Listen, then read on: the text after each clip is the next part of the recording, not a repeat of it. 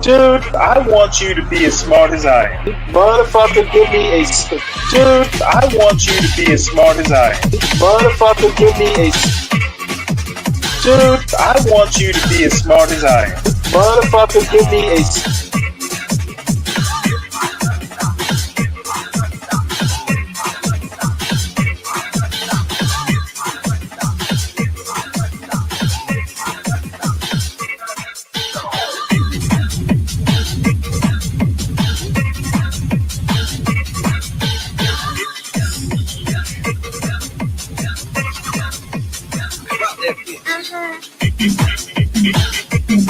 Dude, I want you to be as smart as I am. Motherfucker, give me a specific...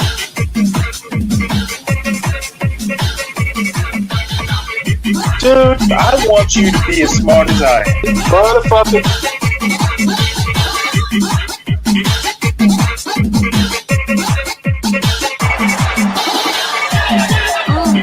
Come on out, you rapist!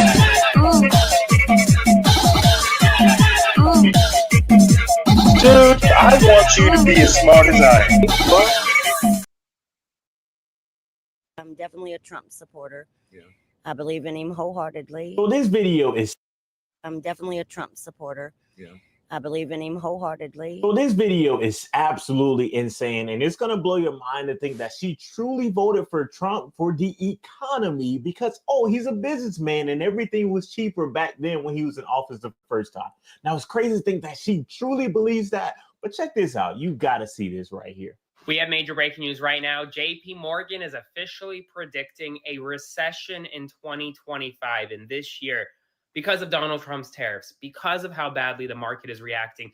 The Dow Jones dropped 2,000 points today. Folks, that's only happened 4 times in American history. The S&P 500 lost more than $5 trillion worth of value. Investors are nervous. Investors are scared, and they're conducting mass sell-offs right now in the stock market. And JP Morgan, one of the largest banks on Wall Street, is now predicting that the United States will enter a recession this year. Now, what that means for you, that means that there will be layoffs at jobs. That means that the hiring market will slow down. That means things will cost more when you go to the grocery store, when you go to buy electronics, when you go to buy a vehicle. We're not there just yet, but we're very close. And it looks like we're going to get there. I'll provide you updates every step of the way. I'll do a full breakdown on my Substack, linked in my bio at the top of the link tree. So please go check that out and follow along for all the news. What is going on right now? Like, this is absolutely crazy. You cannot make this up. And it blows my mind to think that truly people voted for Trump for the economy, as you'll see later on in this video. Now, check this out. The market is absolutely plummeting, down 10%. On the day to date alone. Now, this is including yesterday as well, and it's just continuing going down 10% within a month. How have you seen Dow Jones go down 10% in 1 month? Even this, let's check out this S&P 500. Every single stock across the board is going straight down into the ground. How can anybody support this? And so many people talk about, oh, it's just temporary. It's temporary, but paying for a long-term service.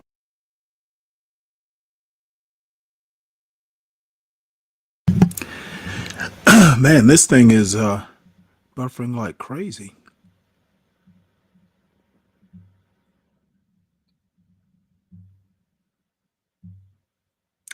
Well, too bad. Everybody around us are retaliating. I don't know if you saw China added retaliation tariffs. There's so many retaliatory tariffs out there. This is not working. And so many people keep talking about, oh, it's going to work. You got to trust the process. I got to show you this because somebody actually posted this on Reddit. They were talking about they regret their vote. Let's dig into it really quick. This Reddit user said, I consider myself a right-leaning independent. I think of both parties have major issues. Honestly, two-party systems suck. And I agree, they do suck. 2020, I voted for Biden. 2024, I voted for Trump. Just wait on it. Let's get into it. He says why I voted for Trump.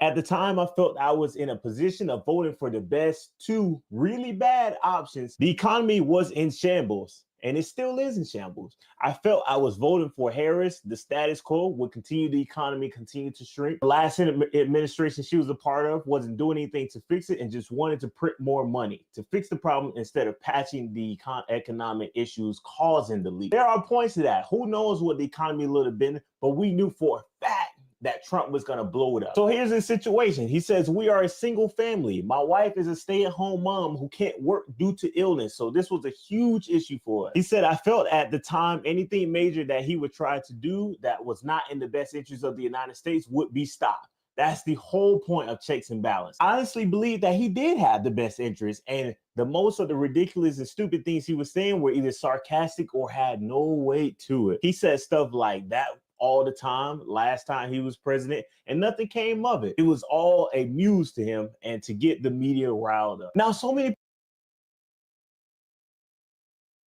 people out there really thought that he was joking this whole time, but he was genuinely serious, and he still is serious. Nothing that he has said was a joke. It all is being serious. He's this one. I got one more for you. You got to see this video. It is gonna blow your mind. Like, she is so clueless, and it even gets it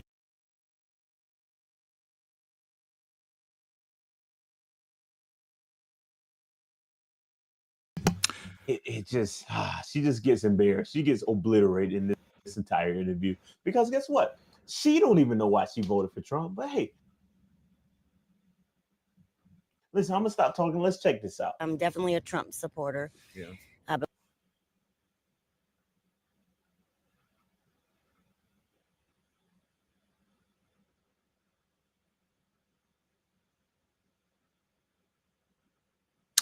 I don't know why this video is buffering so badly.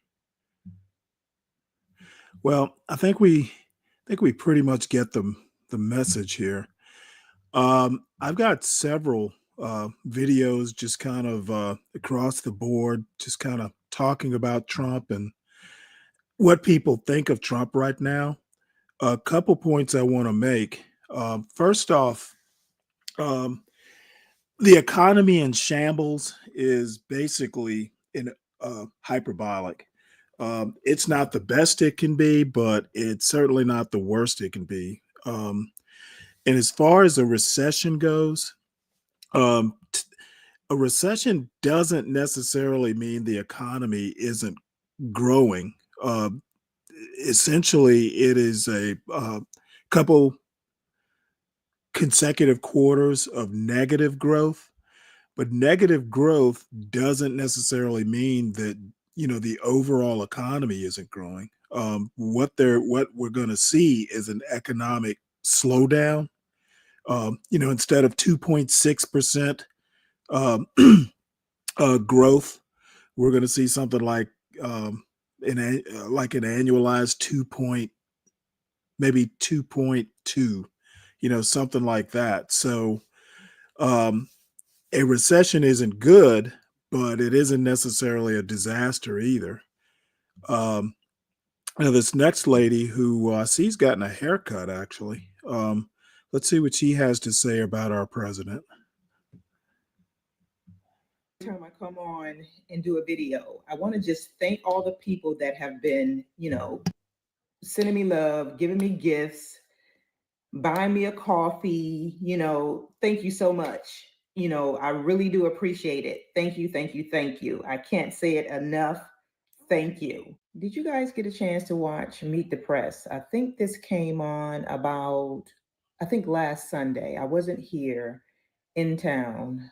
My grandson had a basketball game, AAU basketball game. So I wasn't in town. So I normally watch Meet the Press. But yeah. It's so amazing to me how many Black men that is still rolling with you know who. They are still No, rolling tell us with who. Trump. And it's so bizarre because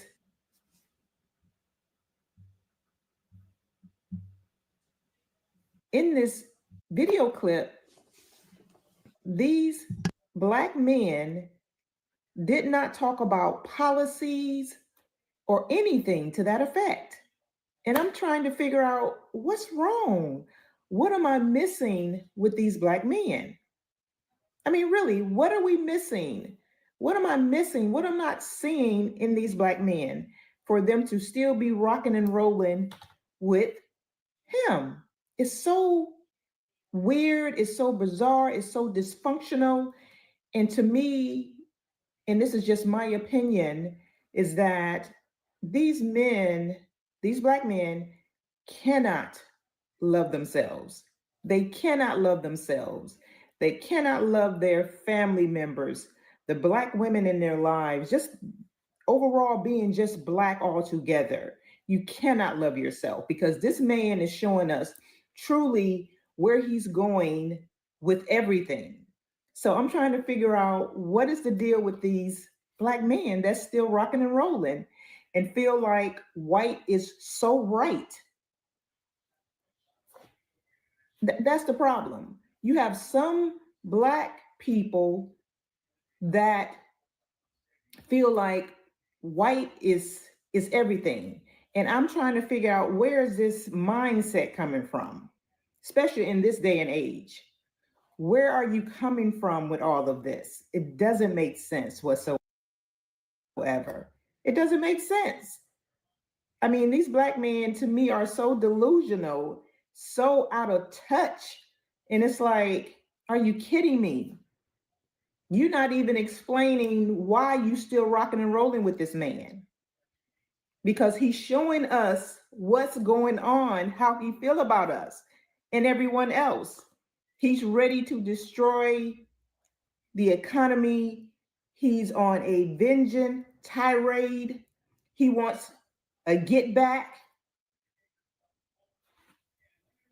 But you all are still rocking and rolling with him. What's the deal? I mean, absolutely, what is the deal? You all are, I mean, absolutely, you all are delusional. You are out of your mind. Really, you are out of your mind. And it doesn't make sense. But here, watch this clip of these Black men on Meet the Press. Trump being a businessman, he's going to get these prices in the economy where it needs to be. He has a point to prove, and he loves to do that. And I believe he's going to get it to where it needs to be. I think he needs to pace himself. He's going too fast, and he's doing too much at a fast pace, and not allowing the economy to catch up. And I think it's just the first time I've seen a president go so drastic so quickly, so I think grand scheme of things, it could turn out wonderful, but it also could not. These tariff wars, one day he's going to do tariffs, one day he takes it back and gives them another date, causes the stock market to go down a lot in the recent week or so. Sure, he's a businessman, but keep in mind, he's also had several failed businesses. So maybe there's some horizon on the, sun on the horizon on the other end. But right now it's painful because the tariffs do go in effect. They will be eventually passed on to the consumer to pay more. So we'll see. He has his hands in so many different things. It's like I can wait till he get to the 6-month point, then I'll start worrying. It's only been 2 months, so it's a lot of things on the table. It's a lot of mess to clean up. It's a lot of stuff that needs to be done in order for that to happen. As far as the inflation and the prices going up with the tariffs, I believe the plan may be for it to balance itself out with those jobs being available here. Maybe not immediately, but as time goes on, I believe that will be the end goal. I tell you, this is just crazy. It's absolutely crazy. And I'll see you all in the next video.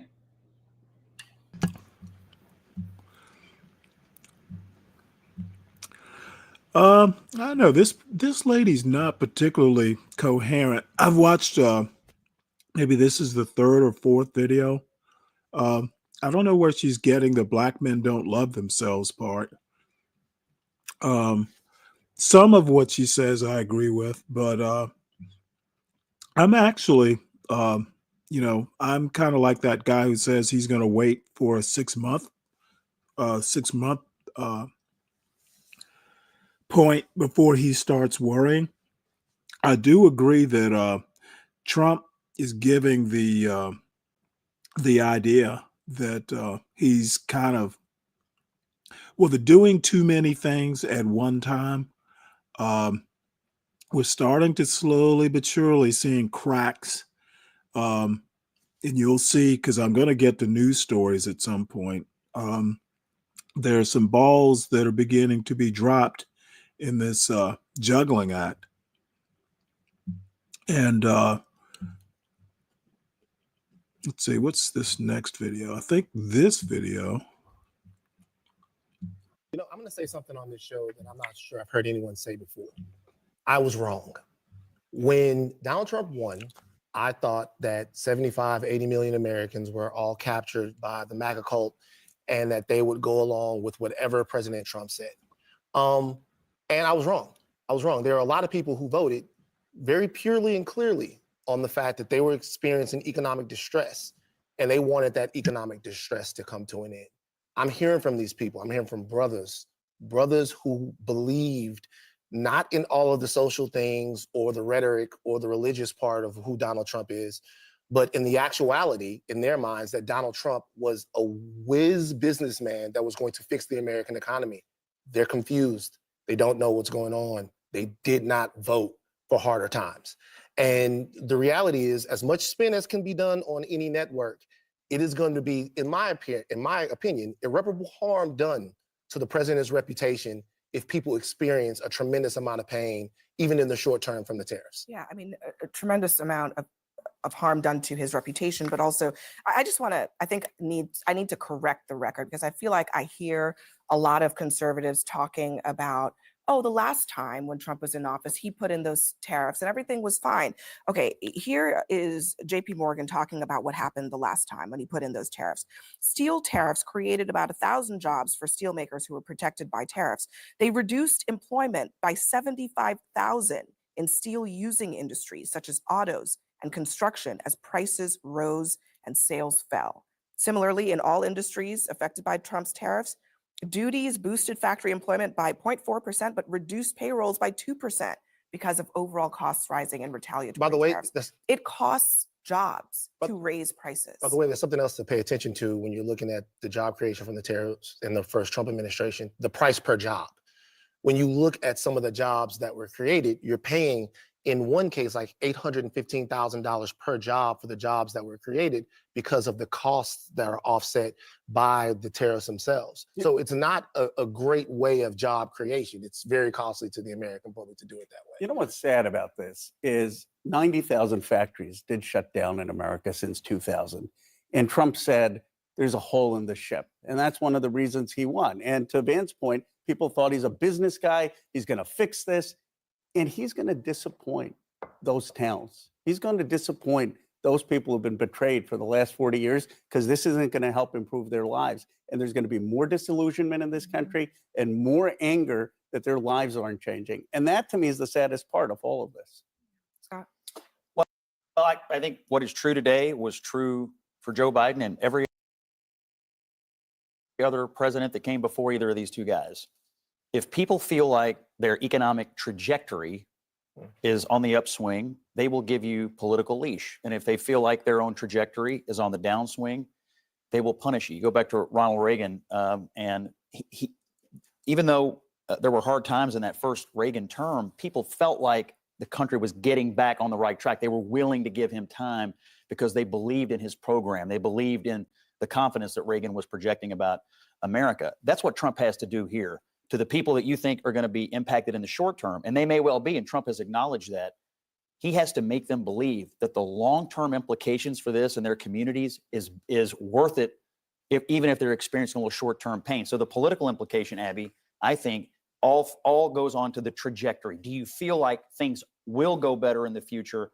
And that is the salesman's challenge. It also has to be true, because at the end of the day, if people start losing their jobs, which some of them will, this is going to end badly for Trump. rhetoric is not going to do anything about that. I just want to play what one car dealer said earlier this morning, just about what's ahead for his business, pretty much immediately. The cost is going to get passed to the consumer. There's no doubt about that. There's nothing we can do about that. I can't eat the cost. No matter what, all of us are going to sell less cars. And then we have to make this hard decision. So that's laying people off. That's cutting vendors out. That's reducing our inventories and not ordering as many cars. All these things, to me, are negative impacts to the economy. But I think he's got to get some deals in the short term, right? He's got to get some wins early, start equaling out these with our trading partners. If he gets those early wins and people start to see progress, he will continue to have that leash. You know what's interesting? We're having a lot of conversations about President Trump and his political future and what it means for him to lose people. What we're not talking about, at least in a robust way, are the actual American people. The people who are being asked right now to sacrifice, to pay higher prices, to potentially lose their jobs for an economic future that they can't see and that there's absolutely zero clarity on. That you don't know why the tariffs are really there. You get 4 or 5 different answers as to why they're there. You don't know how they're going to benefit, but you're expected to lose your job, pay higher prices, not buy a car, do all of this stuff. For what? I think that the choices facing the administration are tough, but one of them is just to change course. They can do that at any moment. And I think it's also possible, given how Trump has behaved in the past, that he would do that in the future, maybe even the near future. The economy, the thing that Trump ostensibly won on, if that starts to go south, that's bad news.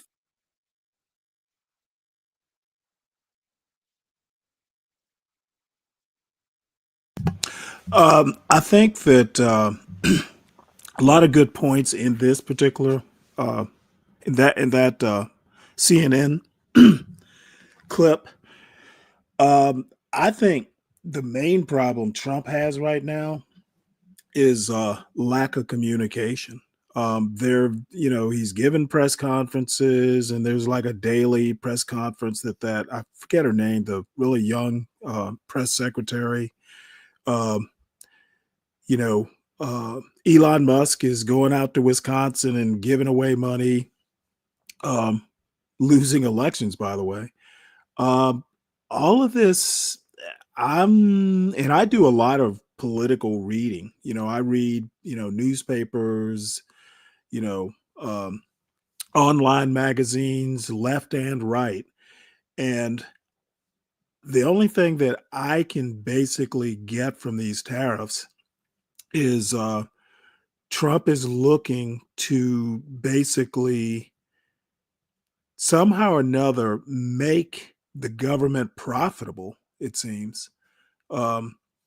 Profitable enough that he can get rid of income taxes. I know I read somewhere in the past that he's literally thinking that parts, after a certain cutoff point, I think it's $200,000 or $150,000. It's basically saying anyone who makes $150,000 or less, get rid of the income taxes. Trim down the government, basically get it to a point to where only the very wealthy pay income taxes, and it didn't work in the 1890s. I don't know why it's going to work now, especially when countries can retaliate. I think I have a story somewhere where China is retaliating with the 34% tax or tariff on America. I don't think it's an across the board tariff, but I do believe it's, I'll get specifics, but countries can retaliate, and, America against the world, or the United States against the world. It's a global economy. It's not like it was right after World War II, when we were basically the only, manufacturing game in town. So, the military leverage and the economic leverage, we don't have the economic leverage we did 50 years ago. and we won't be recovering it. The world has changed, so there's just a lot of things he's doing without. I don't necessarily have a problem with what I think he wants to do. I have a problem with the method. And I have a friend of mine, Fred, who mentioned that one of the things Democrats and anti-Trump people, the reason they hate Trump, quote, hate Trump, is because they're not used to politicians doing things. He's implying that, politicians in the past kind of sit there and, let things kind of drift, and we leave it up to Congress, et cetera. Well, leaving it up to Congress, it's intentional that change is slow. That's literally how the government, the federal government was set up. The checks and balances are meant to force a slow, methodical process for change. The way Trump is going about it is basically not constitutional, and ruling by EO. That's not actually doing anything, because what you think you're doing can be undone by the next president. So, is he really doing anything? Is my question.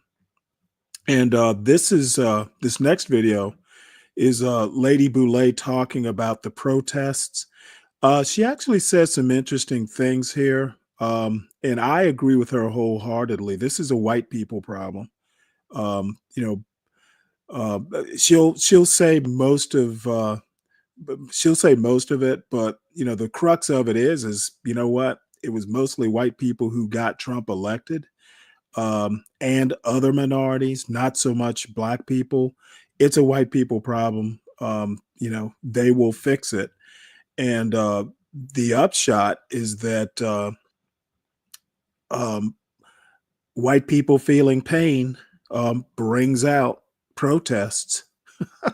And Trump actually does need to pay attention to this. I don't recall ever seeing, like a worldwide protest 2 months after a president gets elected.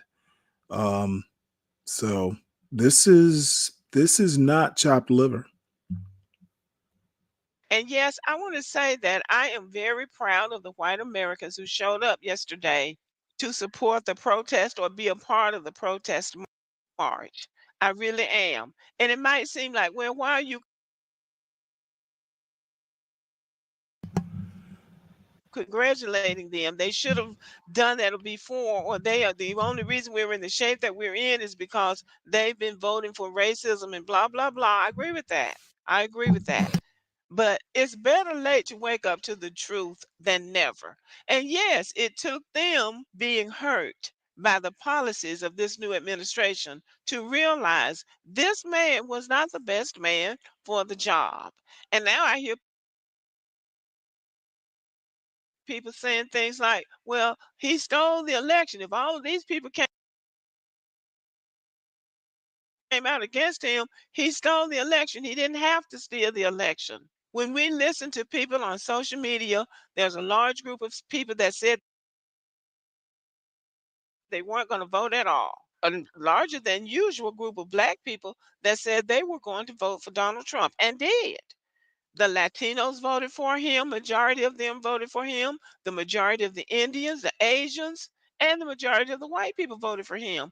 So what was it to steal? He won because the people that wanted him to win voted for him. They didn't vote for some off the wall candidate that they knew never was going to win. They voted for him. So, yes, they voted for him and they put him in office. And now they see they're going to be just as hurt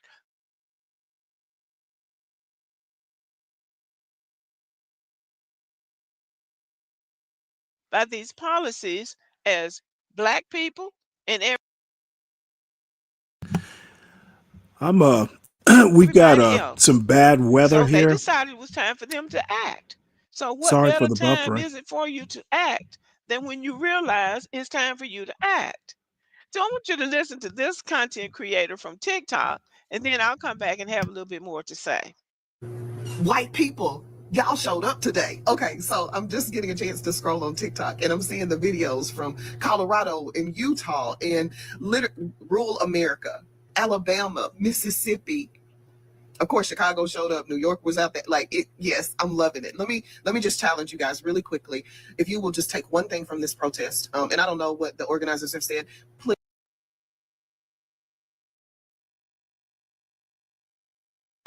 Please post a video. Post a video, even if it's a video of the crowd. If you just took a video of the crowd, mute the sound and do a voiceover. Like do a voiceover with your voice and talk about why you showed up. What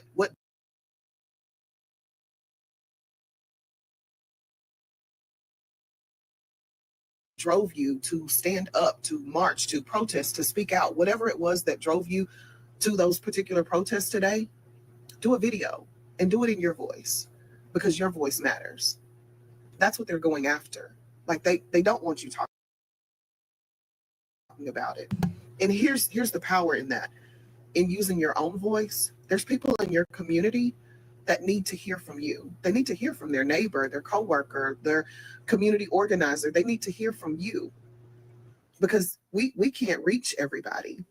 Like I get on here and rant and rave and cuss and do all that stuff, but there's millions of people that will never see me, but they'll see you. They'll hear you. So whatever it was it the fear of Social Security getting cut or Medicaid being cut and your children not having health insurance? What is it? What is it that drove you? Did you just find out that most pharmaceuticals are made in other countries and the cost of your medication is going to go up because of these tariffs? Whatever it is that drove you to stand up, speak out about it because your voice is that important. This administration, they're not just trying to silence critics. They're trying to silence everyone. They're not just going after journalists and media organizations and law firms that represent people that they oppose. They want to silence you too. Don't let them do it. Speak out, post something. And if you do, just tag my name in the comments. I'd love to see it. I'd love to cheer you on. I'd love to hear what made you stand up. Even if you voted for him, even if your thought was, I just wanted my prices to be lower. I didn't know that this is what he was going to do. He said he didn't have anything to do with Project 2025. I didn't know. I never saw that. To that point, I knew what he was going to do. If people didn't know what he was going to do, it's because they weren't paying attention. I watched a lot of those rallies over the summer. Again, I might be rare in that I read a lot about politics and culture. There's nothing that Donald Trump has done that he didn't mention in one campaign speech or another. Going after the administrative state, he said he was going after the administrative state. The administrative state is basically the civil service. Him going in and laying off a bunch of people and none of this is a surprise. He talked about tariffs. He talked about tariffs being, a replacement, a possible replacement for income taxes. There is literally nothing that Donald Trump has done these past 2 or 3 months that he didn't say he was going to do. Now, maybe people thought it was just rhetoric, but you never know. When people say who they are, even if they say it as a joke, it is who they are. And that people didn't know, I just find that hard to believe. It's not because he didn't say he was going to do it. It's because you either didn't take him seriously or you weren't paying attention. That because even that will reach somebody who has the same thought process. Share your why. I'd love to cheer you on. So I am in agreement with her. There's no better time to act than in the present. And my feeling is that this is not the time 2-point fingers. This is the time for everybody who thinks that what happened in November, voting for Donald Trump and him getting to be the president of the United States, was a mistake. This is the time for them to act. As far as Black people going out in the streets protesting, we realize that that was not the best strategy for us at this time. It was time for white people to make their voices known, because we know if we had gone out there in large numbers, then it would have turned on us. It would have been all about the Black people out there protesting and rioting. That's what they would have called it. Black people could have planned a peaceful protest, could have gone with the best intentions of having a peaceful protest, but just like it happened in some of these other cities, stacks of bricks showing up from nowhere. People coming in, instigating and agitating, making it about law and order and getting these Black people under control. That's what would have happened if Black people had been involved. Even if they weren't trying to institute martial law, it still would have turned against Black people, no matter how peaceful we had tried to protest. And if they And I'm not one to really, do arguments using counterfactuals, but I agree with her. I have not heard anybody going out and criticizing, at least yet. It was just Saturday. Today's Monday morning, and I didn't pay that much attention to the news yesterday. But I haven't heard.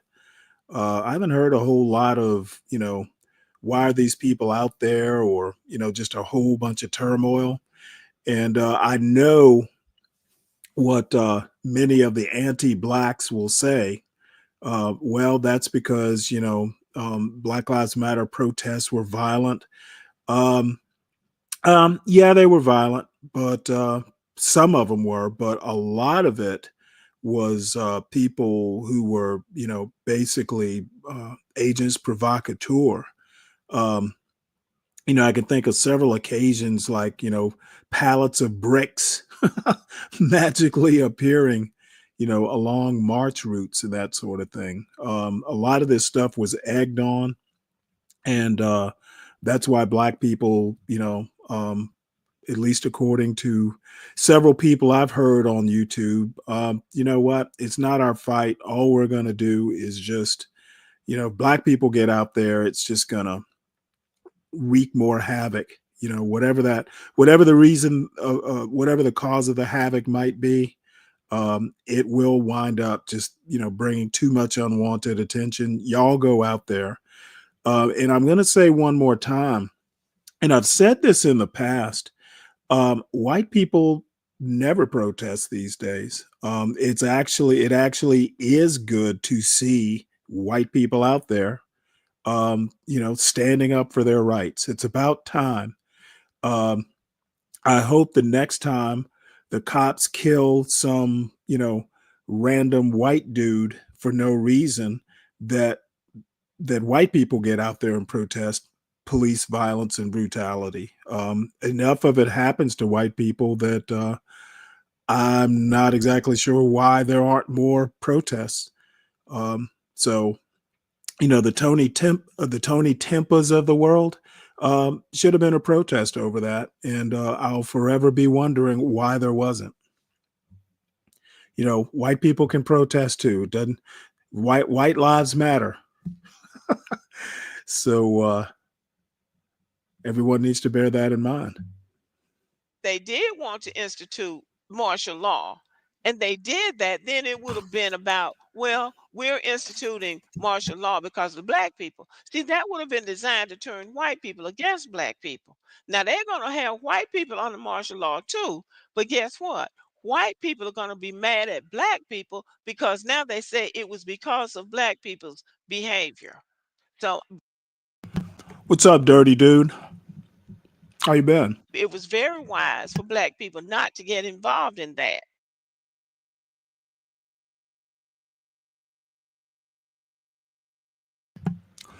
Man, Just I am in buffering case, like that's crazy why here. they would want Black people out there. And the second thing is they're trying to flip the script on Black people. Back during the civil rights movement in the 50s and the 60s, the civil rights movement was about nonviolent resistance. They took an oath that they were not going to fight back. They knew the police were going to sick dogs on them. They were going to beat them with those billy clubs. They were going to tear gas them, water hose them, and even shoot and kill them.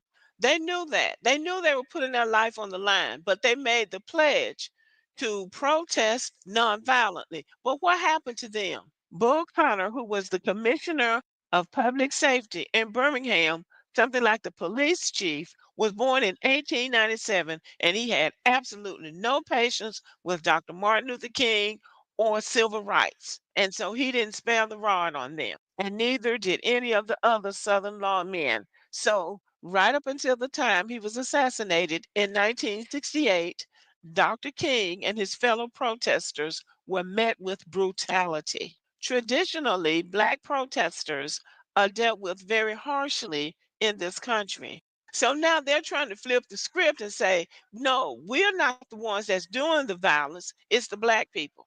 So I say that Black people made the smartest move not to get out there. And look out how the white people turned up. They turned up yesterday. They really did. I'm very happy and I'm very proud of those white people. Not in the sense of, oh, I'm so proud. I'm proud because this is a step forward for America.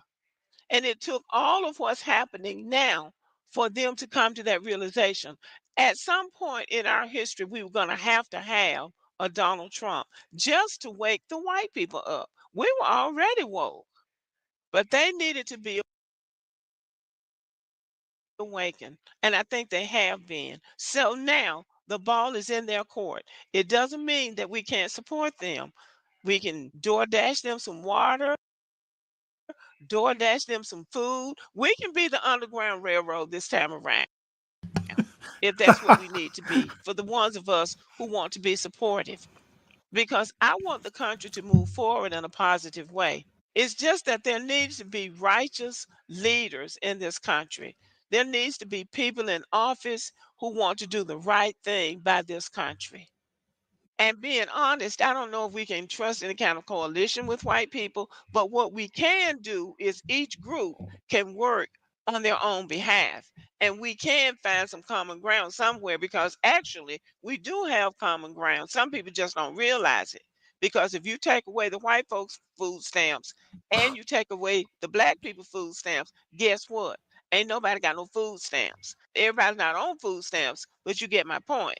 And I will end with this. Donald Trump being reelected president of the United States of America is the best thing and the worst thing that ever happened to America. It's bad in that what he's doing is really hurting the American people, but it's good because America is not going to move forward until she comes to terms with her past. And that means dealing with Black people as well as all the other things that are wrong here. And if that's never done, then America is never going to be able to move forward because the time is up for America to play these same old games. So thank you for listening. Let me know what you think. I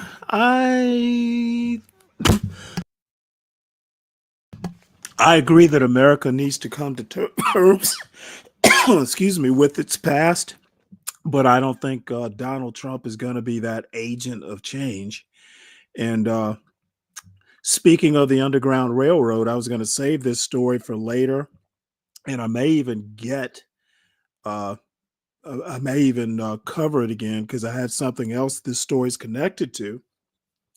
But this it surprised me, but didn't surprise me. Not only is Donald Trump is basically here to make some fundamental changes that the far right has wanted for quite some time.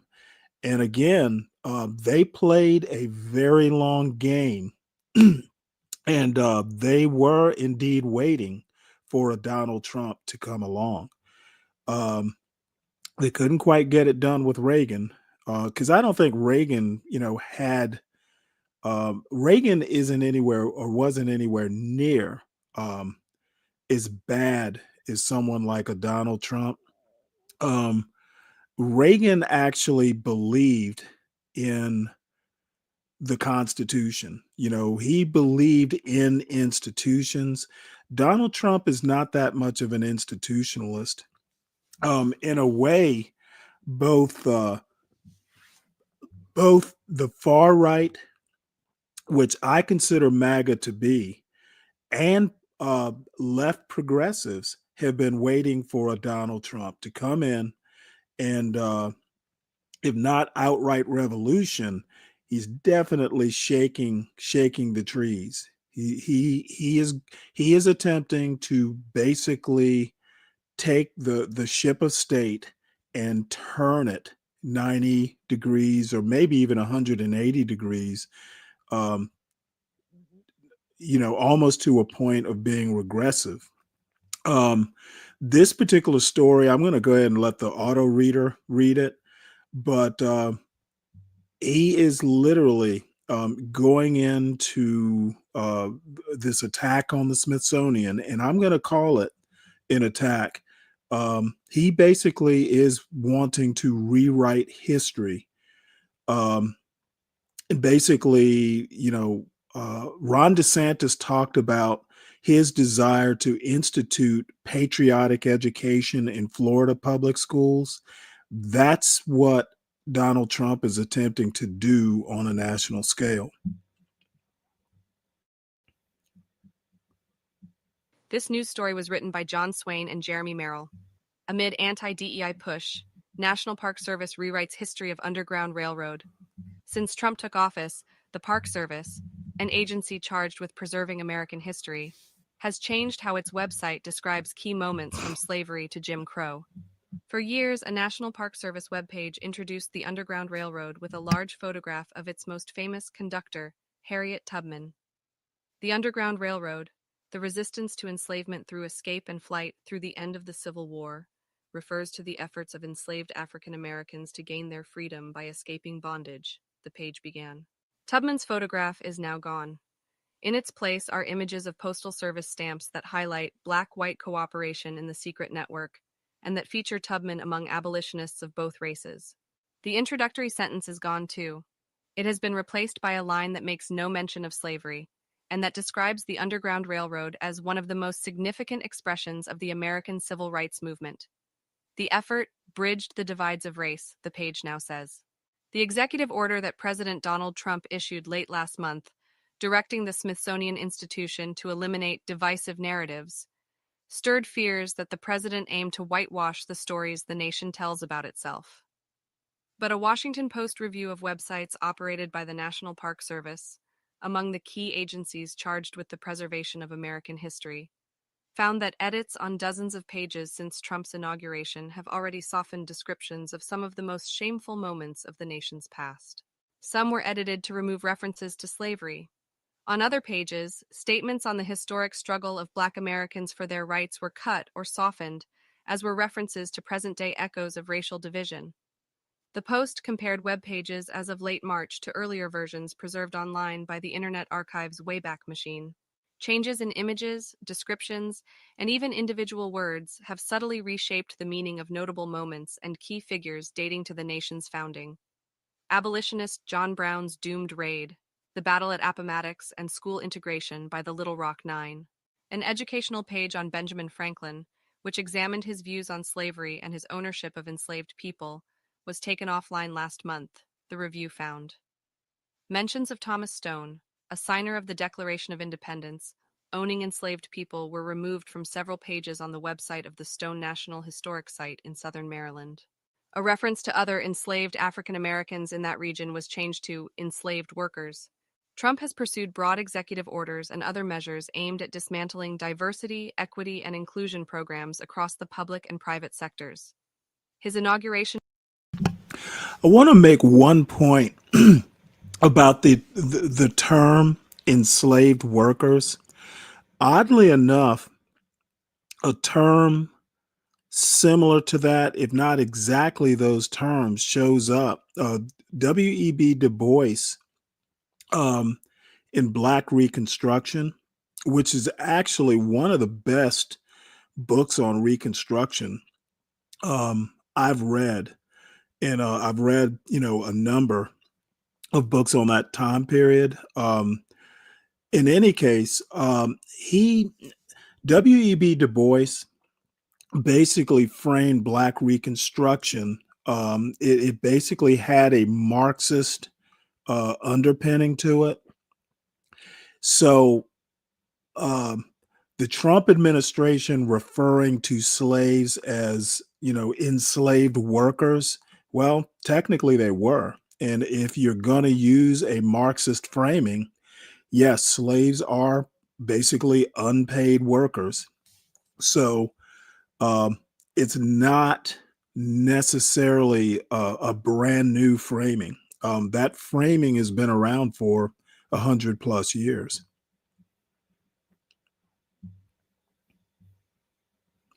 Election Day order targeting DEI programs in government did not explicitly call for websites to be edited, but it has been interpreted aggressively by some officials, most notably at the Defense Department, which purged many pages that celebrated notable minority veterans.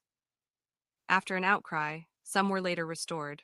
At the Interior Department, which oversees the Park Service, political appointees directed senior career officials to identify web pages that might need to be changed, according to 2 Park Service employees, who spoke on the condition of anonymity because they feared retribution. The senior career officials asked staff members to compile lists of potentially problematic pages, the employees said. Those lists were sent up the management chain for consideration. The employees did not know whether the changes identified by the Post were made as a result of this process, but one said that some staff members were expansive in selecting pages for edits. The employee said staff members received only vague guidance and that the selections were made amid a frenzy of fear at a time when thousands of federal workers were losing their jobs. You draw as broad a brush as possible because the consequences of missing something are a lot more severe than the consequences of doing too much, the employee said. A third NPS employee, also speaking on the condition of anonymity, said that some web page changes resulted not from demands from above, but from lower-level employees seeking to comply with what they believed Trump wanted. An Interior spokesperson did not respond to a request for comment on the employees' accounts. Asked about the website changes, a Park Service spokesperson offered a statement, but didn't address specific edits. The National Park Service has been entrusted with preserving local history, celebrating local heritage, safeguarding special places, and sharing stories of American experiences, the statement said. We take this role seriously and can point to many examples of how we tell nuanced and difficult stories about American history. The Post examined changes on thousands of Park Service web pages. The vast majority were routine. A handful added mentions of slavery or enslaved people.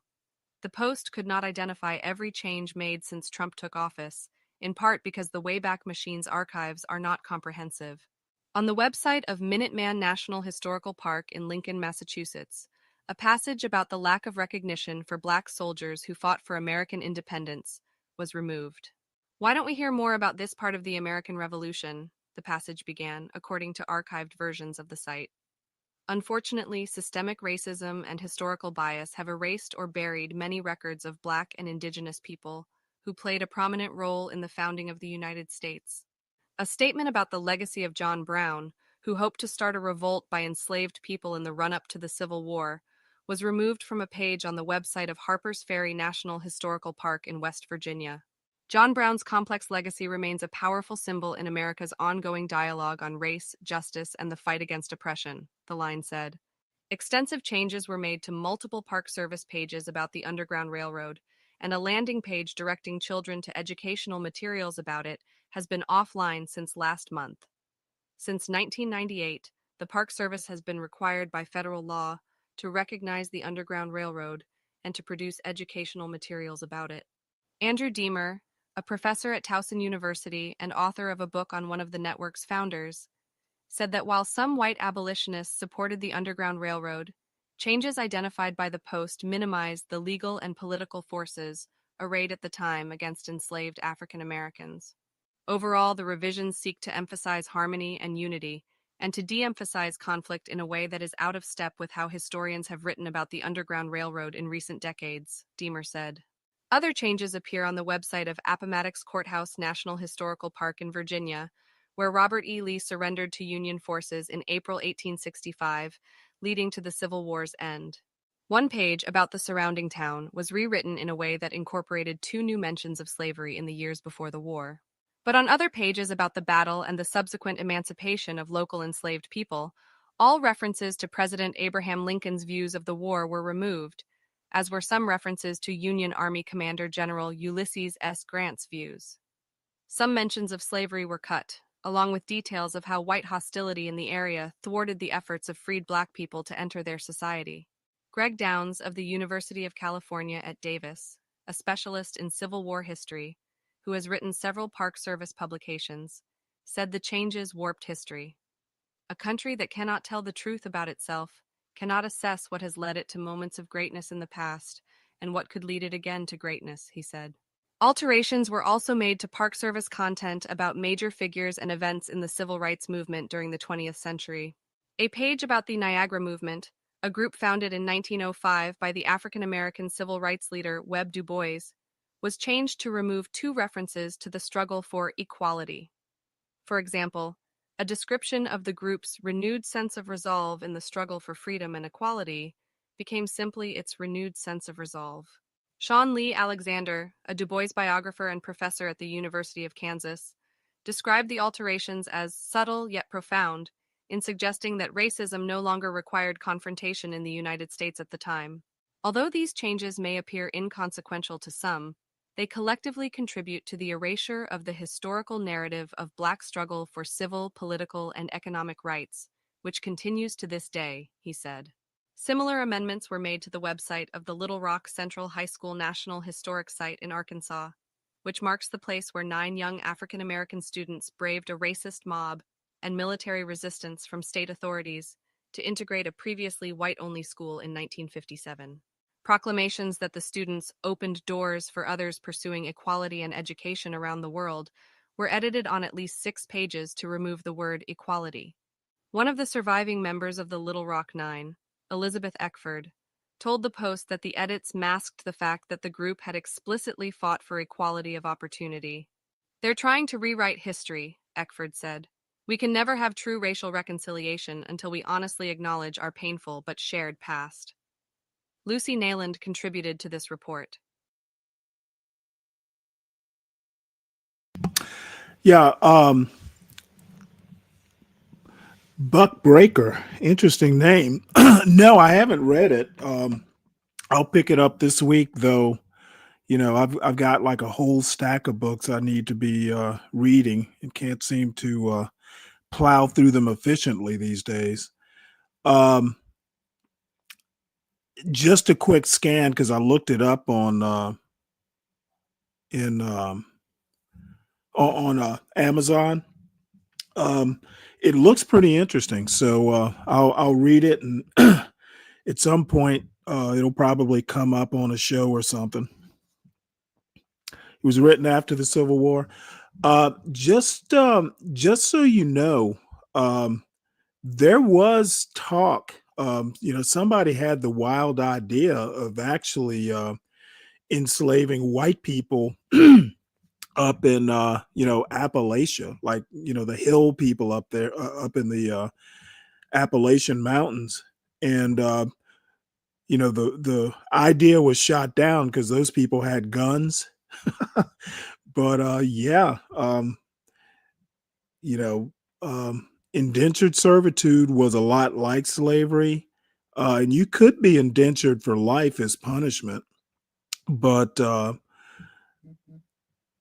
legalized slavery, basically was primarily an African slavery thing. So I'll have a look at it at some point. So anyway, speaking of this, essentially there was the Dunning School of American history, or the Dunning School was a was basically the school of history that brought the lost cause into public schools as a standard way of teaching about African slavery in America, the Civil War, Reconstruction, all that sort of stuff, that particular period of history. And it looks like Donald Trump is trying to basically revive revive the Dunning School, where, um, for someone who is kind of a history buff, yeah, it is whitewashing. It is whitewashing history. So there we go. So we will get back to the news. And the news, as always, is almost all Trump all the time. This is from Ground News. Trump's approval ratings rise just before imposing tariffs. So it looks like he was trending up. He went from what was the number? Oh, here it is. 49% of registered voters expressing approval, while 51% expressed disapproval.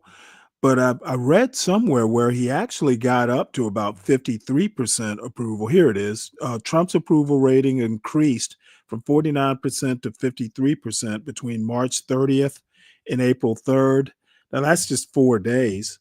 I'm sorry, 5 days. So we'll see how long that lasts. It'll probably last until the tariffs kick in and prices go up. Support for Trump's proposed 10% tariff has surpassed opposition, with 36% in favor and 28% against, according to the same poll. So people are liking the idea of tariffs because it sounds good, until you find out that China, who is in just as good a position as the U.S. to do a trade war, has imposed a 34% tariff on goods coming in from America. American exports will be tariffed 34% by China, and that's going to hurt farmers probably more than anyone. It says, despite backlash, Trump's approval among voters aged 18 to 29 increased by 13 points since March 7th, as reported in the poll. Trump announced that he was contacted by To Lam, who proposed dropping tariffs against the U.S. if a deal can be negotiated. And that's one of his stated goals, is he wants to bring some of these countries to the negotiating table. And some of the less economically prosperous countries are certainly going to want to come to the negotiating table. But I can tell you right now, the EU and China are not gonna, they're not going to take this standing down if they negotiate at all. China doesn't have to negotiate. So we'll see how that turns out. So let's see, what else do we have to say here? Now, there's a right perspective and a left perspective, as I've said, with Ground News. The left perspective isn't quite as rosy. Sin, if you may or may not know that China actually owns Smithfield Foods in Virginia. As a matter of fact, I used to go through Smithfield sometimes when I went from Norfolk to Savannah. Take the back way down through Emporia. So they actually own a pork. I don't know, what do you call them? A pork producer, pork meat company, meat packing company.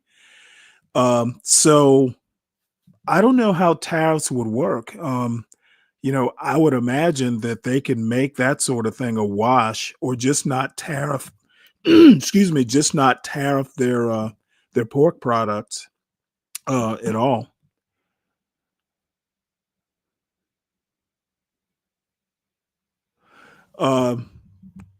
Sin, taking what out of the curriculum? Slavery? Oh, well, that's just that's retarded.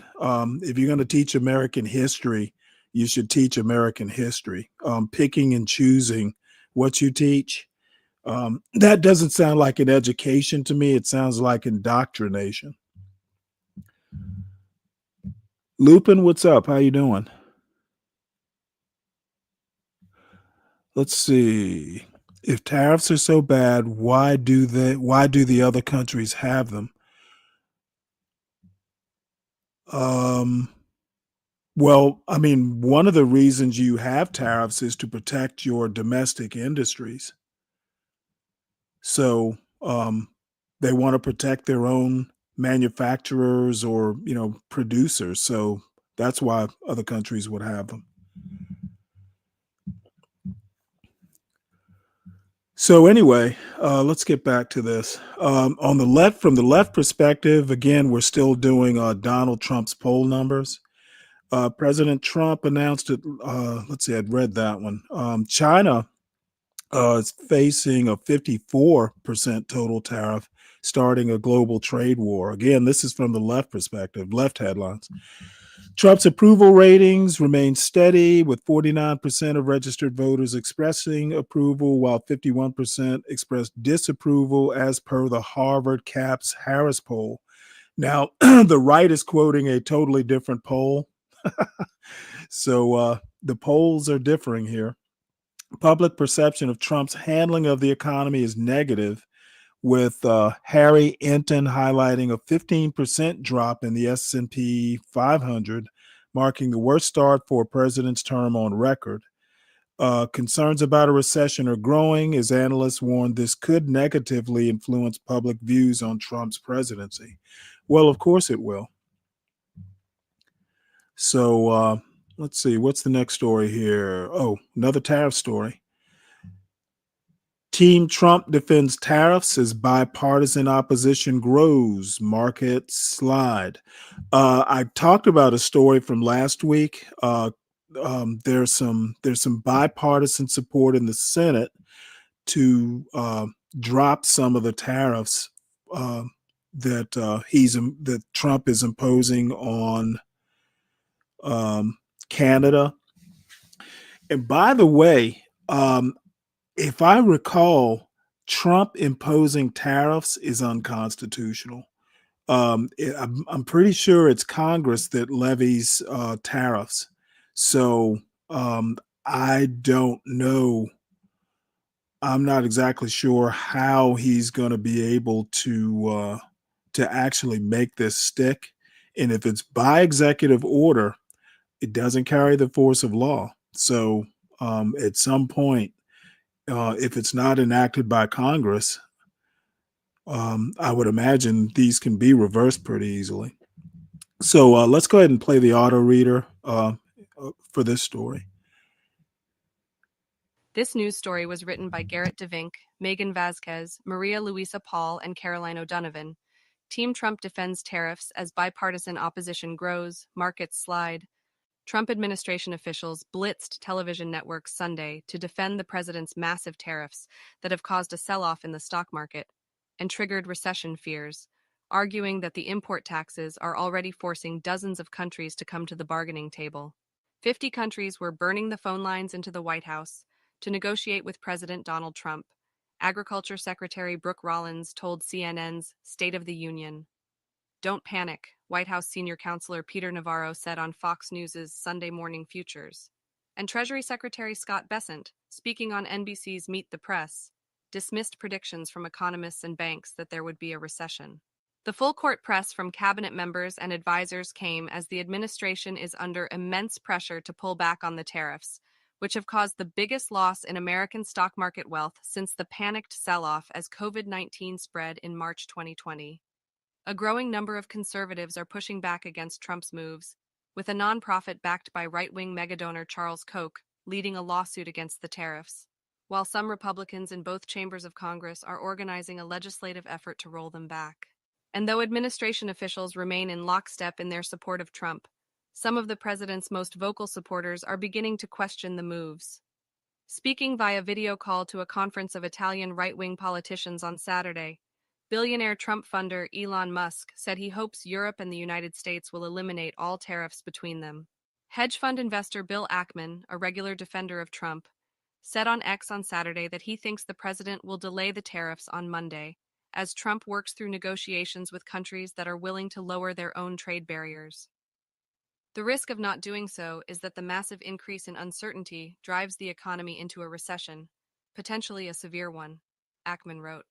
Ben Shapiro, the right-wing pundit and co-founder of the Daily Wire, called the tariffs probably unconstitutional and illogical, and the Wall Street Journal's editorial board, as well as guests on Fox News, have criticized the tariffs. Meanwhile, liberal politicians are lambasting the president, as did tens of thousands of protesters who took to the streets of Washington and cities around the country on Saturday in what appeared to be the biggest demonstrations against Trump since he took office in January. Trump hanging tough. Still, Trump is holding the course. On Saturday, he implored followers on his social media platform Truth Social to hang tough. "This is an economic revolution and we will win," he said. Trump administration officials offered two main justifications for the tariffs, saying they are meant to accomplish the long-term goal of completely reforming the American economy while giving the U.S. increased negotiating power to strike new trade deals. "This is the ultimate dealmaker who is a businessman at the head of our government," Rollins said. At the same time, the Agriculture Secretary framed the tariffs as part of a long-overdue New American Order to protect U.S. industries. Though she insisted the dip was a product of the market's adjusting, Rollins acknowledged short-term uncertainty for American farmers, noting that the White House is ready to deploy financial aid to them if needed. Some of the countries criticized by Trump for putting tariffs on American imports, such as India, do so to keep prices stable for their own farmers. Financial analysts from global banks, including Barclays, Bank of America, Deutsche Bank, and the Royal Bank of Canada, have all said the U.S. stands a higher chance of entering into a recession if the tariffs are not pulled back. J.P. Morgan economists and analysts see a 60% chance of a recession happening this year. But Besant said Sunday that the economy remains strong. "There doesn't have to be a recession," Besant said, calling the $6 trillion stock market drop a short-term reaction and comparing the current moment to the early days of Ronald Reagan's presidency. He also rejected warnings from economists and skeptical fellow Republicans, arguing that the tariffs are a one-time price adjustment and not a source of lasting inflation. Besant declined to say whether the tariffs are permanent, but said they have given Trump maximum leverage to renegotiate trade terms. "The market consistently underestimates Donald Trump," he added. "We're going to hold the course." Navarro, for his part, told Americans to hold on to their stock portfolios despite cratering share prices. "Right now, the smart strategy is not to panic, just stay in, because we are going to have the biggest boom in the stock market we have ever seen under the Trump policies," he said Sunday. "We will find a bottom in this market quickly. We will hit 50,000 on the Dow easily by the end of this term." The Dow Jones Industrial Average, a basket of stocks representing 30 big, well-known companies, hit an all-time high of just over 45,000 in December. It was at around 38,000 when the market closed Friday, which came on the heels of the worst quarter for stocks since spring 2022. Meanwhile, GOP opposition to the tariffs is growing. Representative Don Bacon, Republican, Nebraska, said Sunday on CBS's Face the Nation that on Monday he will unveil some of the support for his House bill, a companion to a Senate bill that aims to bring back control of tariffs to Congress. The move is notable because the House has already passed a procedural vote to prevent the chamber from voting on any proposed bill ending Trump's emergency declaration on tariffs against Mexico, Canada, and China. "It will be harder to pass this in the House, no doubt," Bacon conceded. "I think if we get 60 votes in the Senate, it'll put pressure on the House to look at this. And if we continue to see the stock market go in a certain direction, or if we see inflation or unemployment shift in a bad way, I think this bill becomes very viable." People voted for Trump because of inflation, immigration, and crime, he noted, adding, "I don't think tariffs was really a big factor in people's decision-making in electing him last November." While Trump's cabinet members He claimed said that he was dozens going to of do it. countries are trying to reach the president to negotiate, Democrats seized on the fact that Trump had spent some of the weekend playing golf. "That may end up being the most enduring image of the Trump presidency," Senator Adam Schiff, Democrat, California, said on NBC's Meet the Press. "The president out on a golf cart while people's retirement is in flames." While there's growing bipartisan support in Congress to rein in Trump's tariff authority, the moment demands immediate action, Schiff added. I think given time, we can get that done, but we don't have time right now, he said. This economy is in a tailspin, and we need to be wrestling that now. Yeah, you know what? I just remembered he did declare an emergency for because of drug trafficking and immigration, I guess, the invasion. So Canada and Mexico tariffs are kind of covered. I don't know where he's getting the authority to do it. China, I guess, would be covered also. I don't know where he's getting the authority to do it, worldwide. But if I think about it, I'll go in and research it. His ghetto point of view. How you doing, ghetto? You know what? The reason they don't teach it, and why should they? There weren't a lot of blacks who owned slaves. I saw a number somewhere where like black people black slave owners were like 2% of the total slave owning population. They don't teach that the Cherokee and probably other they don't teach that the Cherokee had slaves either. The vast majority of the plantation class was white. And a lot of black people who owned slaves, they were technically slave owners, but they also bought relatives out of slavery. Those were the majority of black slave owners. They probably don't teach that either. And so you can't bullshit me on the most of the black slave owners owned their relatives, and technically they were slave owners. So I don't want to hear that bullshit. You know better than that, ghetto. I'm not lying again. You basically have a lack of knowledge in that area. And you know me, I don't suffer this sort of thing gladly. Do your homework, son. So, that being said,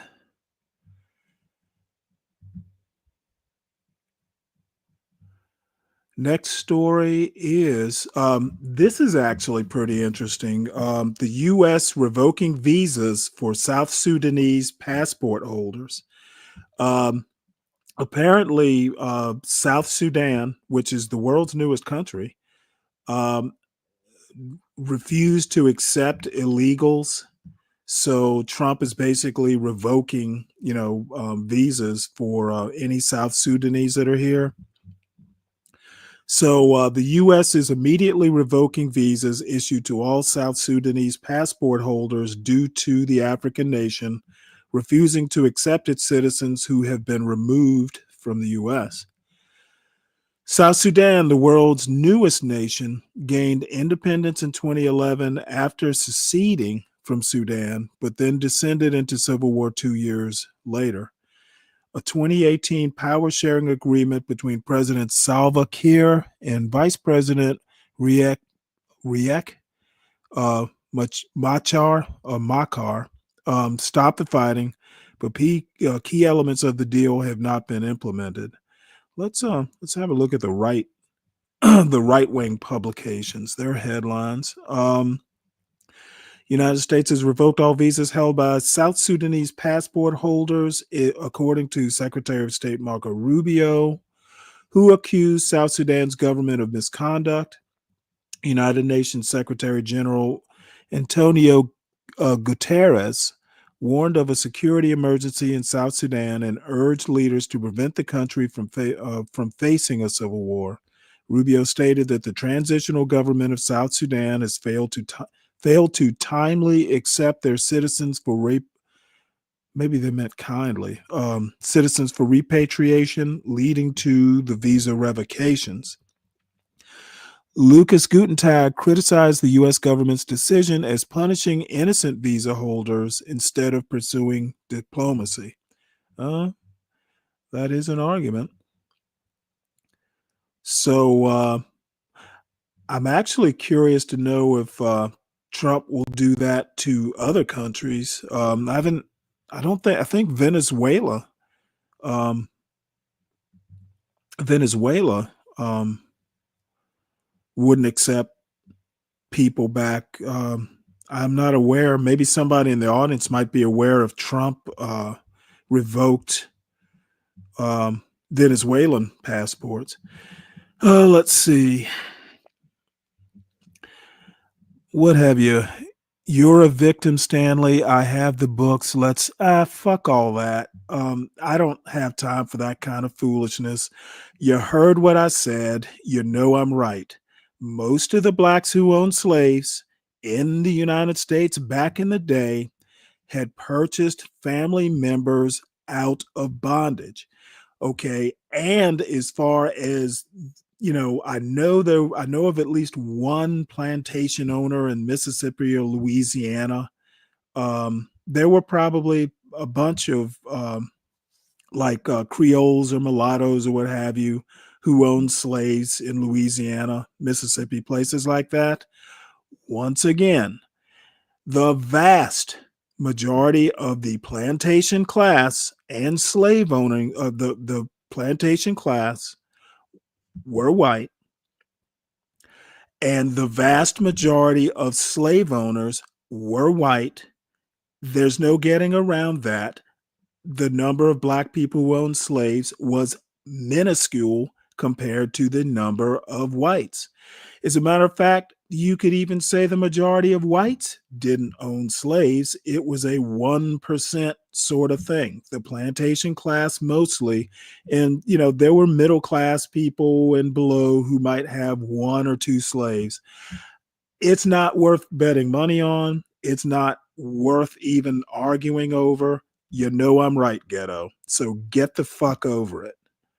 God damn. I don't know why you're being so petty, son. So this is an interesting story. U.S. aid team fired while in Myanmar earthquake zone, ex-official says.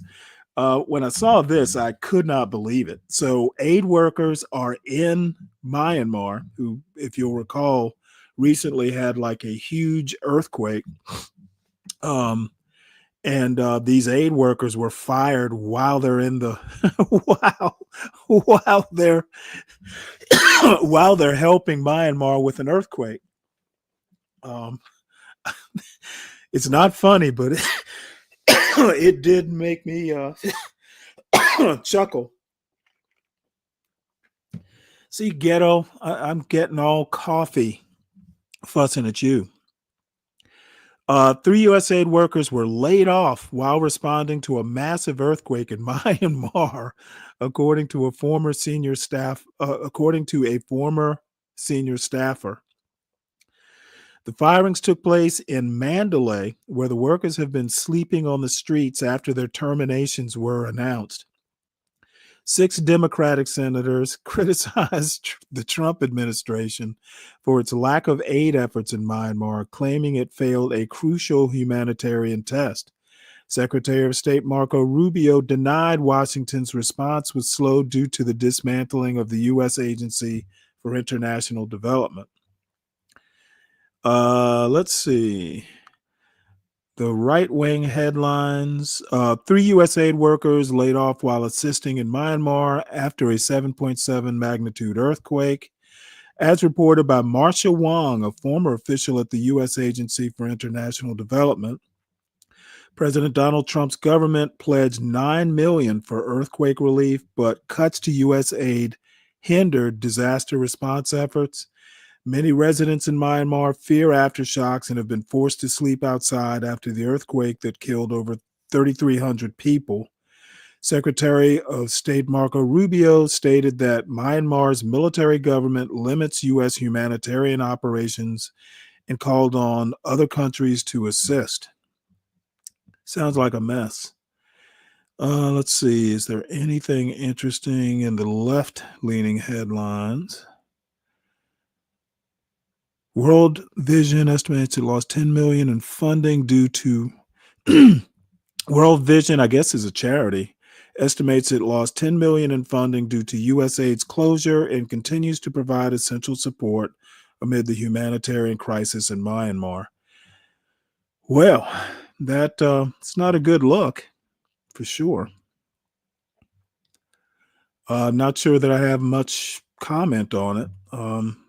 What do you say?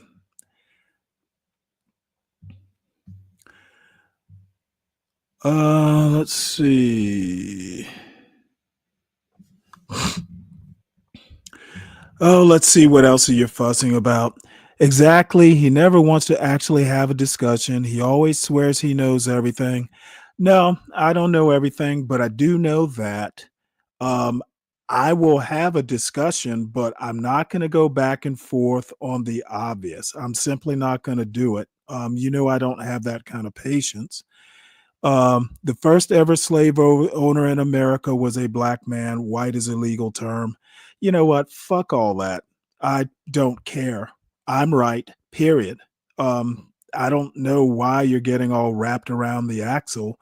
Who cares if the first ever slave owner in America was a black man?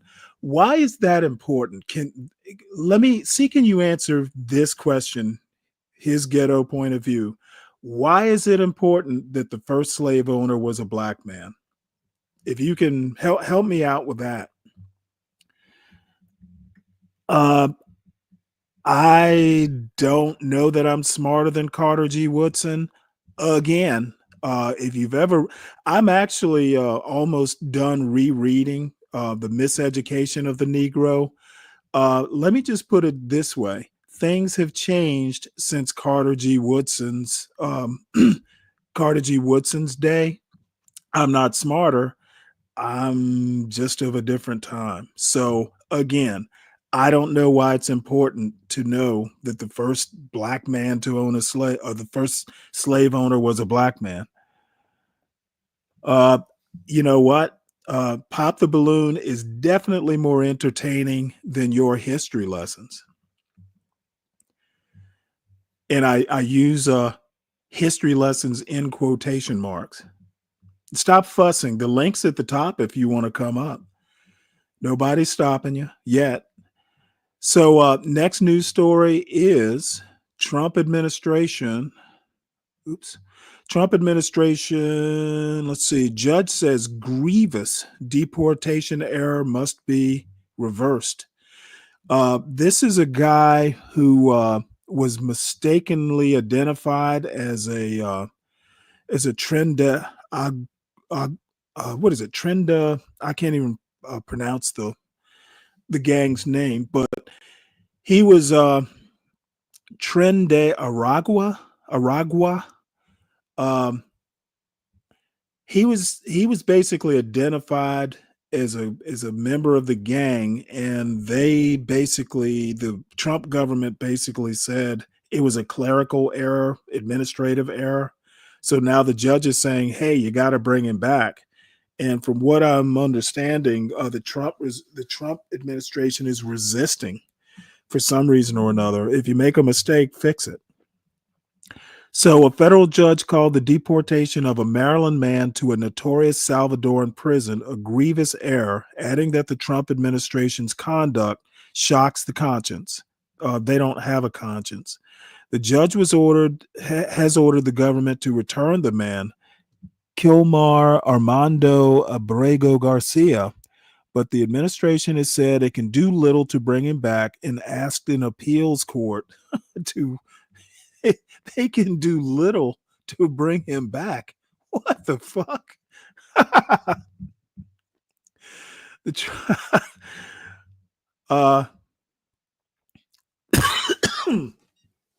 The strongly worded order by the judge, Paula Zenas, served two purposes. It offered a more detailed explanation of a brief ruling she issued on Friday demanding the White House bring back the migrant back to the United States by the end of Monday, and it rejected a request by the Justice Department to pause the order as a federal appeals court considered its validity.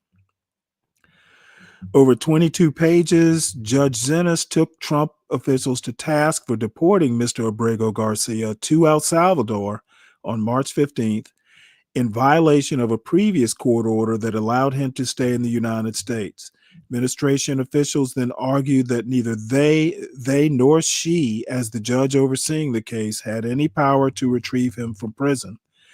As defendants acknowledge, they have no legal authority to arrest him, no justification to detain him, and no grounds to send him to El Salvador, let alone deliver him to one of the most dangerous prisons in the Western Hemisphere, Judge Zenas wrote.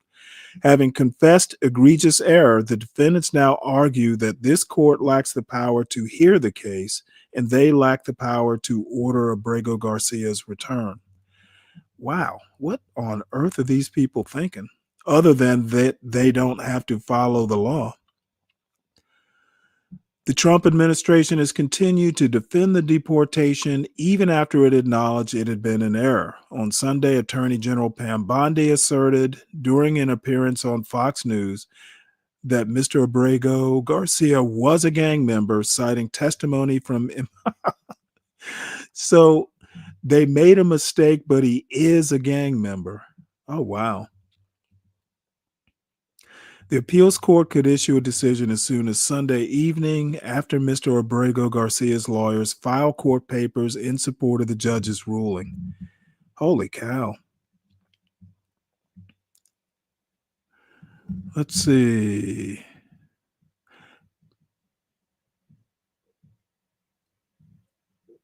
All right. Well, I don't understand. If you make a mistake, you got to fix it, especially when, somebody's life basically is at stake. I don't get the attorney general. I don't get the Trump administration's reluctance on this. That Anthony Johnson should be what? Anthony Johnson? DiCaprio, who's Anthony Johnson? Hey, Kimmy, how you doing? And what is Ghetto saying here? DiCaprio, the entire history of the period needs to be revisited. Okay, no, it does not. Look, I don't know. I'm not a professional historian. Ghetto, you're not a professional historian. The time period does not need to be revisited. I've given you my position. Of course, there were Black people who owned slaves. Most of them had bought family members out of slavery, so you could technically say they were slave owners. The actual plantation, the Black people who were actually plantation owners were minuscule, and that's factual. I don't need to get wrapped around the axle. And if the first Black man if the first slave owner in America was a Black man, that's interesting, but so what? Why is it a big deal? You have not been able to explain that to me. The link is pinned at the top. Come and tell me why it's important that a Black man was the first slave owner, if indeed that's true. And if you say it, I'll believe you. But you'll have to tell me why I should make this hugely important. And then somebody tell me who Anthony Johnson was. Apparently the anti-Blacks, it's important in anti-Black history or something. Trendy Agua, is it Aragua or Agua is water? I don't think he was an illegal, Deacon Dave. You need to go and research that. I think he was legal. He was a legal resident. I don't think he was illegal at all. And if he was, that explains part of their reluctance.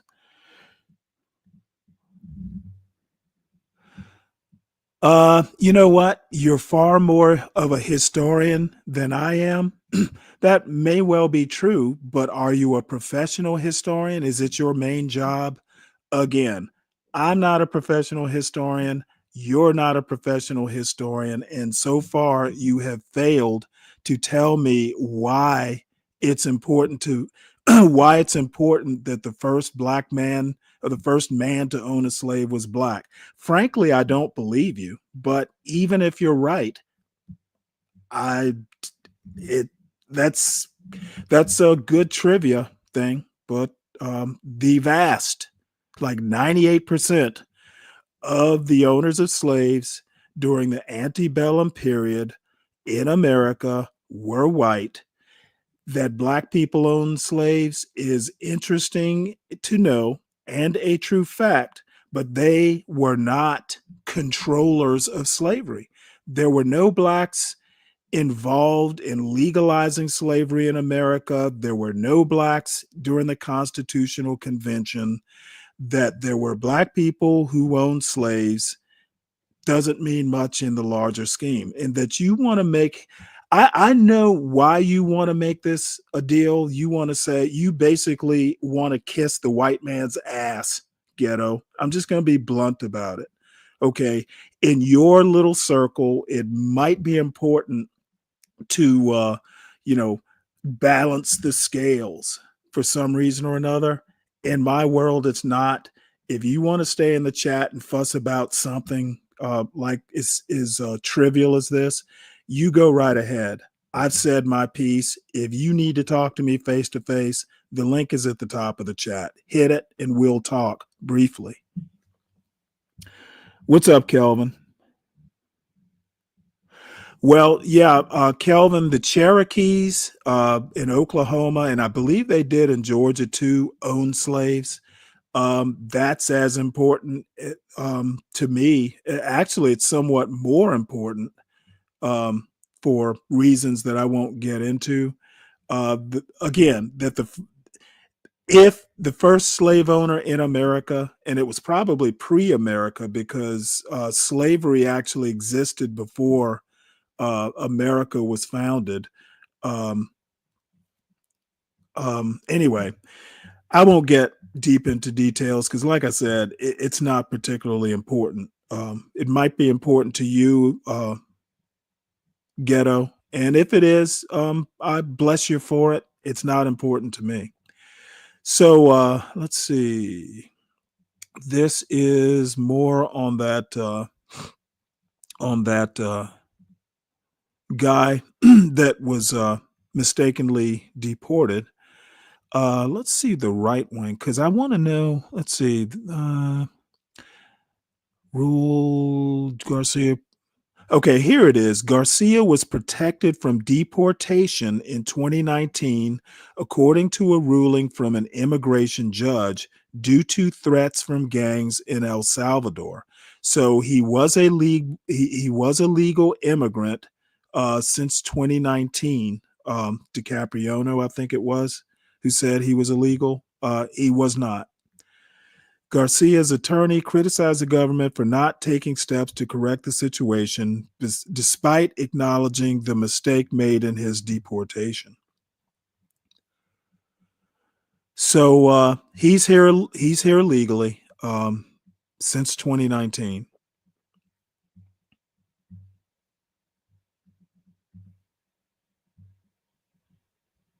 So next on the docket, RFK Jr. visits West Texas as a second child is buried after dying from a measles-related illness. Interesting. What's up, 12th man?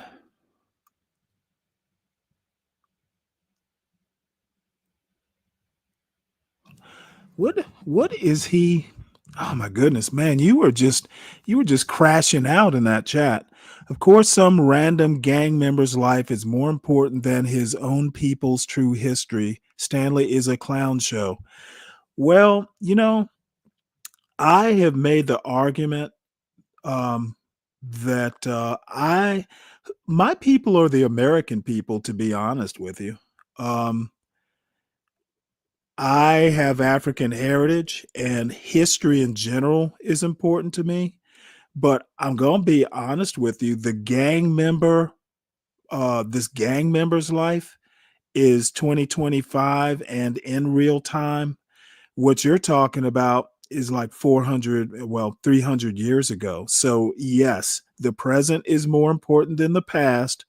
Thank you for pointing out the obvious, Ghetto. I'm glad to have you here pointing out the obvious for me. I would never be able to figure it out.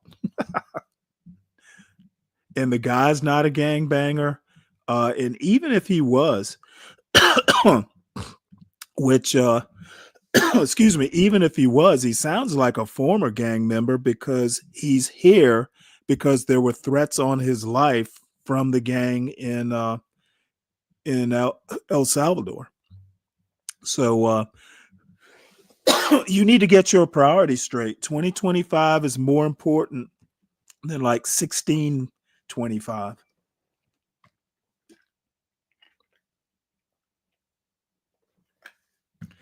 So let's see here. RFK visits West Texas. Guess he's I hope he's wearing a mask. He wouldn't want to get measles. Let's see, it says a second child has died from measles in Texas, marking 2 pediatric deaths amid a growing outbreak, as confirmed by the Department of Health and Human Services. The measles outbreak has infected nearly 500 people in Texas, with 481 cases reported, including 6 infants from a Lubbock daycare center. Oh, wow.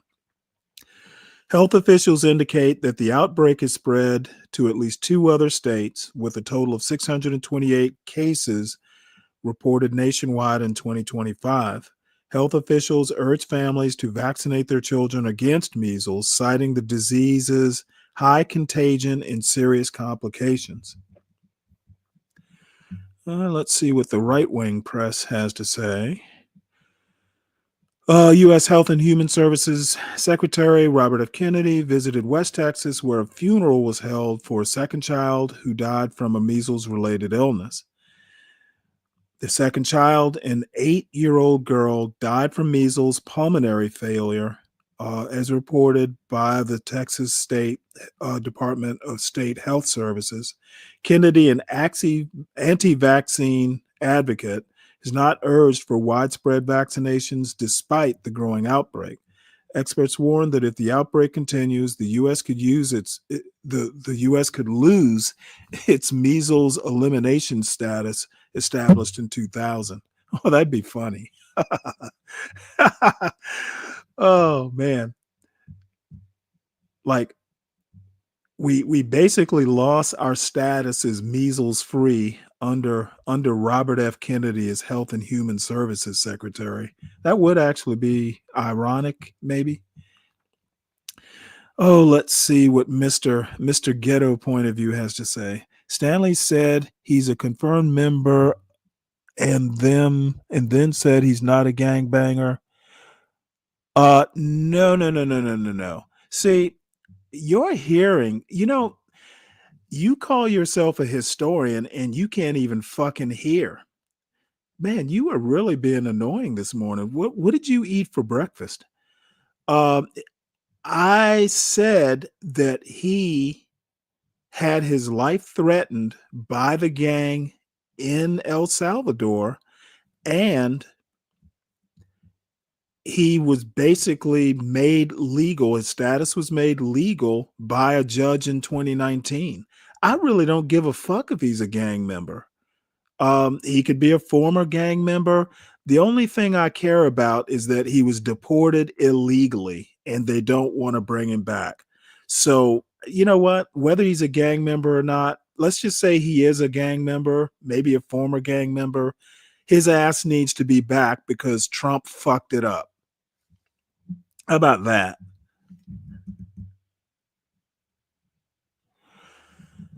Oh, what else? Tell me when you in 2025 show concern for American gangbangers. I have no idea what that means. The banger's life is threatened. How sad. You're a joke, sir. Yeah, okay. All right. Have your fun. You must be having fun over your breakfast over this. I'm glad to be part of your morning routine, Ghetto. All right, so RFK needs to do better on this measles outbreak, and I'm surprised he even went down there. I wonder if he's been vaccinated.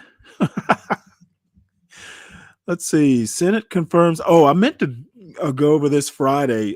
Dr. Oz is now part of the Trump administration. He has been confirmed to oversee Medicare and Medicaid. So, congratulations to Dr. Oz. He was confirmed 53 to 45 along party lines, and look forward to seeing him in the news. Let's see what he can do to fuck up Medicare and Medicaid. He's joined the party.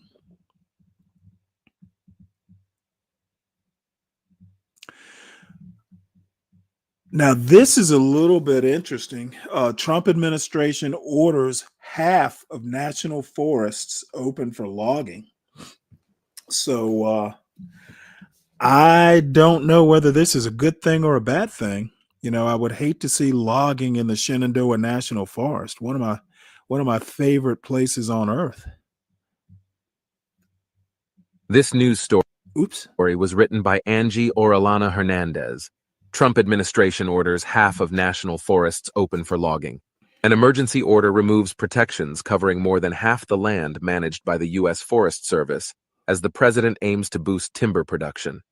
The Trump administration has removed environmental protections covering more than half of the land managed by the U.S. Forest Service as part of the president's aim to significantly bolster the U.S. logging industry. In a memo issued Thursday, Agriculture Secretary Brooke Rollins said, "Heavy-handed federal policies have prevented the United States from making use of its abundance of timber resources that are more than adequate to meet our domestic timber production needs." The directive, which established an emergency situation determination, comes a month after President Donald Trump signed an executive order seeking changes to forest management to increase timber production by 25%. Rollins added that of the land that fell under the directive, almost 67 million acres were determined to be at a very high or high wildfire risk, and almost 79 million acres were experiencing declining forest health from insects and disease. Forest management can help prevent wildfires by thinning the amount of fuel available for blazes to feed upon. But forestry experts often suggest the removal of undergrowth that doesn't yield timber, and they warned during similar efforts in Trump's first term that you can't log your way out of fire danger, the Washington Post reported. Removing large, fire-resistant trees also gives way to young trees that are more susceptible to fires. I am proud to follow the bold leadership of President Trump by empowering forest managers to reduce constraints and minimize the risks of fire, insects, and disease so that we can strengthen American timber industry and further enrich our forests with the resources they need to thrive. Rollins, who co-founded the Trump-aligned America First Policy Institute think tank, said in a statement. Rollins's memo, which does not make a reference to climate change, instructed Forest Service field leadership to fast-track timber production by removing National Environmental Policy Act regulations, making it easier to obtain permits and reducing contracting burdens. The same day Rollins issued the memo, Christopher French, deputy chief of the National Forest System, followed up with his own letter to regional foresters and deputy chiefs, notifying them that they had embarked on a new era.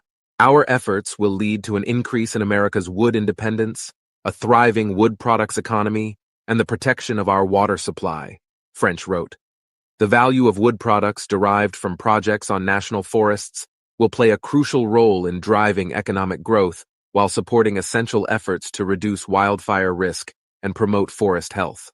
Under President Joe Biden, national forests received new protections after logging projects were banned in select areas to protect carbon-rich trees, most of which were more than 100 years old, from being cut down. Scientists say those trees play an essential role in fighting climate change, provide habitats for wildlife, and are more likely to survive wildfires. We think this will allow us to respond effectively and strategically to the biggest threats that face old growth. Agriculture Secretary Tom Vilsack told the Post at the time, pointing to wildfire, disease, and pests as examples. At the end of the day, it will protect not just the forests, but also the culture and heritage connected to the forests.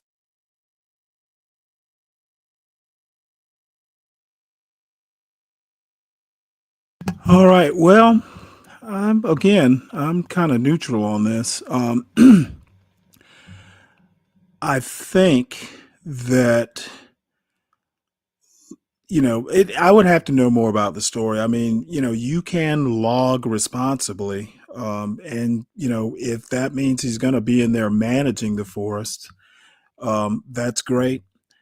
We'll see how that turns out. There's a lot of land out there. I'm not so sure that half of it should be logged, but he is the president, and this is what people voted for.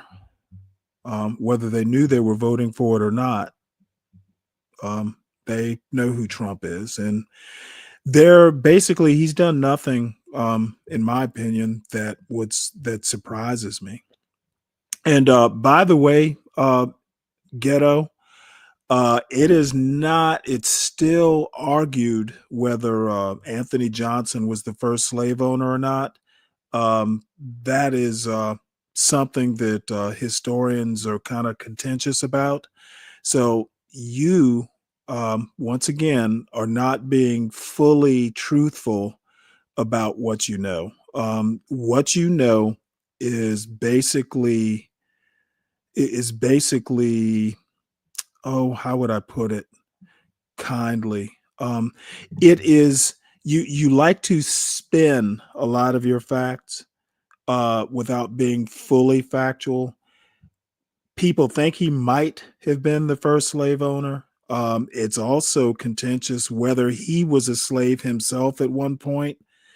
A lot of complications there. So I like how you will take facts, and even if they're a little foggy, you'll blow the fog off just to make a point. So you are a scholar of sorts.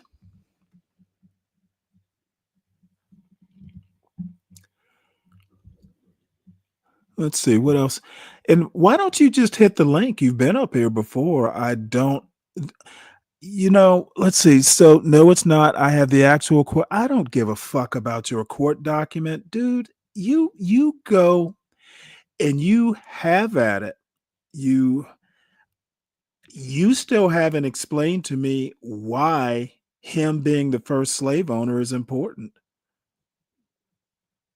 And the first slave owner, you mean in the Virginia colony? Because if you didn't know this, the Indians, before they came into contact with the white man, they had slaves too. And there were African slaves here, that came with the Spanish. I think Columbus had Africans with him. Your little half truths without context really are meaningless. And again, let me know when you can explain why Anthony Johnson is important. Maybe DiCapriono can help you out, because I think it's a good thing to know. I actually didn't know it because I don't care.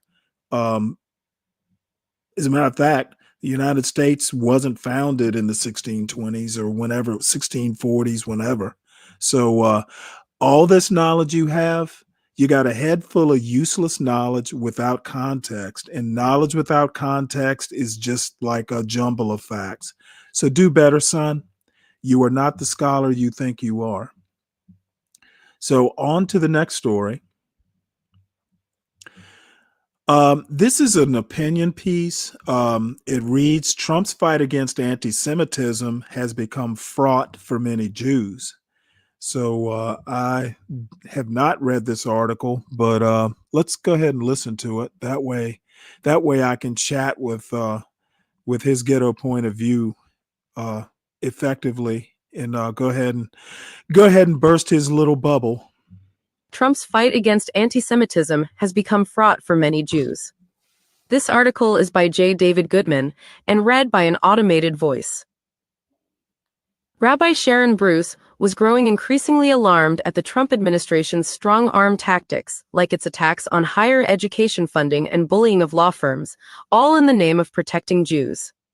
So early last month, she delivered an impassioned sermon titled, "I Am Not Your Pawn," to her Los Angeles congregation. Hours later, the next shoe dropped. Immigration agents began detaining activists and foreign students who had been involved in pro-Palestinian protests. "This is not going to protect Jews," Rabbi Bruce said in an interview. "We're being used."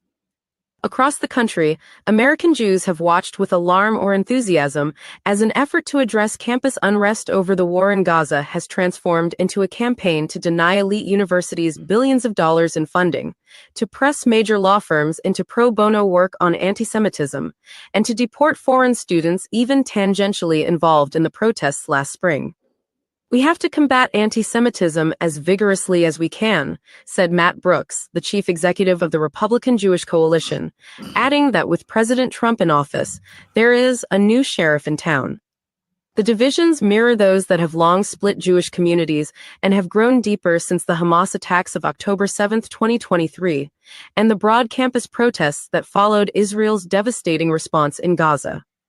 But where most Jews share concerns about anti-Semitic speech in some of the protests, many within the community have become convinced that things may have gone too far.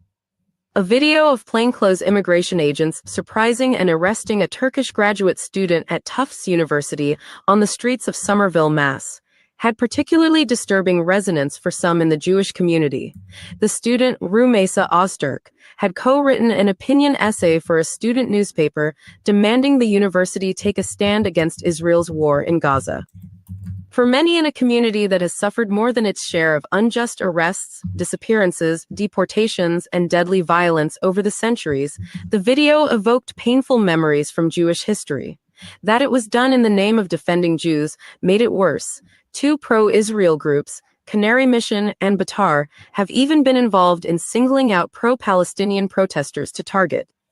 "I stood up. I was sitting down. I stood up involuntarily," said Orna Guralnik, an Israeli-American clinical psychologist and therapist, describing her reaction to watching the video, its outrage and fear. "Such arrests have woken people up to the cynical way that the fight against anti-Semitism is used," added Dr. Guralnik, who has gained fame with her television show Couples Therapy. "It contrasts everything that a liberal person believes in." In her practice, she said her American Jewish patients were confused and really conflicted. Though the federal crackdown has so far targeted critics of Israel, some think the Trump administration's actions uncomfortably echo previous eras of bigoted nationalism that gave way to overt anti-Semitism. "Find me a moment in history when Jews anywhere benefited from a mix of rampant nationalism and repression," wrote the journalist Matt Bai in a Washington Post opinion piece on Tuesday. "You'll be looking a while." By saying that the harsh actions of the federal government have been in the name of protecting the Jewish community, the Trump administration has, intentionally or not, put a spotlight on Jews that makes many uncomfortable.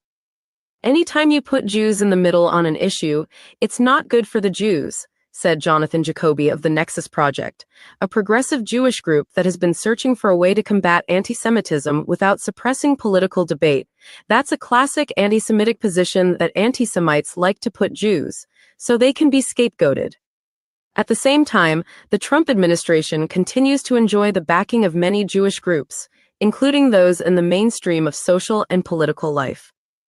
The Anti-Defamation League, which for more than a century has worked to combat anti-Semitism, quickly put out a statement in support of the arrest last month of an activist at Columbia University, Mahmoud Khalil, saying his detention serves as a deterrent to others who might consider breaking the law on college campuses or anywhere. The statement said it assumed Mr. Khalil would be given due process. Mr. Khalil, a legal permanent resident from Syria with a pregnant American wife, has not been charged with a crime. He has been held for nearly 3 weeks in a facility in Louisiana, where he was taken after his arrest on March 8 in New York. The Orthodox Union, an umbrella organization representing religious Jews, has been broadly supportive of the Trump administration's actions. In a statement, its executive vice president, Rabbi Moshe Hauer, called for the fight against the anarchy, hate, intimidation, and violence that have infected the campuses to be carried out the American way, firmly, resolutely, legally. A White House spokesman did not immediately respond to a request for comment. Mr. Brooks of the Republican Jewish Coalition said that the answer to anti-Semitism cannot be doing nothing, and called the notion that the federal government's actions put American Jews in any greater danger absolutely absurd. On the streets of American cities, with large and diverse Jewish communities, feelings have been much more ambivalent. Rabbi Jeremy Kalmanovsky, who leads a socially progressive but religiously conservative Jewish synagogue in Manhattan, said he had been stopped days ago on the sidewalk by a congregant who expressed how distressed she was that people are being disappeared from street corners in the name of fighting anti-Semitism. My community is very, very skeptical of the genuineness of the administration's anti-Semitism rhetoric, Rabbi Kalmanovsky said. I think that the Jewish people are the worse for the wear if the foundations of a constitutional order and civil rights and civil liberties and higher education are diminished, he said, referring to attacks on the legal system and universities. Amy Spittelnick, chief executive of the Jewish Council for Public Affairs, a pro-democracy group, said she also doubted the motivation behind the push to combat anti-Semitism because it has involved the selective application of due process rights based on people's identities and beliefs. It's about exploiting concerns about anti-Semitism to undermine democracy, she said. But saying so publicly has been an occasionally fraught experience. Rabbi Kalmanovsky posted on Facebook his objection to the treatment of Mr. Khalil, not because he agreed with the activist's views on Israel, which he said he finds objectionable, but because his arrest represented a potential threat to everyone. If this legal resident can be arrested and deported for exercising First Amendment rights, then anyone can, he wrote, offering kudos to the federal judge in the case who blocked the deportation and is also a member of his synagogue. The at times heated discussion over his post surprised the rabbi. The correct question is, does America benefit from him being here? One commenter replied, speaking of Mr. Khalil. If the answer is no, then he should be deported. In Los Angeles, Rabbi Bruce of IKAR, a non-denominational Jewish congregation, lamented that for many people, Jewish or not, it has become difficult to hold two competing ideas at the same time, and far easier to retreat into defined ideological camps. She said she wanted to be clear that two things were true. There is a real anti-Semitism problem in our time, and the universities have become very fertile ground for its normalization. And she added, this administration's attacks do not emerge from a genuine desire to keep Jews safe. What may feel today like a welcomed embrace is actually putting us at even greater danger, she said in her sermon on March 8th. One of her congregants, Shifra Bronsnick, watched online from New York, and it resonated deeply with her. She said she told dozens of people about it, telling them, you must listen to this sermon. You know, this is actually, well, I actually do agree to a point with the way that Trump is dealing with, quote, anti-Semitism. Really has nothing to do with anti-Semitism, in my opinion. And, you know, it could potentially put, you know, people in danger because you're going to piss off a bunch of people who are anti-Semites, because a lot of MAGA is anti-Semitic, to be honest with you. And then I want to get to Ghetto's point of view. He's throwing a lot of words out there in the chat, and most of them are, you know, strike me as, is frenetic the right word? He's for some reason trying to make some point this morning. I don't know whether he got up on the wrong side of the bed, or, you know, somebody put red pepper in his Wheaties, or just what's got him all fired up. But the bottom line is, I don't even have cable. I pretty much get all my news from magazines, newspapers, online publications, and the occasional YouTube clip, or something like that, or sometimes I'll actually go in and listen to a Supreme Court session. They put out the audio of Supreme Court sessions, their C-SPAN, that sort of thing. But this is what he says about gang banging, lives are in danger, in jeopardy, in their families, yet you never want to speak on that. No, it's not my bailiwick. I'm not a cop, and I'm not a member of ICE. I'm not a member of the Trump administration. And the one thing you learn, and I know you're still kind of young, Ghetto, but the one thing you'll learn the older you get, and now that I'm 60, I tend not to worry too much over things that I don't have direct control over. I don't worry about places I've never been. Yeah, you wanna have some sympathy, but I can't have empathy because I don't have the experience and I don't have proximity. So if you want to go and you want to worry about things you don't directly control, it's your high blood pressure. There's medication for it.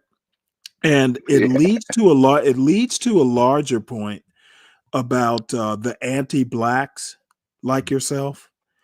I think that this wanting to shit on quote black culture while still saying you love black people, to me it just seems to kind of be a dichotomy, if it's even that. And I think I could go into BS psychology, but I'm not a psychologist, and I don't really believe in complicated psychological concepts. The bottom line is no, I don't care that much about what goes on in the inner city. I don't care that much about crack hoes getting caught shoplifting in Walmart. It's no reflection on me. So all this stuff that you hoteps and anti-blacks and the Umars and all this shit that y'all want to care about doesn't phase me. And if it's interesting to talk about, I will. I think it's interesting to talk about the deportation process of gang members, the Central American, the south of the border gangs. That's in the news and relevant. But no, I don't find it interesting at all. I don't find, what's happening in the hood that interesting unless it makes national news and it's worth talking about. I don't spend my days worrying about gangs. Now, I think you live in New York City, so it might be more relevant to your life. I've never lived in New York City. I live in a small Georgia town. Gangs aren't an immediate threat. If they ever become an immediate threat, then I'll start talking about it or caring about it. But I leave all this histrionics and hysteria to people like you, who obviously have the time and the energy to give a shit. So, and you still haven't explained why the first black man to own a slave in the Virginia colony, not America, the Virginia colony, is important to know. I mean, other than a historical fact, what's the context to it? Other than, oh, hey, the first slave owner in America might have been Anthony Johnson. Beyond that, why is it important? Other than just to have that factoid. You get in there and you're making a lot of turmoil and commotion in the chat, and you're actually just coming off as basically womanish. Why are you so hysterical?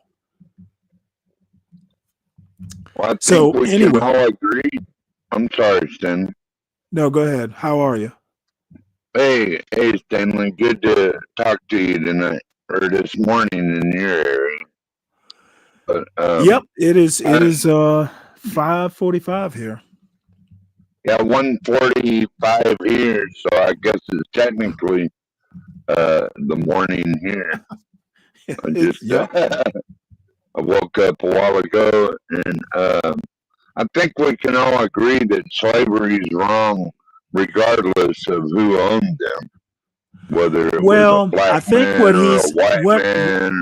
well, what the context is they want to basically vindicate white people. These guys are anti-black but pro-white. They are pro-white male, and they want to white splain everything. I've never gotten the motivation, but it's important to a person like his ghetto point of view that the uh, first slave owner might have been a black man. That way, it vindicates his worship of white people and whiteness. So I think that's why it's important to him. I've been trying to get him to tell me why it's important, but I can't seem to keep him focused on. I can't seem to keep his focus on anything this morning. You know, Well, that's why I think he must have had like a high calorie breakfast or something. well, you said something a while ago that I'm not saying you're wrong, but I haven't seen any evidence of a significant portion of MAGA being anti-Semite because I haven't seen I that. didn't say it was a significant portion. If I did, I misspoke. No, I'm not quoting you directly, but you said something along those lines. Well, Like, there's not a significant portion of any group that's anti-Semitic. I would venture to say if you looked at all the people who are Muslims in America, there's probably not a significant portion of anti-Semitism. Now, I might be speaking a little out of turn here, but I would be willing to bet that a significant portion of Muslims aren't anti-Semitic in America. So I'm by no means saying. Um, I will say that MAGA embraces racism of all sorts. They are well. Let's not say embrace. Let's say it tolerates. It tolerates racists, and that I'm willing to stand firm on. I don't know because Oh, you don't have to know. I'm like I said, I'm that I will stand on. There are too many Trump voters who you know, um, the well, the 4chan let me just types. say that I haven't met any. Right. Well, I haven't met a lot of people either. Oh, And let's see. I've been to quite a few Republican meetings and rallies and fundraisers and things like that. And Right. I haven't met any racists at any of these events. Well, I mean, I don't know that they're going to walk up and go shake your hand and go, "Hey, 12th man, I'm a racist."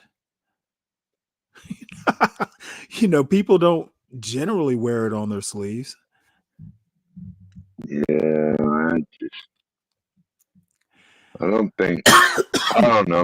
Maybe I've been living a isolated life for too long, away from a lot of the bullshit. Well, it's not important know? that you agree. It's not important that you agree with me.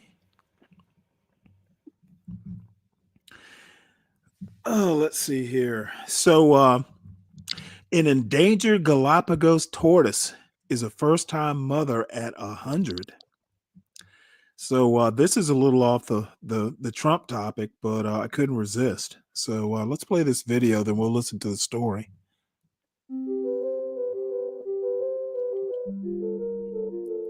See, 4 Western Santa Cruz Galapagos turtles. This thing is 100 years old. It was born in 1932. It's lived at the zoo since 1932. I like turtles.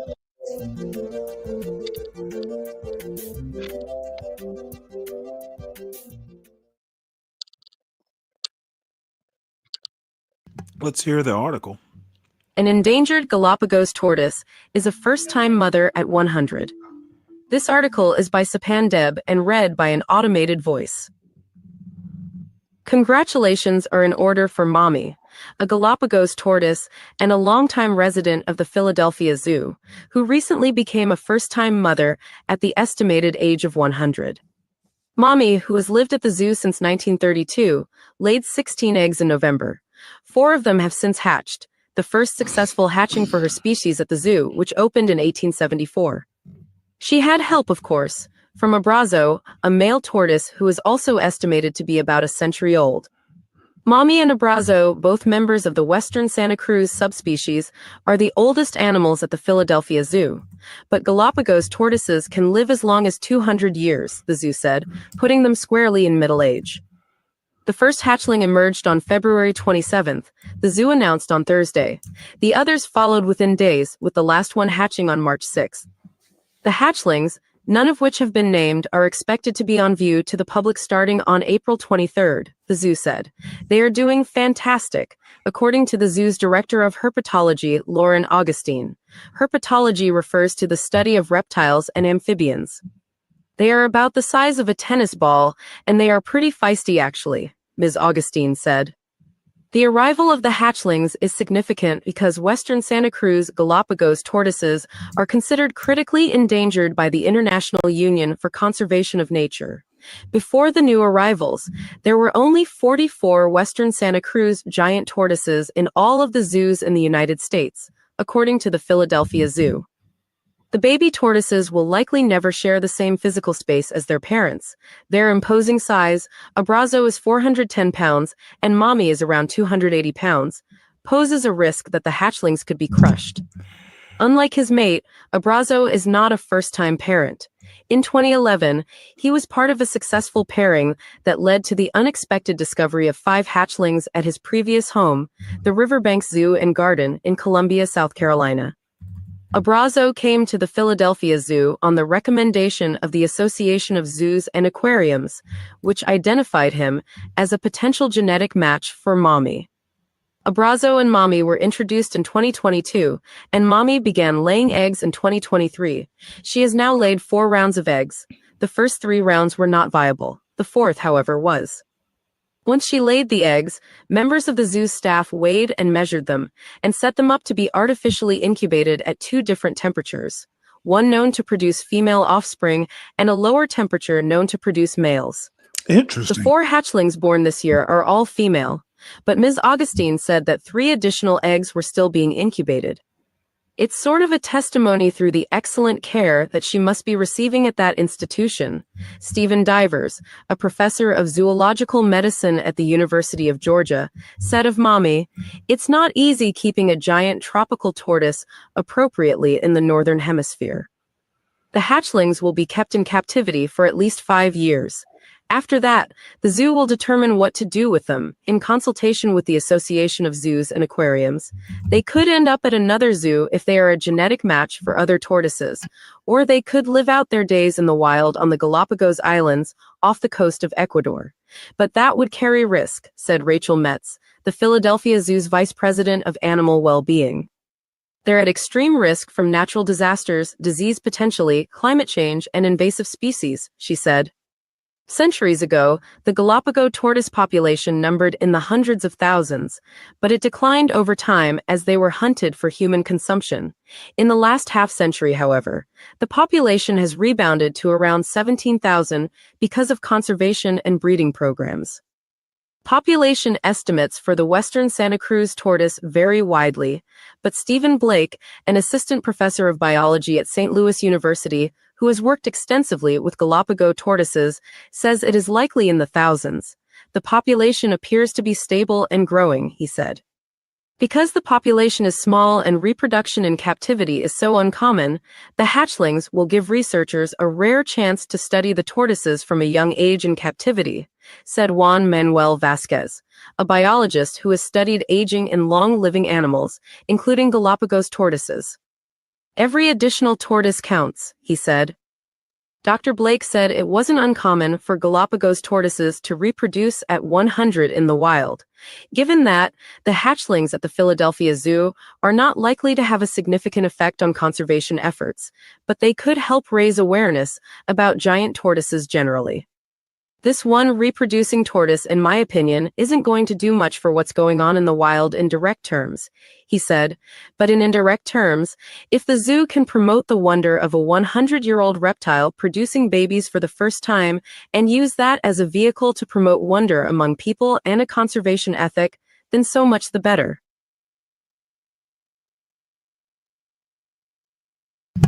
Interesting story.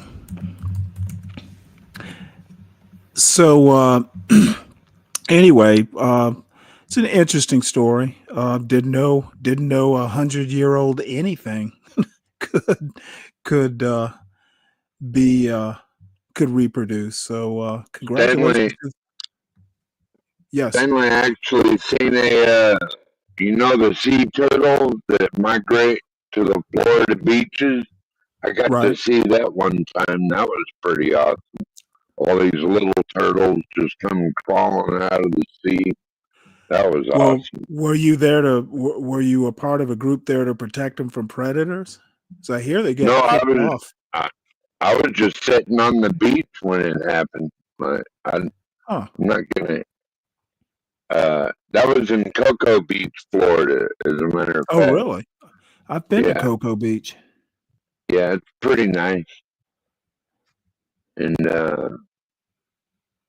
yeah, I don't know. I just wanted to share that Okay. those turtle migrations, they're really something when they come out of the ocean. They're just everywhere, and they're protected. Matter of fact, the beach I was on is specifically designated to protect turtle migration. Interesting. You don't interfere with that, like even Yeah, if that's illegal actually.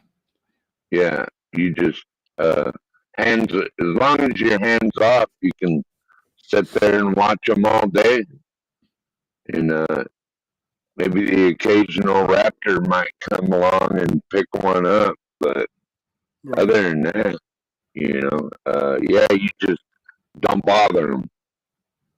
Right. I don't know. This ghetto point of view guy keeps injecting his ghetto point of view in this chat. All right. Well, let's see. Can I help you out here? Number one, I'm not your peer, ghetto, and I don't care about your glowing reviews. Good for you. My son was never in your class. I was never in your class, so I will have to take your word for it. Two things about teaching history, and again, I've never been a teacher. I'm not a historian, but my personal opinion is that if kids are coming out of your history class thinking that their whole history is slavery, then you're a shitty teacher. Okay, it should be perfectly obvious after the Civil War that slavery ended. Make sure you teach that. That way they know that slavery did end. And in my opinion, slavery wasn't as big an issue as Jim Crow and that whole post Reconstruction era. That was actually what screwed up black people for about 10 years or so. Blacks were actually flourishing and getting ahead, and then it came to a screeching halt in the South where most black people lived. So it was really Jim Crow, the post Reconstruction into Jim Crow. um, I would argue almost up until most of the 70s. That was the harm. Slavery, if you teach it right. And then the other thing is the far right and the right in general are constantly talking about being politically correct, but they are afraid to teach history. To me, it just does not make sense. History is not politically correct. Okay, why it should be taught is politically correct.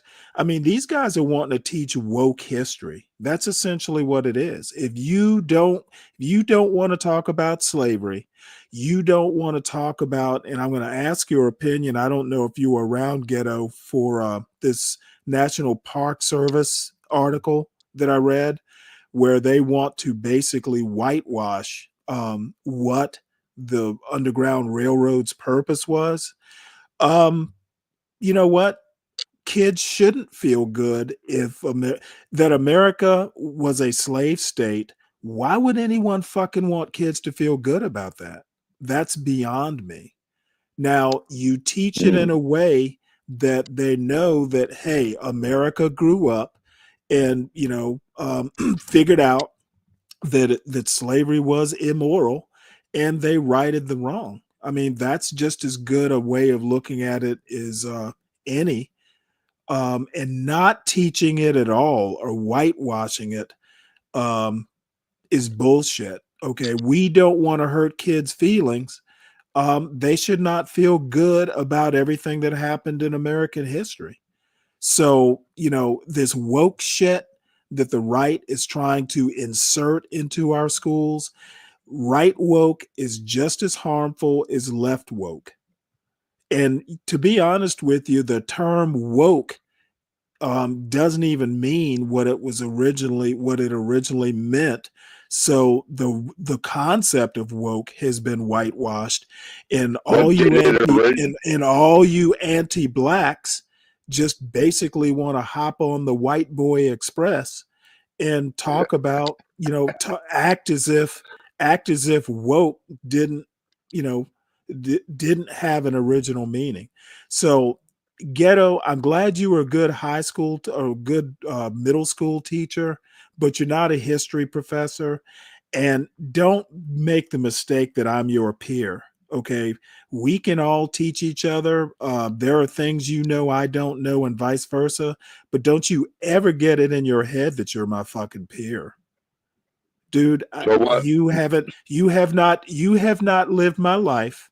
And you're a good buddy. You're nice in the chat. You're great on a panel, but I never thought you were my peer, and you shouldn't think I'm your peer.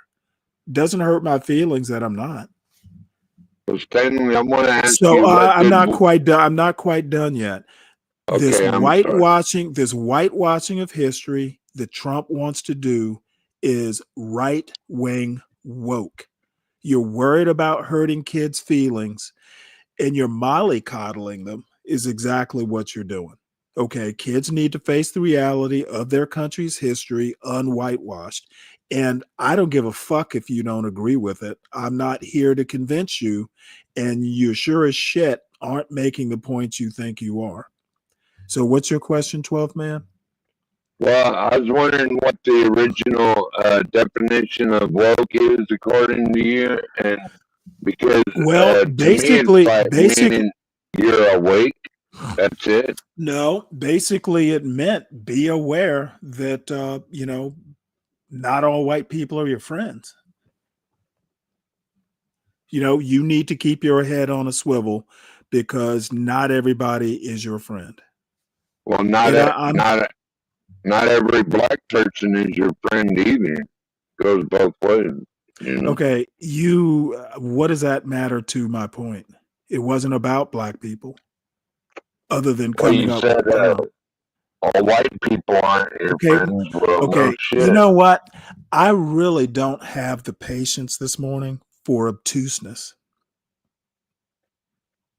Okay, I said what I said. As I responded, it really had nothing to do with black people. It's obvious not everybody's your friend. You asked me what woke meant. I told you, what it meant. It may not be the official definition, but that's the upshot.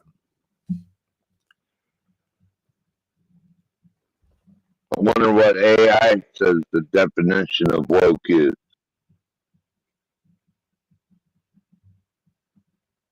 I'm sorry, what? I wonder what AI says the definition. Well, why don't you look is. it up? Why don't you look it up and let us know? Okay.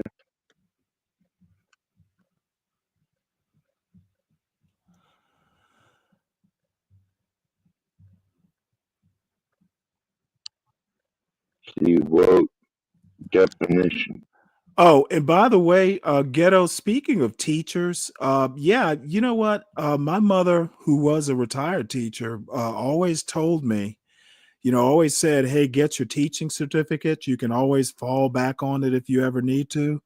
And I basically told her, I'm not a teacher. I don't suffer fools gladly, and I'm not a disciplinarian. I'm not interested. So if you are a disciplinarian, and you obviously suffer fools gladly, you more power to you. Teachers have a hard job, and I'm glad you did it. And So Deacon Dave, hold on, Deacon Dave. Again, your take on woke has nothing to do with the original meaning of woke. You're on that white boy. You're on that white boy bandwagon too.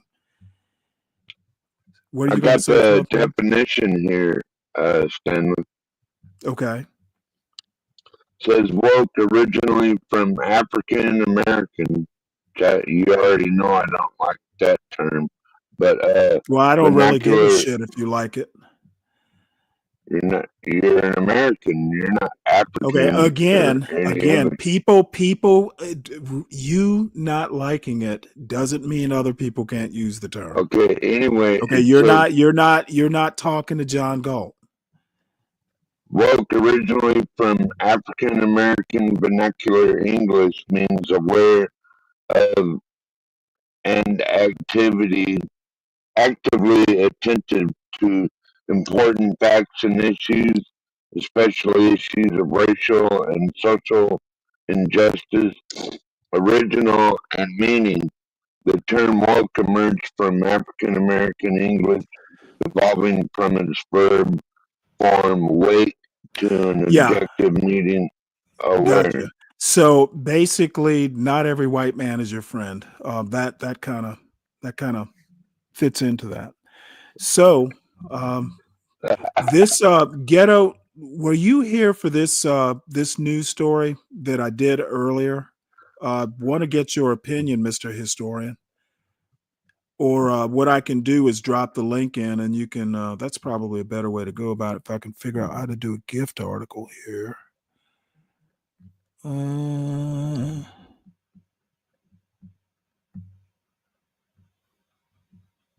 There we go. In recent years, the term has gained wider usage and has been used in political discourse, sometimes with a negative connotation to describe those who are perceived as overly sensitive or focused on social Right. justice issues. Right. Basically, it's been whitewashed.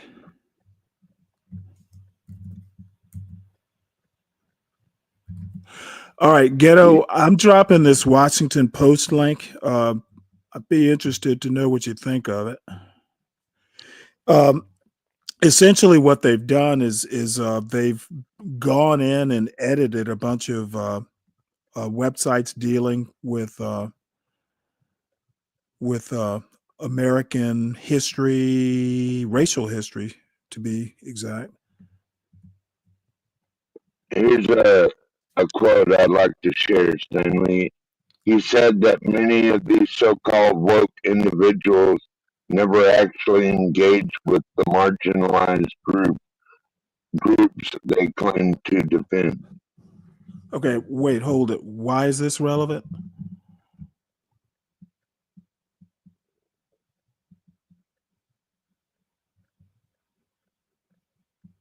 Well, I'm sorry. Why is that relevant?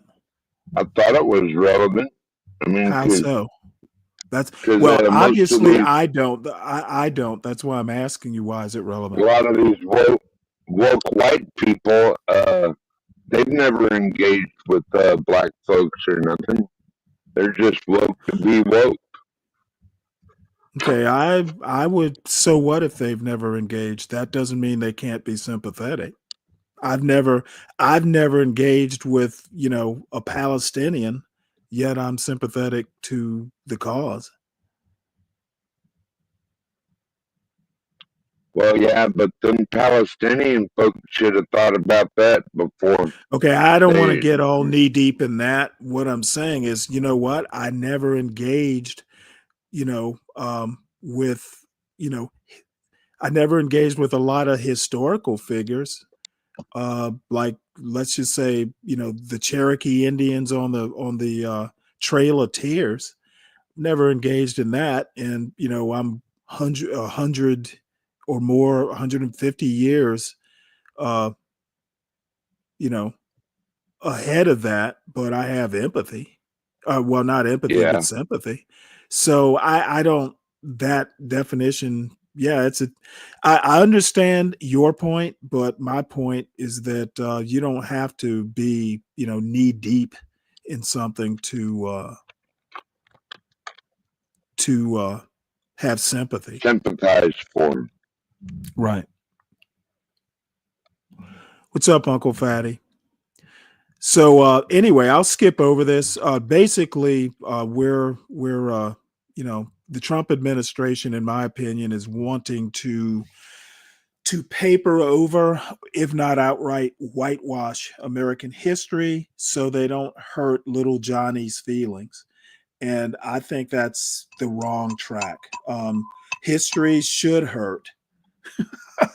Not everything in American history was patriotic or outstanding Peaches or and anything cream, like that. right? Yeah. And life isn't, I think part of education is to prepare kids for life. And you need to be letting them know that life isn't going to be, all cooperation between whites and blacks. It never has been in American history. And under this Trump administration, I don't know that it's going to be anytime soon. So anyway, I was actually this is a Be Brave special. The title of it is let's see. Well, I never listened to it, but it actually says Stanley doesn't realize what WYT, I guess white people have provided for blacks. And since we talked history and some anti-blacks are in the audience, I figured maybe can you hear me, 12th man? Yes, sir. Okay, I've just got an error up here on my screen. Maybe since we've been talking history and all this stuff, and I've got some anti-blacks or pro-whites in the Anti-black audience. blacks. Well, no, they're anti-black blacks. Yeah, they know who they are. So apparently, I don't know. I don't realize what white people have provided for blacks. Now, my preface to that is white people have provided nothing for me. Okay. White people have not provided, I'm not quite I think he's talking like culture, white culture has given us stuff. Well, most whites don't realize what whites have given to them. So this racist bullshit that these guys want to push is really just annoying, and if not outright illiterate. And the one thing is that damn for sure, Be Brave has not contributed anything to any culture. So he's a stolen valor white on this. Just because George Washington and the founding fathers, founded a country, he had nothing to do with it. Well, be brave. And be brave and as a like matter of fact, my roots in America go back deeper than his roots do. So I have no clue where he gets this from, and I don't plan on listening to the whole show. I just wanted to find out what his premise was because I hadn't watched the show. Go ahead, 12th man. Well, Be Brave likes to sit comfy in his little white town and talk shit about black people. To me, that's just disgusting, Yeah. Yeah, well, How do you I think how do you I think the more disgusting thing is there are a lot of black people who enjoy his content. Yeah, I really don't. I never subscribed to that son of a bitch. Never will. Uh, I mean, at least John Galt is black. He can talk about blacks and what he deals Well, with see, all I he don't wants. agree. You know, If anything, I think it makes it worse. I basically don't think John Galt. Well, I mean, anybody can talk about what they want to talk about in America, within limits. right? So Yeah. John Galt being black doesn't make it any better, in my opinion. I don't know if he's really doing the same this is thing. one of our problems. Black people being anti-black is not better than a white person being anti-black. It's all racist. Now, when we start putting colors on racism, when we start putting color on racist behavior, that's like double dipping. I'm not gonna be any easier on a black racist than I would be on a white racist. So Is that something like you can put chocolate on a vanilla ice cream, but it's still the same? Or I don't know. no, we shouldn't encourage racist behavior. That's really what I'm getting at. I don't know about ice cream flavors. I mean, you pick your metaphor. I think everybody pretty much gets it that a racist is a racist system is a racist.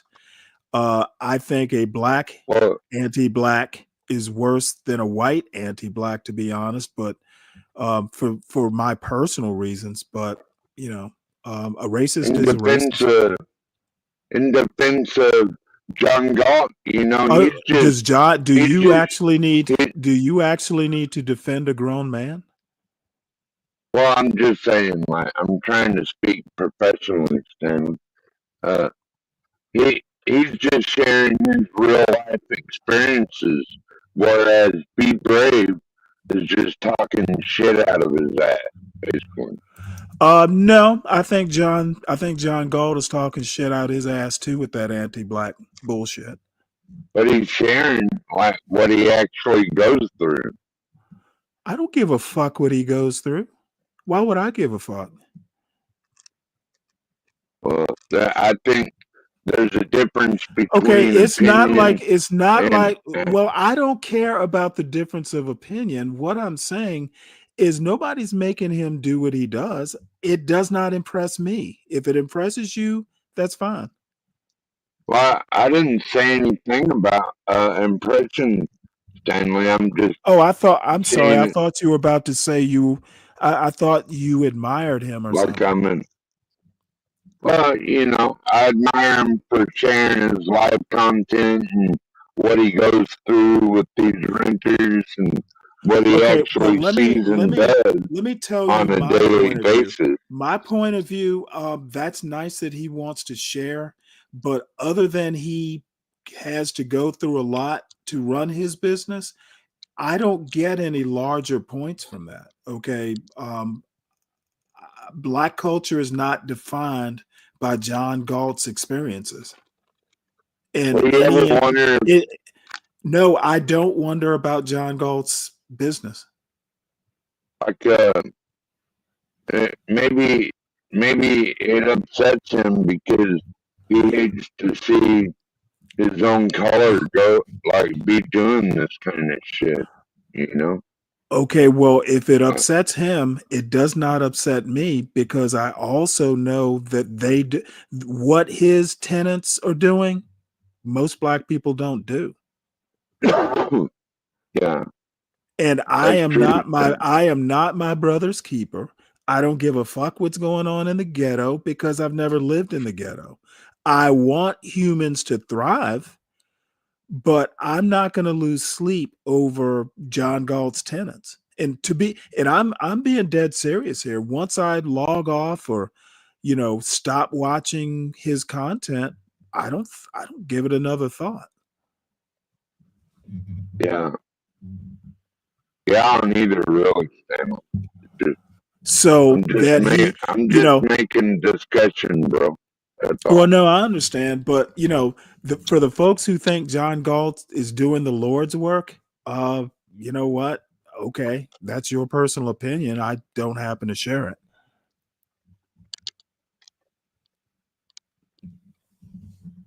Well, he's making money off all that, so it is what it is. Yeah, and it's a business. He can choose to sell and go live on a tropical island somewhere anytime he wants. Nobody's holding him hostage. I think he feels obligated or something. Oh, you know what? Bless his little heart is my response. Yeah. All right, so let's see what Mr. Brave says, and I promise I won't put, unless it gets interesting. I just wanted to see what his premise was. What's up, John? Hey, sir. Hey, John. Good morning. Oh, not much. Good morning. Oh, y'all looking at Brave? Yeah, he has my name in a title basically saying I don't realize what white people have provided for blacks. Oh. So I'm figuring maybe he can tell me because white people haven't provided shit for me.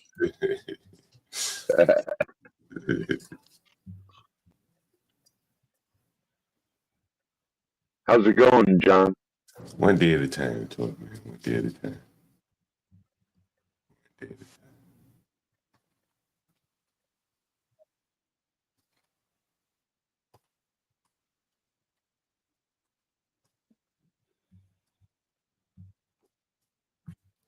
Are you gonna play it, Stanley?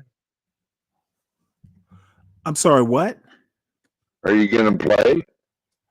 I thought I was. Wait, hold it. You know what? Maybe you got to start over. Can y'all not hear it? No. Now, you may have to stop and restart again. Yeah. StreamYard some weather. messed up for a long time, bro. It's like, Well, I don't know if it's StreamYard or whether it's my my internet. It's been we've had some bad weather. So I've been had some latency issues here. Yeah, I called to upgrade my internet yesterday, and what I realized is, man, they've been woefully underperforming. I was paying for like 20 megabit upload or something, and I haven't had that in probably since I had the plan. Hold on one second here. Let me switch internet here. See if I can do it seamlessly.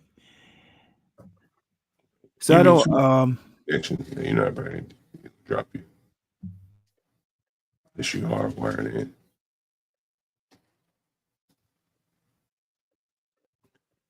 Yeah, and I'm hardwired. Okay, can y'all hear me? Yeah, we can. Yes, sir. Okay, so I actually I've got T-Mobile's 5G internet service as a backup. Would you have like from your phone or something? No, I've got a actual router. Oh, really? Like So you have 5G router. Really? You have two in your house? Yeah. Damn, Stanley. I have well, I mean, I got it because I was my son every now and again would do something to piss me off. So I figured, you know what, I'll get this as my personal network, and then if I need to lock down the firewall on the AT&T router, I'll just deal with him that way. Yeah. And after he was gone, it's $35 a month. Oh, that's not bad. So I just kept it. And it's come in handy actually. So use the hotspot off your phone to connect to the Wi-Fi, Stanley? No, it's actually a modem. Now, the funny thing about the 5G modem is it does have a phone number, but it's a dedicated phone number just for data. Oh, really? Yeah. Now, and the other thing is, it's not as fast as the AT&T service, but the AT&T service seems to be messing up because we've had storms. Somebody said T-Mobile is portable. Is yours portable? Yeah, I could probably take it with me and plug it in. Okay, damn. I mean, it's just literally, about anyone. it's literally you just plug it in and it Mm. taps into the phone tower. It's just dedicated. It's dedicated data. Yeah, Portland Andy, when he's live streaming, he has like 5 different modems hooked up. Really? That's so many. Yeah. Anybody, by the way, and I haven't even said this, y'all make sure you hit the like button, please, and subscribe to the John Galt Urban Landlord channel. My channel is Stanley Cross 6000. And anybody who wants to hit the link, just hit the link is pinned at the top of the chat area. And let's see. Let's see what Mr. B Brave has to say, because I basically think that I mentioned that my roots in America go back deeper. If he's like a third generation or whatever he said he was, my American roots go back deeper than his. So I don't know what white people have given me, but whatever it was, thank you. But you didn't tell me you did give it to me.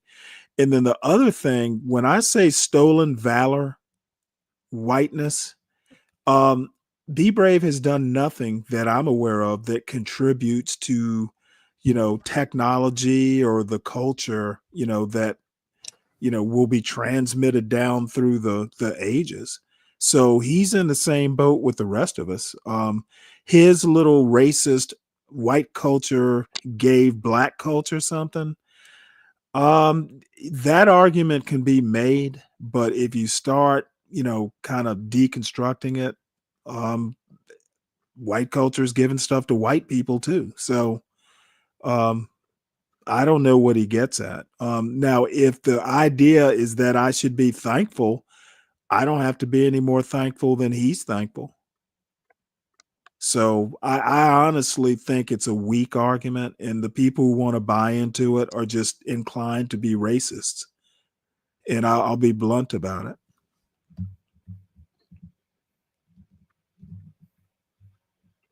And, for the folks who think I use that word lightly, I don't. Because of how easy we live as they get older, regress back to childhood. Let me go. I'll be right I've back. always Let me said go that, but reboot this it's not gonna router, this change. other router. But as you can see I got Stanley's name in my title again today. Brian Nichols. I'm an elder too. Hey, Brian, I didn't know you were that old. Preaching to a very small choir. Yes, I am. Folks, I could probably enlarge this choir if I let anybody up. And I understand that.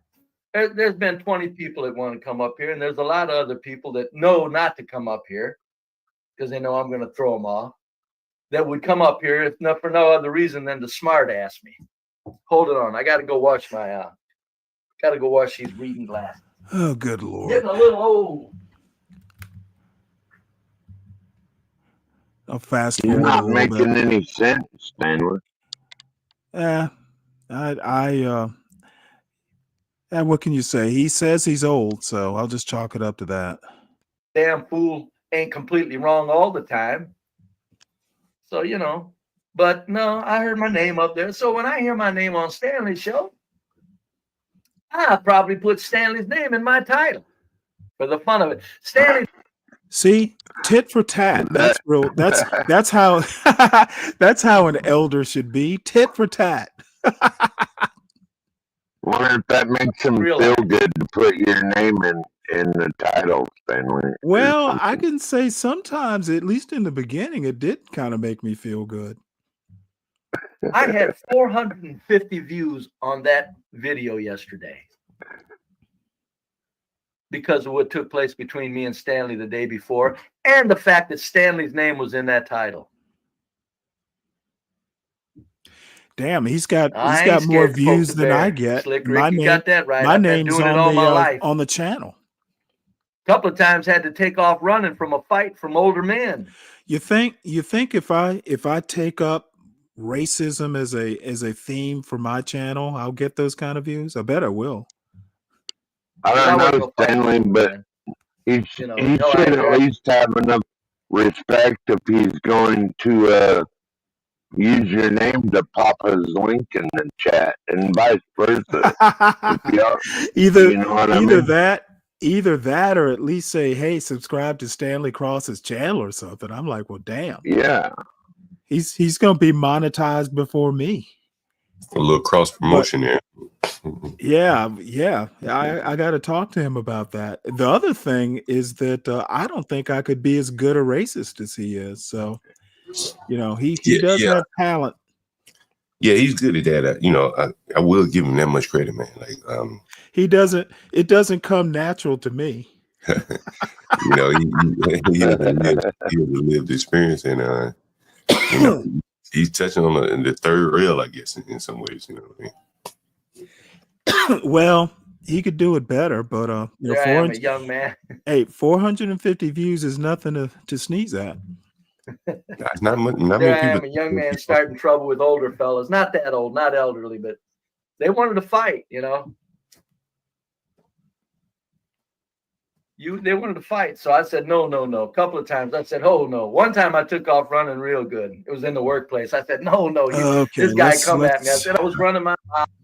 Physical violence. You need to shut, because in 15 seconds, I think I can fuck you up. And they waved and grabbed up. Dumbass is right, Richard. Jeez. You ain't Come got on. to fuck nothing up. Well, I was hoping But he he'd said he get wouldn't to the debate, part about. and Oh, you know, wait. implied a debate a dumbass. And I said, well, I get that. But see, here's my point. And he said he wouldn't debate without calling names. And I'm going, well, I mean, the old saying goes, if you got to call Hold it. names. Let me talk about that point. No, I'm not going to alter my pattern or the way I argue points or when I mock you. Nope, not going to change. If he can't deal with it, that's his problem. Do you think that's why it shouldn't be like a debate, though? Do you think that's why I think it shouldn't be a debate? It should be a discussion. Well, I mean, people call everything a debate these days. Yeah. So, you know, now I don't have to use ad hoc. And if you're talking, you know, a straight 3 minutes, you know, to respond or to present a point or something, yeah, I can do that too. But, you know, if it's just going to be the same old, yeah, I'm not going to change my style. And I am going to insist that he back up this 70% number. I need to know in some form of, you know, so he needs to document or back up that point. The answer that all I need to do is go on YouTube and look at videos, that's not going to help me formulate numbers or back up his numbers. And I know what I'm doing. I know he can't back it up. So until he figures out, because if he can't back it up, I'm not going to discuss it. It's not something that I need to talk about. That's why I say, like, a debate has rules and all that kind of stuff. Well, I mean, you can set your own rules. But I think it's, you know, well, there are rules, you know, and I think, you know, you probably, it's like a boxing match, you know, you got certain criteria, and then once you get on those criteria, you know, the match is set. Right. With a debate, you know, it's like this, that. But in reality, well, I mean, you could have something like an informal debate. It doesn't have to be like super formal. You know, I think, but I mean, my problem is that we've done it in the past. This wouldn't be anything new. Well, I think it should be, you know, these are my own thoughts about it. Someone's in the background. Well, he left, probably porn bomber. You know, I think that a debate is kind of terminal. You come in, you debate, boom, it's over. But I think the issues that we all are discussing most days is the ongoing discussion, and it's around various issues. And I'm sure Brave sees it one way. You may see it another way. And in some cases, I was listening to Brave yesterday, and he said something. There's some people that want to go farther than Brave. I don't think he wants to go there. He's more on the nurture. There's farther? Yeah, well, Brave is more nurture versus nature. Whereas some people in nature versus nurture. There are very few solutions if you believe in nature versus nurture. Brave thinks that it's just parenting and, the environmental issue that Black people can change. That's what I take from him, which means that there's still hope, which means there's still some hope. There's some things that can be done. Whereas, let's say maybe Orthodox what's his name? Orthodox guy, I think his name. He sees it more. Yeah, he sees it more of a nature. And so, okay, well, you know what? You can make those points, but I don't believe in scientific racism at all. I don't believe. I mean, the nurture versus nature thing is more a human thing, not specifically a Black thing. And then, to be honest with you, I don't think there's anything wrong with Black culture now. You know what? I actually disagree at right there, right? And that's really the point right there. That's really the discussion, not even the debate. Right. And I don't think I think there are problems with every cultural segment of the United States. Ours might be more pronounced in one area. Every group, has its little, its own social problems. I was looking at, the problem with Black. Let me give you an example of what I mean. Well, hold on. Because I reject the argument outright. I don't think there's anything wrong with Black culture any more so than any other group. So, if Be Brave's premise doesn't ring true with me. Well, I think that there is a crime problem, but if you go and you look at violent crime, our problem is that per capita, it's so high. Okay, but I looked at the 2024 violent crime, the actual raw numbers. There were more white than Black, more violent crime, as far as numbers. Now, the per capita, I think those are things. Yeah, I would say hold your fire, and again, it's my thought, right? And take it how you like. Every day, and probably once a week, there's an issue that comes up that touches on the cultural, racial lines, and clearly we bat a lot of those topics around here, but it's not necessarily, opposing views. It's not, concise, right? But let's say that the killing in Texas, whatever happened down in Texas, right? Yeah. Speaking of that, when you're done, let me tell you what I saw overnight. Yeah. And so someone like you and Brave probably would come to surprising conclusions on this if you listen to what Brave said. Hey, he's kind of split down the middle, where you probably are like, hey, we need it. Maybe you kind of more on the Black guy side, but you're like, let's split it down the middle. Well, let me tell you, since you mentioned me, I don't really have an opinion until I read about it. If you want to make this a white or Black thing, and it could very well be a white or Black thing, but it wouldn't be the first time in American history that's a killing over a white or Black thing happened. I guess what I'm saying though, Stanley, I'm not arguing with you. I'm saying every week, probably weekly, there's an issue that happens in this country that you and Brave may have interesting takes. Sometimes y'all might end up on the same side of the issue. Sometimes y'all may end up opposite of the issue. With the down there in Texas, y'all kind of on the same side. Well, I don't really have a side other than, to be honest. But the fact that you're neutral. But if you don't have a side, then you're neutral, which puts you closer to Brave than you would be if you go all the way on the Black guy side or all the way on the white guy side. But one of the things is it seems like they kind of shared a culture. They were both, athletes. I think, and they were, did good academically. They were both possibly going to wind up at a D1, I think, or D3 school. These kids had prospects. Mm. Even if it was just football, they had a future in theory. So I think that a lot of things go into it besides race. Well, those are things that I think, would be interesting from two older, two more, seasoned gentlemen on topics like that, where you probably can discuss them fairly civil. There wouldn't be any debate points. If you could keep it off of each other and on the topic, I think it would be very interesting. You coming from your angle, Brave coming from his, a little bit more racist angle. I think it'd be interesting content there. The racists and the non-racists or whatever. Like a crossfire. We got to convince Stanley to do it, though, John. But I think I don't mind doing it, but if we're gonna discuss his 70% theory, he needs to back it up. That's why I say don't discuss the 70% theory, because that's just a theory. Right. Well, it's not. No. Did I call it a theory? Or whatever it is. Call it.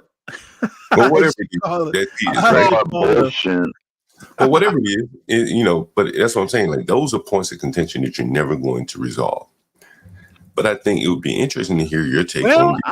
I think we can resolve it. I think basically it's his personal belief. Right. It is not factual. That's the resolution. Right. And, he probably has some way to debate it, argue that he's right. But you're never going to be able to say one's right, one's wrong. Right? I think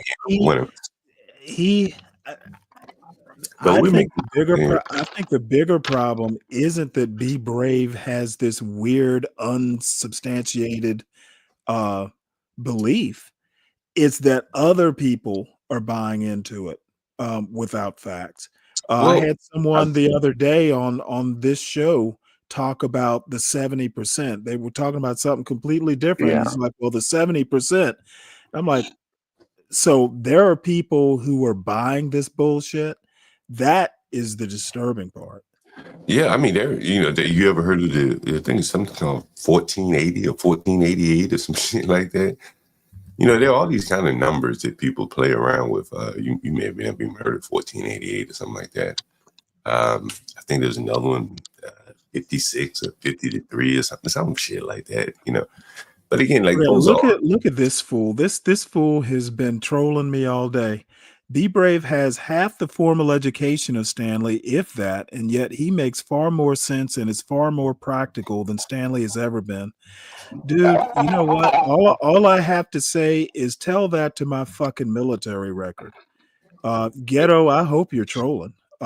Be Brave has no clue what being practical is.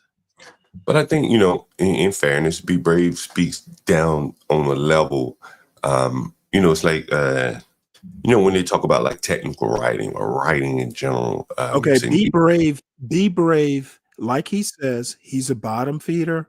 That's the level he speaks on. Well, but that's probably the level. That's not a level I need respect nor accept and not shit on. If he wants to speak on a gutter level, I shit in the gutter. Well, I guess what I'm saying is that, realistically, most people probably read at probably a fourth grade level. I'm not saying that they can't read better, but writing in general is written to probably I think it's a fifth grade level, where most people consume it. And so there is kind of the sweet spot. If you're talking that way, you're kind of mimicking what the newspapers and all the other media does. So that probably, is a benefit to him that he's able to talk in the layman's terms. Okay, he is not talking in layman's terms unless it's sitting at a bar half drunk making up shit. That's the level he's talking on. Well, I mean, I would imagine that most people's level of discourse ain't far off of that, right? Most people's level of discourse is a little crude. It's not politically correct and things like that. Let me just be clear, because you don't seem to be getting my point.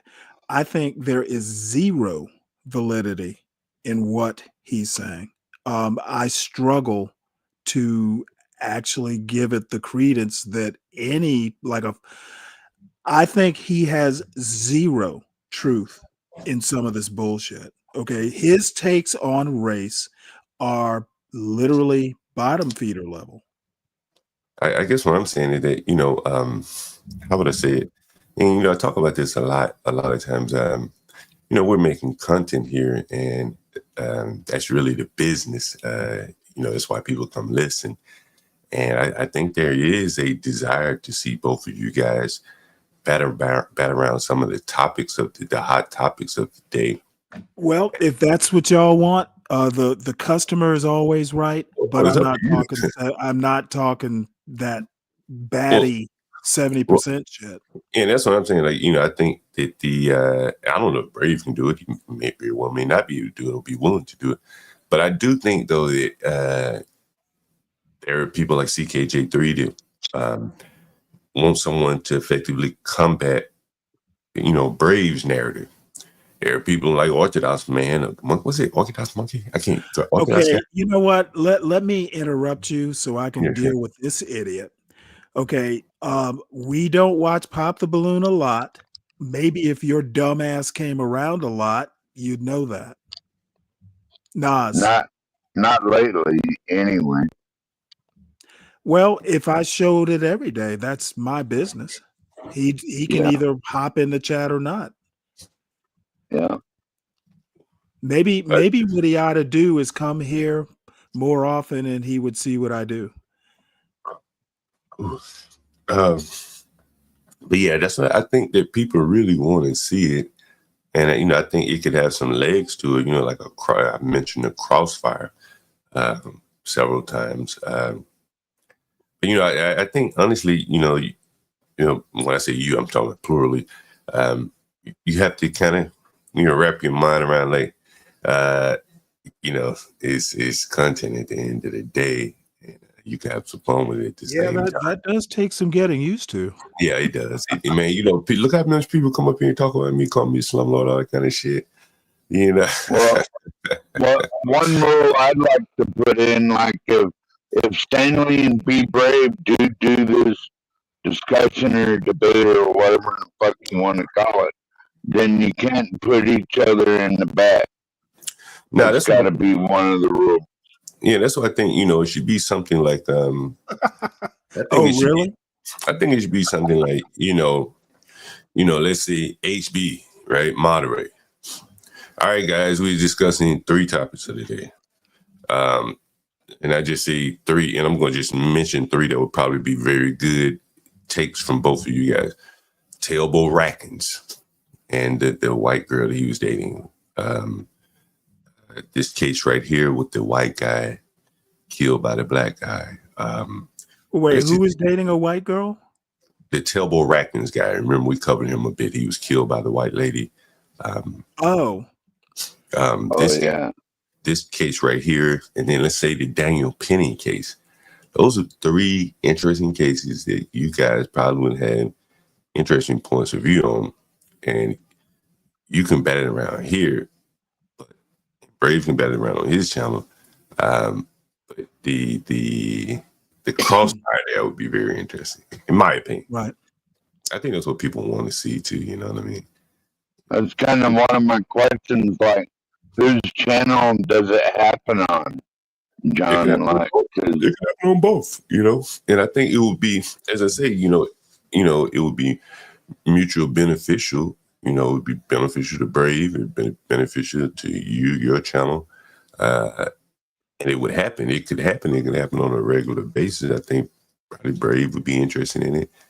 As long as that would be pretty interesting, I think. Well, let's see what else does he think here.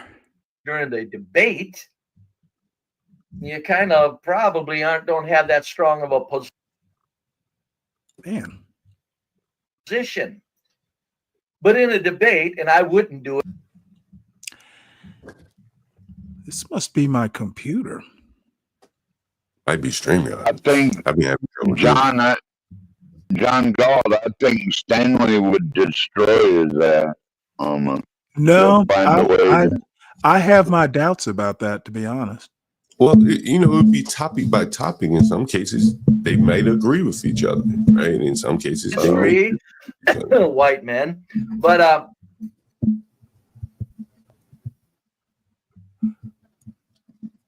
Getting a little feedback from somewhere. but he said he wouldn't debate. And implied a debate a dumbass, and I said, well, I get that, but see, here's my point. And he said he wouldn't debate without calling names, and I'm going, well, I mean, the old saying goes, if you got to call names during the debate, you kind of probably don't have that strong of a position. Yeah, well, you know what? But in What a if you do- debate, and what I if you can wouldn't do do it both? unless it was moderated, meaning no interruptions, 2 minutes, 2 minutes, 2 minutes, 2 minutes response. Yeah, no, I would not go over there and mess around. You've seen when I tried to offer him the deal of keeping his name out of my mouth, and I wouldn't say his name anymore. No, I couldn't even get that out because he kept putting me down, and him and his buddy Tom Scully. No, I'm not going to call him that. Truism started calling him that. I'm not going to call him that. Because I don't like Scully, I like that. So I take that back. But Truism Stormcrow gave him that name. But Tom Gully and him, laughing while I'm That really hurt his in the back with my hands tied. Ooh, that's real. On an intellectual basis, that's real manly there, Stanley. And Tom, boy, you guys got me good on that one. Well, never mind, my hands are tied. All I can say is manly. But in a real debate, manly and intellectual don't necessarily go hand in hand. Did he just call you a boy, Stanley? where there's time. I don't know, did He he? did. I think, well. Yeah. Well, he's 70. To him, I might be a boy. You don't get to interrupt. And when you call names, the moderator gets to say, we're not doing ad hominems. Because Stanley admitted poor thing. he will not debate without ad hominems. Ad hominems or ad hominems? It's ad hominems, isn't it? I don't use them fancy big words. I'm not a fancy speaker, folks. I don't speak fancy. I speak pretty well, considering that I don't worry about speaking fancy, but I am a real superb fancy thinker. Nah, actually, you're not. That's why I don't need fancy words. So anyway, as ad hominems, he said he wouldn't debate without them. And I'm going, well, that's not a debate. And a moderator, if he's doing his job, will disqualify you or penalize you as a referee. I don't think Stanley would still stop calling the names, meaning he would destroy the debate. Yep, I would. And then say he knows that me I'm well. still the dumbass that he has to run from. Yeah, I'm running from you. If I'm that fucked up and silly and wrong, didn't you, Stanley? and the number of people that hate me. Yeah, you know what? I understand his point of view. It's not like I have, any big. I mean, my life is not going to change either way. At least I don't think it will. Whether I debate him or not, who knows? Maybe I'll get like 1,000 followers if I debate him. But what he doesn't understand is that he is not a fancy thinker. I think sometimes if you believe that words are like tools, the right tool for the right job. So, speaking fancy is one thing, but knowing the words to use and how to use them is literally debating. So I don't, he's not thinking fancy thoughts about this debate. That's for sure. You would think, man, he would love to destroy me in front of that. And I'm the most hated man on these YouTube streets, the most hated white man. CT, John Galt, Aphrodamos, and Act Nation are kind of got the the black hatred locked. Oh, Speaking of AK Ock Nation, he did a little bit. I didn't catch it. I caught like maybe the last 20 minutes of his show overnight. He wanted to cover that Texas story, that Frisco, Texas story. And I didn't particularly, he wanted to make it racial. And like I said, it might well be, but it wasn't like, well, let me put it to you this way. I went to a pretty fancy high school that was way mostly white. There were 96 people in my graduating class, and I think 5 or 6 were black. So that's actually, 6%, roughly. So it's funny in situations like that. And these two didn't go to the same high school, by the way, but they were similar high schools in Frisco, Texas, apparently some ritzy area. In situations like that, certain types, you may wind up having more in common with your white classmates than you do some of your black classmates. That's actually, something that I ran into. Race will be a thing, but in my particular group, because they had the class divided up in groups, basically academic groups. And in my class, yeah, there'd be the odd, one liner or something, that was racial, but by and large, we all were too busy, trying to make grades, to get real knee deep in, the race stuff. But it did happen, so I'm saying this might be racial. It probably is racial, but not like, not like. Stanley. Stanley, I think you're missing a real big. Most people are probably missing a real big What issue would that here. be? It's the combination of race and class. Right. Well, I mean, that's America. Well, but I think it gets a lot more acute once you start bringing in different groups who, hell, they may be richer than the whites. Like there are a lot of Indians there. You heard Black say Black Suitified always talks about the Indians there. Man, okay, well, I'm not getting your point. I could tell you some stories that I've had in corporate America. I could tell you some stories I've had in landlord. I could tell you two in particular, one on each case. But I had a young white guy. He actually wasn't white. He maybe Native American, something like that. And he rented a room for me, and he done very well in high school and all that. And he was angry as hell. I mean, he had the world. His future was ahead of him, bro. Like he had been admitted into some school in the Northeast. I can't remember. Let's just say Harvard. But every step up made him realize how poor he was, and it made him very angry. I remember sitting down talking to the young man, and I was like, that's a personal problem. That's not like a but I guess what I'm saying is that had he gone to a school similar to his demographics, I'm talking about this guy that I knew, that I met, he probably wouldn't have been angry like that. He wouldn't have known how poor he was. His dad was a mailman, his mom like a school teacher or something. But by the fact he was smart enough to get up into the upper echelon, and he's now interacting with people who can go on vacation in Europe in the summer. He couldn't do that. I can tell you right now, I literally went to that type of school where, we were middle class, and there were plenty of people, who would go, on ski vacations over Christmas, that sort of thing. Never bothered me. Now that's Savannah, Georgia. We're talking about a big city. Right. Well, all I'm saying, you know what?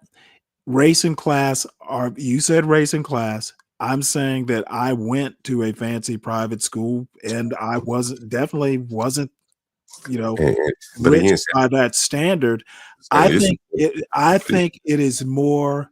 I think it is less common than you're making it out to be. Well, Stanley, you're looking at a very different Okay, I circumstance. literally said I have personal experience. Right, and I'm literally saying that you probably don't. Like, you didn't go to school that was 40% Indian, 30% white. At the time, but we had Indians and Asians there. And I bet they were in the Some of single them, digits, though. the Patels own hotels, They and probably just is in the single digits. the Chews own convenience stores. I Okay, mean, I so went to let me ask you school a with question. some. What was Well, the let percentage? me finish, please. Let me ask you a question. I don't need to hear about who Let all you me went to finish, school please. for.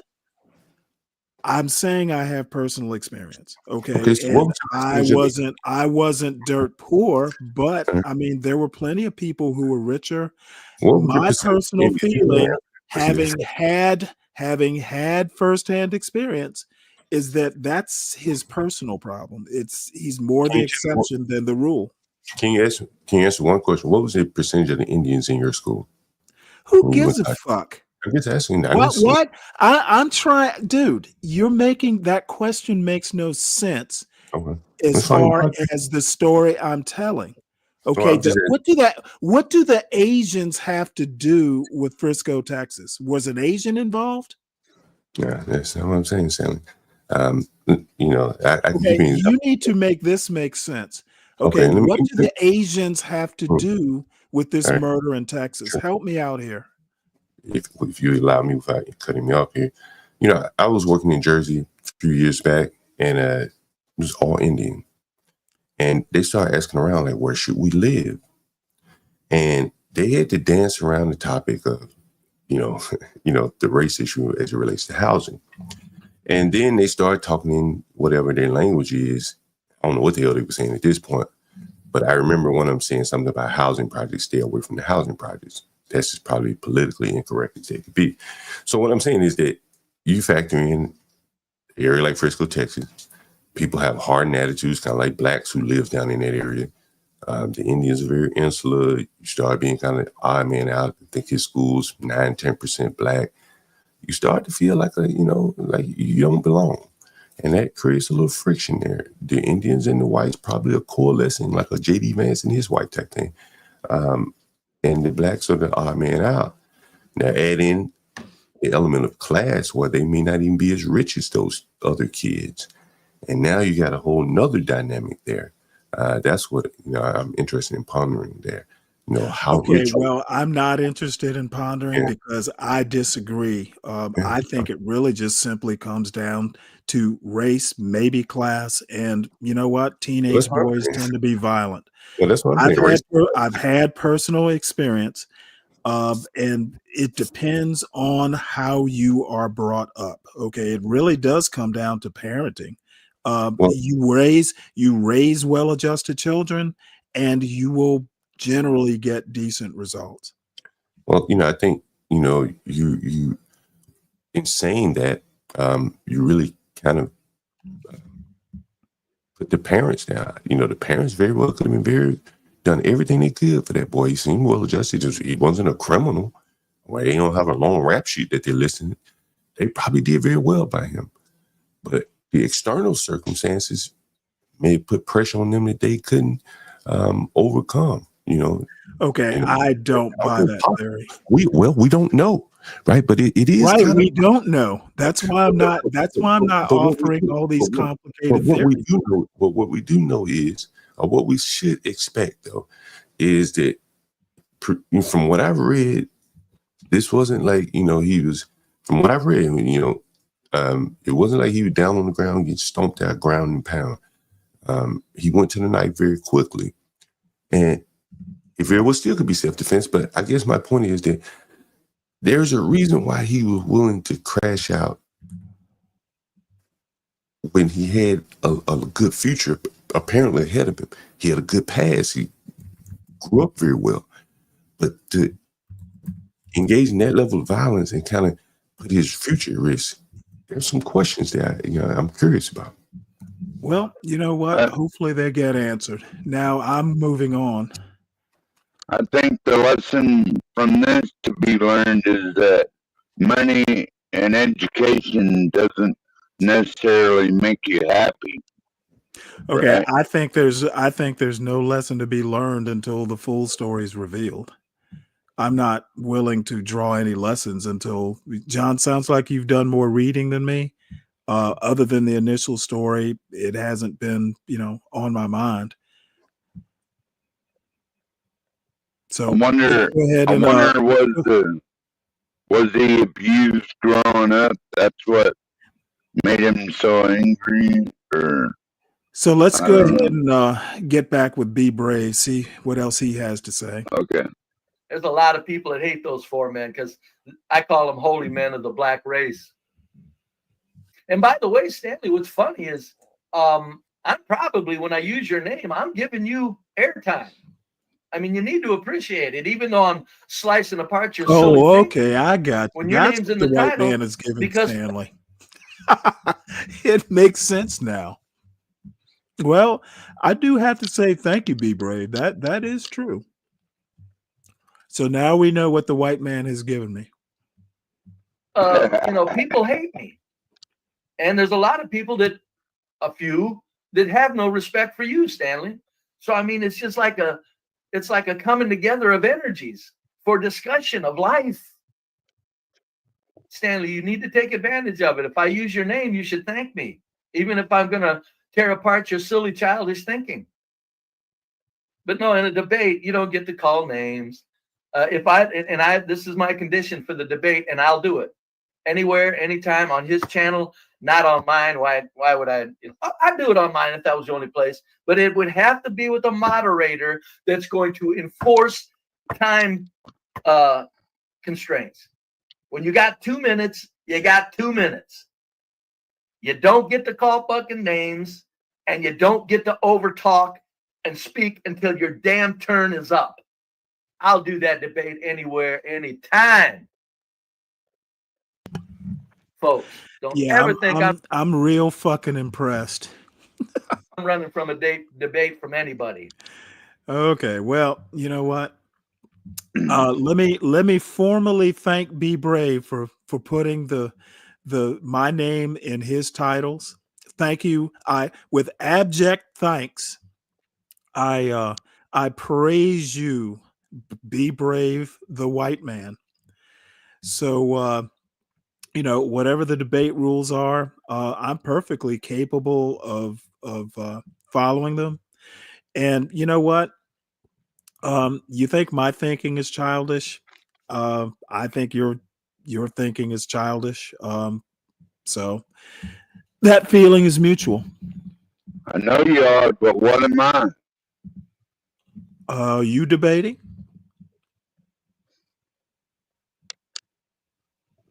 That's what it sounds like. You know, What are you doing in Brooklyn, Nas? Out in Brooklyn, we meet up.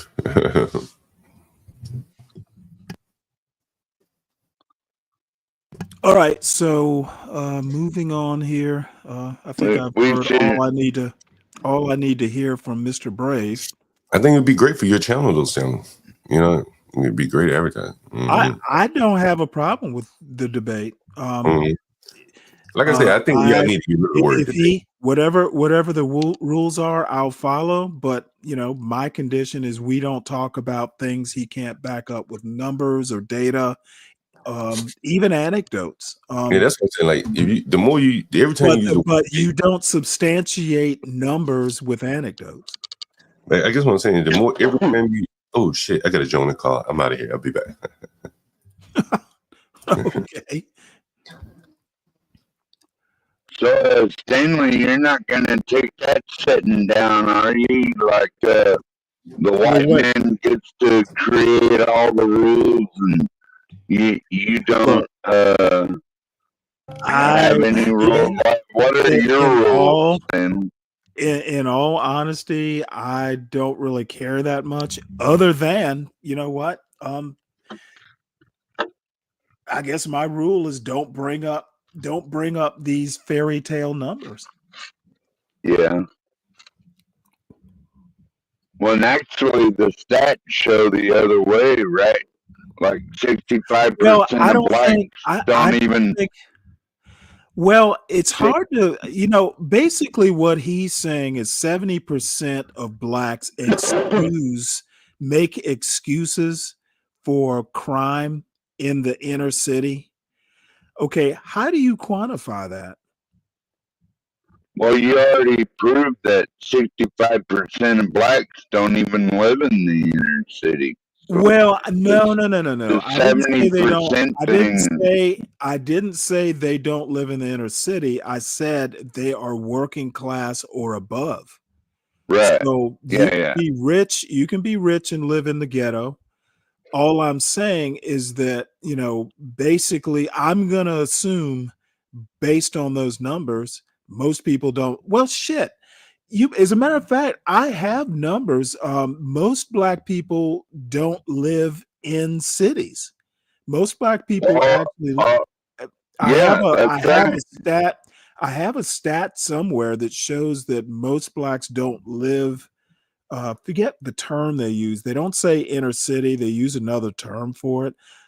Now it is a thin majority, but most black people, I can say, even though it's a thin majority, don't live even in cities, let alone the inner city. So, Well, I know that the black people out here, they're hardworking, they stay to themselves, and they're right. pretty nice people, My only point is that there's no way to quantify who's making excuses. And to be honest with you, my anecdote is I've literally never been in the ghetto.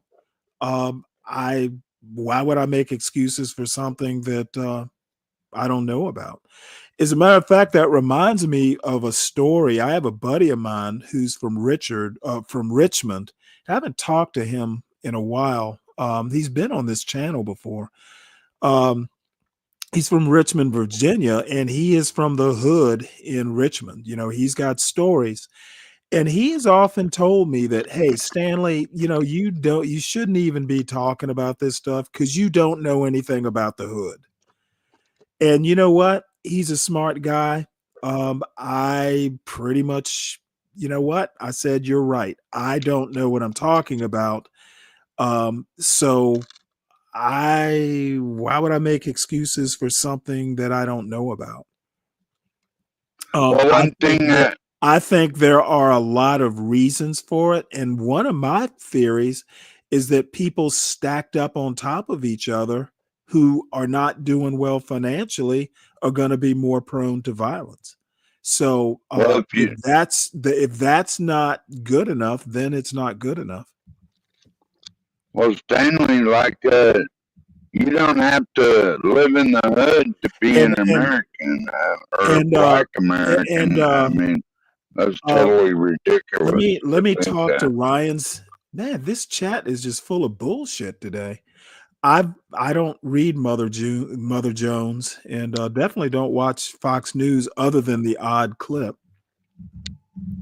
They're all odd, Stanley.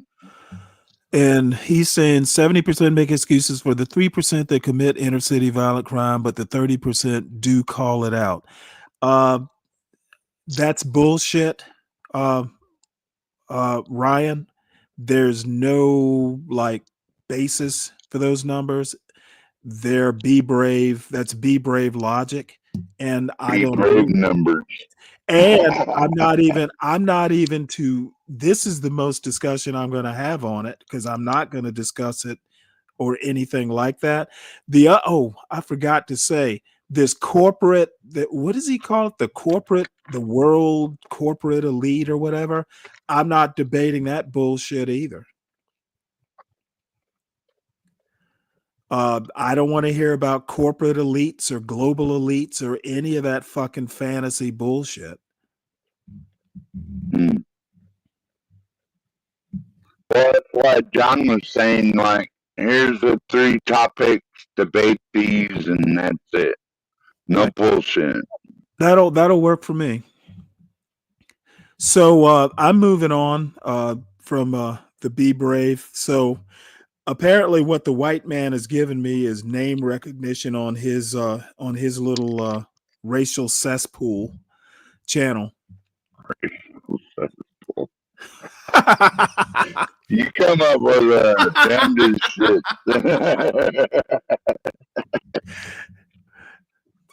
That might be tomorrow's show title. Racist cesspool. That's funny as hell. So over the weekend, I was talking with somebody on this political Discord I'm on. It was Fred, actually. I don't know if Fred's in the audience. Oh, Discord. Well, I'm really only on one. Like, I'm on several Discords, but there's really only one that has activity. I hardly ever go there. That is a cesspool. Discord is a No, cesspool.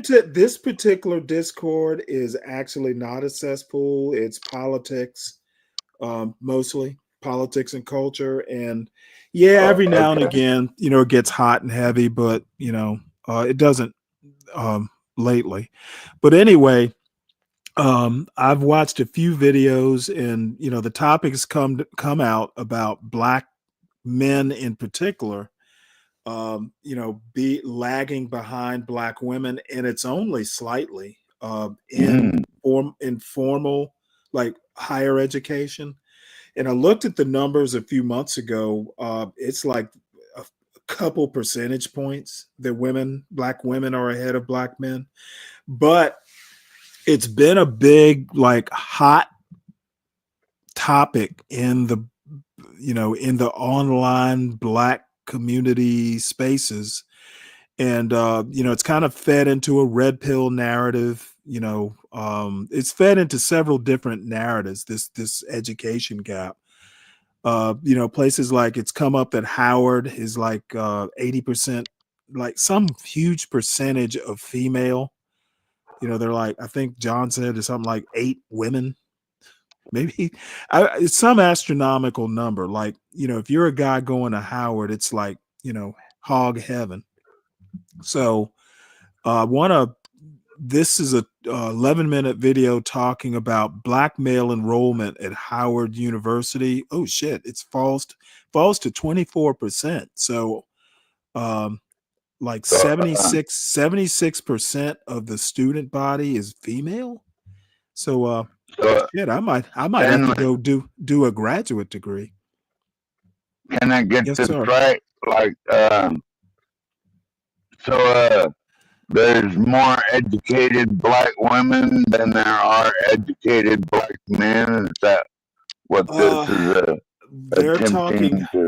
They're talking higher education. So, it Right, depends right. on your definition of educated. Educated can be many, many things. But they're talking, this particular video is Howard University, and they're talking about black male enrollment. Basically, there is a slight gap in degreed black women versus black men. So let's hear this. And then there's another video that Yvette Carnell did that's long, and I didn't screen it, so I'm not sure what we're going to do with it just yet. We're definitely not going to listen to the whole thing. Are not attending college, and this is a horrendous trend. The number of black men at four-year colleges has plummeted, and at Howard University, there are as many non-black students as there are black men. While Torre made a completely legitimate point about the accumulation of black wealth. Oh, that's Kimberly Foster. Suffers She's a Harvard when graduate. Black men choose not to go to college. Just like clockwork, we get a conversation every so often about why are black men underrepresented on college campuses. As a college educated man myself, I think it's a fair question to ask. But of course, let's stop kidding ourselves. Because do you really care? This guy is older than me. Not He's particularly. not radically older than me. He's older than me, and I have watched this guy for years. I've watched this guy for decades. Why are you, after all these years, this is a black American man. This is a black American man. After all these years, why are you, Torre, suddenly concerned about the education, the higher education in particular of black men and boys? Why are you concerned? Howard is just 19% black men. There's an array of reasons why this is happening, but the number one thing sociologists point to is something they call the belief gap, that a lot of young black men don't believe that they can or should be able to handle college intellectually or financially. Let's be honest, a reason why a growing number of young people altogether, not just black men, aren't going to college is because the cost of college is exploding. And this is in comparison to other countries where if you have that spark in your eye, they'll fund you going to college on a great scale, or better yet, college is comparable to high school fees. But when we had our ray of light as black men, it was my brother's keeper that was going to even the odds, if you will. And what happened to that? Well, even if black men were disadvantaged, some said we still have to make way for the girls. Guys, college is a critical part of gaining the intellectual skills you need to get into the middle class. Black women have known for years and years that they need degrees to overcome racism and misogyny and get as far as they can in life. And they have become the most educated demographic in the country. I'm not sure if person with non-black wife is. But leaving black men out of that trend means a lot of potential wealth that could go into the black community. Because if families are the building blocks of societies and communities,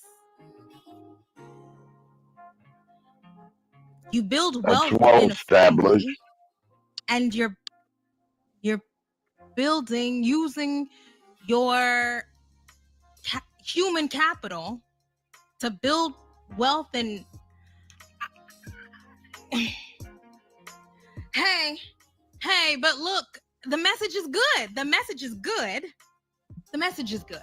They have become the most educated demographic in the country, but leaving black men out of that trend means a lot of potential wealth that could go into the black community won't go into the black community, because people who could have become middle-class professionals and intellectuals will not be able to make that leap. Putting aside the flack that Barack Obama gets for not doing anything in the black community, specifically for black people, I happen to agree with that quite a bit. He did see a need to have an initiative for young boys that are disadvantaged. I think he saw something on the horizon. So when he tried, President Obama, to do the My Brother's Keeper initiative, he knew that a country without motivated, strong, ambitious young men is headed in a very difficult direction. Democrats talk about black men, those who are put on those billion-dollar platforms. Those black people, when they talk about black men, black boys, black male youth, they are not talking about black boys, black men, black male youth from a place of a genuine, authentic commitment and concern. Keep them barefooted and pregnant. Barefoot, the old saying they had, keep them barefooted in the winter and pregnant in the summer. Y'all better stop complaining about the era where women didn't work. Work saved. I want to make one point that Deacon Dave brings up. I'm sorry, not Deacon Dave, Ghetto. I actually, if you're looking to the schools to keep your kids motivated, yeah, of course schools have, some place, but it's all parenting. And no, I refuse to buy into it that it's K through 12 education's fault that black men aren't going to college. It's a parenting problem. So blame the schools if you must. Now, this I actually do know something about because I've got a son who's in an elite college. Okay, I was engaging with the school telling the school what our goals were and what we needed to achieve those goals. If the parent isn't in that school managing this sort of stuff, even if it's indirectly, if you're not engaged with the teachers and the guidance counselor, then that's a problem. So depending on an institution to raise your child or motivate your child, I think that that's an iffy proposition. What's I up, want to Dave? address his reverse course. It's not going to reverse. We passed critical mass. And the best thing to do at this point is just let it burn. Let it burn. Because what rises from the ashes can be better than the original. Okay, well, once again, institutions are there, but institutions don't raise kids. So let what burn?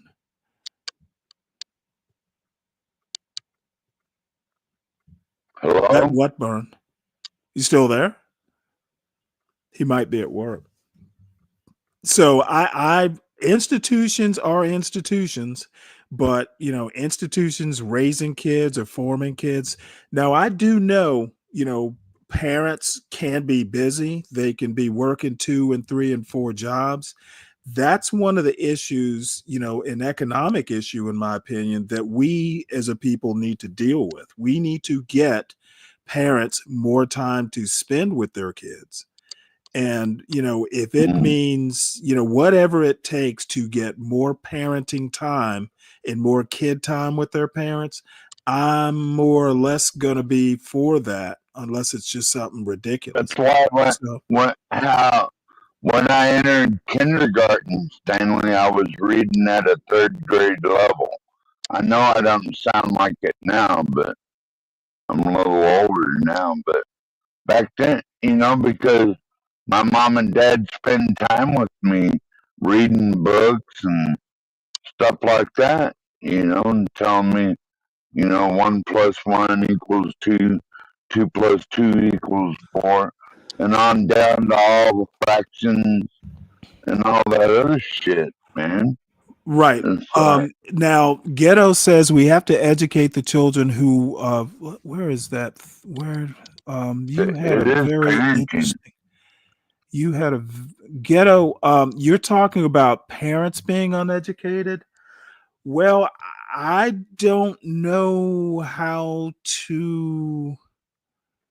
I mean, there are plenty of people who send their kids to college who, are uneducated. So, I mean, uneducated does. I mean, I think I think that a parent, even if they're unlettered, even if they don't have like a high school diploma, you can have goals for your kids, and that lack of education doesn't preclude you from preparing your kids for college. Now, I might be a little pie in the sky. You could accuse me of that, and I would have to take that criticism. But, I think the first step to education is knowing that you're uneducated. If you don't have the resources, you might have the money to hire tutors or what have you. Um, so I think there are ways around, parents not really having, a solid education. So you might disagree. You've been disagreeing all morning, so it wouldn't surprise me. We can disagree all you want, but education is kind of a choice. I mean, there's all kinds of volunteer programs to help them get remedial classes and things like that. Kind of like AmeriCorps, Stanley, that goes around doing after school programs and teaching kids to be vigilant and not up there smoking dope and all that other shit, right? Right. I mean, it's a choice at this point to me. Saved us. So the barefoot meant they didn't want y'all having shoes? What that mean, barefoot? Where you gonna go and snow on the ground? You Yeah, have it's any a choice, shoes? folks, man. They This don't is want to why make black that women choice. are so independent. Our grandmothers made us rebellious. So they had the power to give y'all shoes or not give you And shoes. Stanley, in I'm other talking about words. the black They went community. on. It's They went over, on with. bro. Over. I'm saying that way before John said it. John's showing you evidence that it's over. I've Okay, been I saying don't that think. it's over. I It's think fucking John. over. I think John is showing anecdotal evidence.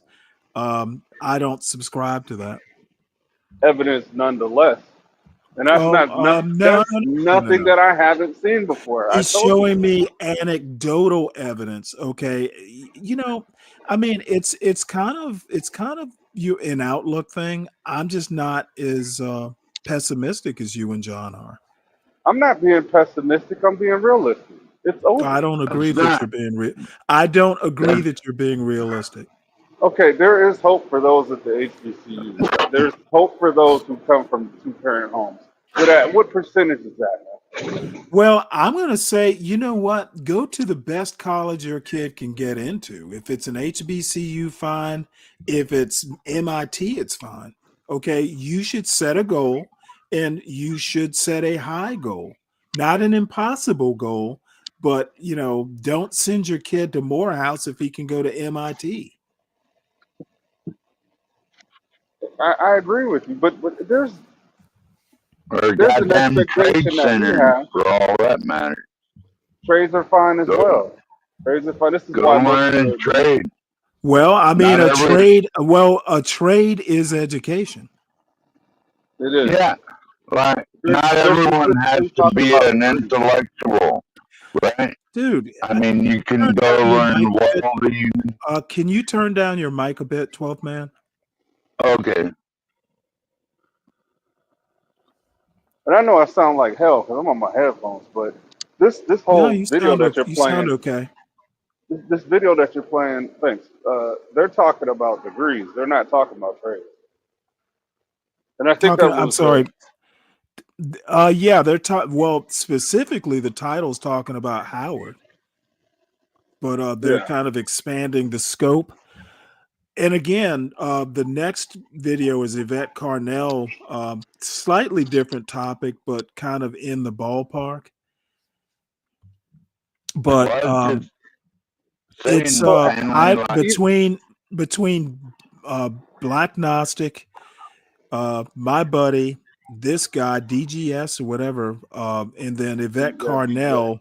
The big thing in the Black community that we're talking about is Black male victimhood. Hold on, 12 man. Look, Which, I gotta ask Stanley something. So that? this whole video is about Howard. So I can Yeah, use well, anecdotal evidence. supposedly This isn't the all title HBCU. the title is Howard. They haven't really touched that much on it though. So it's anecdotal. Of course. Okay. Well, I'm just saying I never said it was like a scientific thing. Not everyone has to be an intellectual or one of these quote unquote higher educated motherfuckers. Some people are made That's to build obvious because that's pour obvious. concrete and That's shit like obvious. Oh, that's obvious because most people aren't. Yeah. Right. Only one working. That's why they didn't want you to work. You ran house an old slash with they wasn't even in style, didn't you? So y'all wouldn't have shoes and clothes if they didn't give it to you. You asked for, I need some money for another dress. Boy, then you already got hanging in the closet. Been there 10 or 15 years out of style. So when the men say their granddaddy brought their grandma everything she wanted, they really meant everything he wanted her to have. These testimonials are so important to history. You want some money for some makeup or something for your hair, you don't need it. Yeah. So that's when I heard them telling women that I said, I'm getting me a job. People fantasizing about that old love don't know that what the women had to go through, it wasn't as great as you think. Barefoot equals financial A word. 6,100 likes. This is how guys want us now. Ain't no way we're going to. Is that true, Dave? Is that how you want your women? What, barefoot? What, Barefoot and financially dependent. You get one side of this whole argument. I don't give a fuck what they got to say. If they didn't like it, they could have left. Oh wow. That's how I am at this point, because you can sit up here and your whole opinion is changed based on what some broad told you. You don't know what kind of broad she is. You're just listening to women. Well, Sin Sin has a Sin 7 Sin has a question for you. What about the idea of a moratorium of, I guess she means black male births until a reset can happen? That's funny. You know what? That might be a show title. There you go. There you go. Now I'm saying it's over as far as these people. They're just gonna keep lying to themselves. They're not striving. You can give somebody a roadmap on how to be completely successful in life. They'll come up with 1,000 reasons why they shouldn't do it. Well, all I have to say why is they I don't can't do share. I don't share your negativity. I'm not a motivational speaker, but I've showed people ways to success. Oh And no, I swear to God, that is the hardest uphill battle. That is going to be a show title. I'm not a motivational speaker. Thank you, Dave. That's tomorrow's title.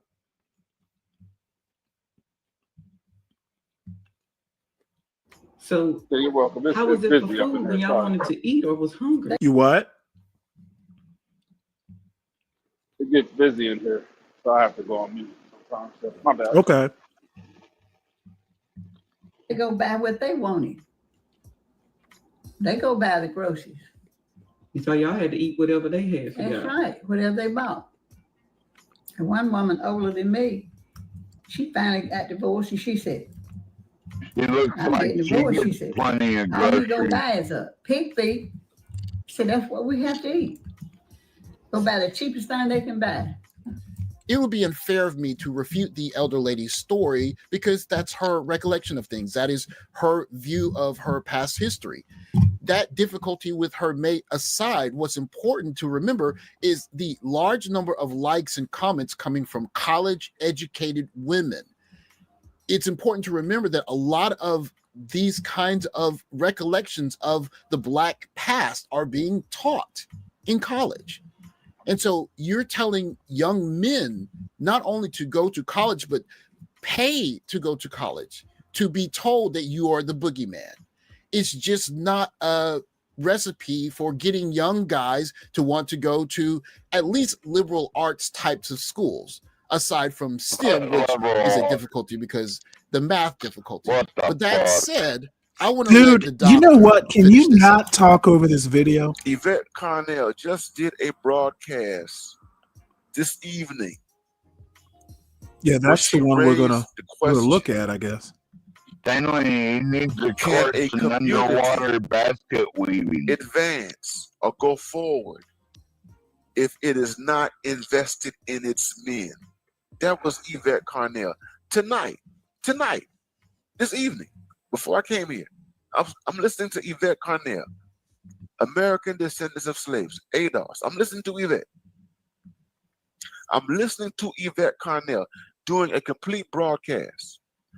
Can a community go forward that does not have any value for its men? Can a community go forward which has abandoned its men? And I'm going to add its men and boys. Many Black men who express the greatest hostility towards the white male power structure are often eager to gain access to that power. Their expressions of rage and anger are less a critique of white male patriarchal social order and more a reaction against the fact that they have not been allowed full participation in the power game. For a couple of $1,000s a month, you too, as a young man, can go to school and be told, even though you're 19% of the people on campus, that you have aspirations of this. Is it any wonder why fewer and fewer young men, and specifically Black men, are working their butts off to go to college? despite the cost and the difficulty in disparity of young ladies versus men on college campuses, there's also the fact that you're essentially going to be told that even though you're in the minority of people on the campus, that you're a patriarchal overlord that is oppressing other young ladies on that campus. That's just not a recipe to get young men to want to go to college, even if it is better for them in the long run. Simply put, if you got to go into debt in order to learn that you're the reason why everything is screwed up in the first place, that's just enough. Okay, let me go ahead and stop there. I think that's rhetoric. Nobody's teaching that shit. And the other thing, if you have to go into debt to go to college, you probably shouldn't be going to college. That's right. If They you burn their if you bras in cannot college. if you got to go into a huge amount of debt to do it, go to a community college, or some school. way, the military, or just some way to finance it. Right. Coming out of college with a huge debt is just an anchor. And going to a name brand school, if that's the goal, you really need to be able to finance it. And quite frankly, you should know that you want to go to one of these schools before you even get to high school, and do your grades accordingly. If you're a C student coming out of high school, don't expect to go to Harvard. Yeah, or the Navy for that matter. I hear they do the background checks too to see what your high school was. Okay, And all that God shit. damn it. You know what? I don't know whether you are just trolling this morning, Ghetto, or what. Okay, the elders, do all elders live in drug-infested communities full of gang activity? I've got an 81-year-old father. I've got older relatives. Nobody I fucking know lives in drug-infested gangland territory. So no, I don't care. If I had to, I would. So no. Okay, I am not one of these. You know what? I'm gonna be blunt. I'm not one of these I am my brother's keeper niggas. Okay. If you are Ghetto, that is on you, and more power to you. I'm not one of them. If I don't know you, if I don't know you, I'm not going to feel guilty about where you live. Yeah, it's a choice, Stanley. I don't care. To I live where don't they even live. care. I don't care whether it's a choice. I don't care whether it's forced. I don't have control over it. Okay. No And this one laying forces anyone. laying awake at night, worrying over the black people in the hood, I'm not gonna do. No one forces anyone to live in the ghetto. It's just And Dolomite, why don't that's you the bring way your it is. dumb ass up here? I'm between you and his ghetto point of view, both of you are just coming off as unserious with some of these comments.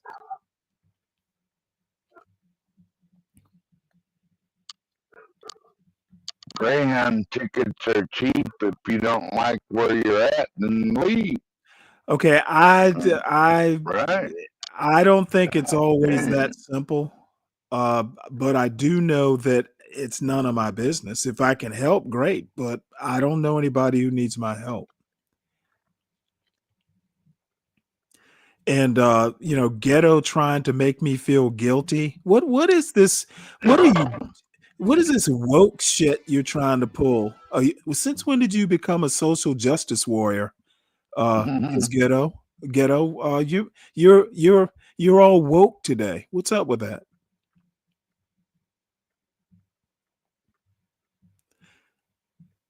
But I guess let's see here. But Stanley, it literally is that simple. Like if I you don't don't like think it's where I you don't live, think Let me just say this. it's I don't easy think to leave. I don't think it's literally that simple. No one is constricting anyone to the ghetto. That's the lifestyle they choose, man. I Plain and think simple. I think you have no clue what you're talking about. Oh, of course I do. Okay. I lived in the ghetto before, and you know what? I loved it. Uh-huh. Easy. Okay. So this is the video that guy was talking about in the video before. This is Yvette Carnell. And the title of this is Can a Group Outrun Its Men or Replace Them, I guess. So let's see what she has to say. And this is like almost 2 hours long, so we won't be listening to, a lot of it. But let's see what her opening premise is. That these are things that you should not have to discuss amongst, and I'm not going to stay here long because these are things that you just should not have to discuss amongst people. These are things that we should know. There are some things that we have been here long enough and we have had enough time that there are some things that we should know that we obviously don't know. And that, ladies and gentlemen, that becomes a problem. Now, there was a whole lot of hooping and hollering. And I'm not going to get into it because I've done it 10 times. But since this is finished, let's just come and here and just put a nice little nail in the coffin. We had the California splinter off from the ADOS movement and everything that we built and say, we will take it from here. Not going to stay here long because it doesn't matter anymore. You squandered the whole moment, you idiots. Sorry. Listen, it's harder now. That's what I'm telling you. After what happened, they splintered. They didn't have the momentum. They didn't have the juice. They didn't have any of that. It's going to be hard. Those of you all who don't know what I'm talking about, Assemblyman S.A. Lee, or whatever his name is, was supposed to be the savior for the California splinters, the California reparations people who went over there. They were supposed to be the savior for these people because these people said we could not work with the California Black Caucus. We could not work with them. They were shouting names at the people saying, you're going to have to pay us. You're going to have to do this. You're going to have to do that. Now, I will tell you something. As someone who has been called a lot of names, you feel a way after that. That's not the way you do politics. You may say, hey, I don't like. Oh, by the way, she's a Howard graduate. I'm going to give this a couple seconds more and then skip ahead. I want to hear where she's talking about the way the this men was handled. stuff. And a lot of you need to let those lies go too. Just before we, I just don't listen to women talking. I don't know. It was all their fault. Not my They thing. just reneged at the end. Some of Oh wow, your wife must feel real must feel the yeah. Well, I was gonna say like she must love your attention. Yeah, when I'm there, she's very affectionate, but I let her talk just for the giggles. Trying to get I let her listen to talk. No, I'm just playing. Wow. Okay. Some of us know a little bit about what happened, and that's not what happened. So part of what has to happen now, too, is that some of y'all got to stop lying about how you were doing great politics, and at the end, everything just fall apart. None of it was your fault. Let me tell you something. Part of leadership and part of Hey, politics Stanley, sorry. Let me say something. Yep. All right, so you know that Church of God in Christ doesn't really, or they shouldn't. I forget. It's in the Bible where women don't talk. Whatever. They're not allowed to preach. It's kind of based off of that, man. So what am I going to learn from listening to this? That should be the first question. I don't like Well, let me go ahead and comment on that. I'm not sure how you learn. So you specifically not learning from this, again, is not my concern. I ain't listening to no black woman or white woman preach. Do you need a They do you ain't need a preaching to me. Okay, well, who's holding you hostage?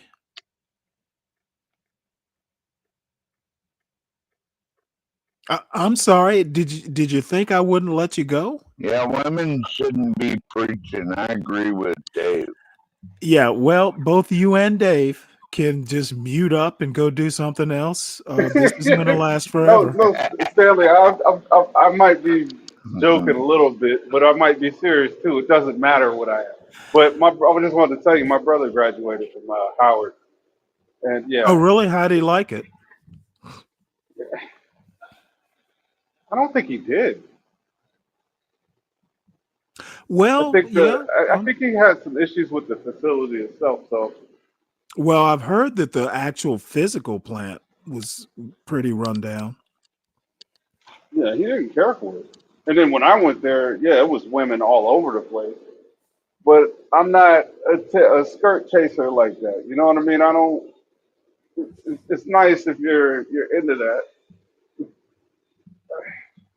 I don't know. I know what I liked a long time ago, and I'm not impressed by like store-bought hair. When I'm a just not. woman preaches, when a woman preaches, Oh, she good better God. have a You know, robe on. who knew this was going to be the Red Pill of the Day show?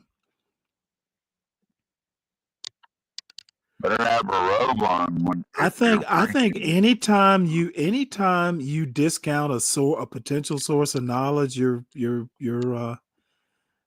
kind of shortchanging yourself. And ghetto She's point of not view, I don't saying know. we don't already know, Stanley. We Okay, well already then, know this like I shit. said, I'm not moving on. I want to listen to it. You not wanting to listen to it isn't going to deter me from listening to it. Is that what you're hoping to do? You want me to stop I listening think and you move said on? something earlier. You said something earlier. Maybe want to give you a lot of shit for that. You Well, want hold on one women second. telling Let you me what to address. do? Man, this is Troll Monday. Ghetto. I do not watch MSNBC.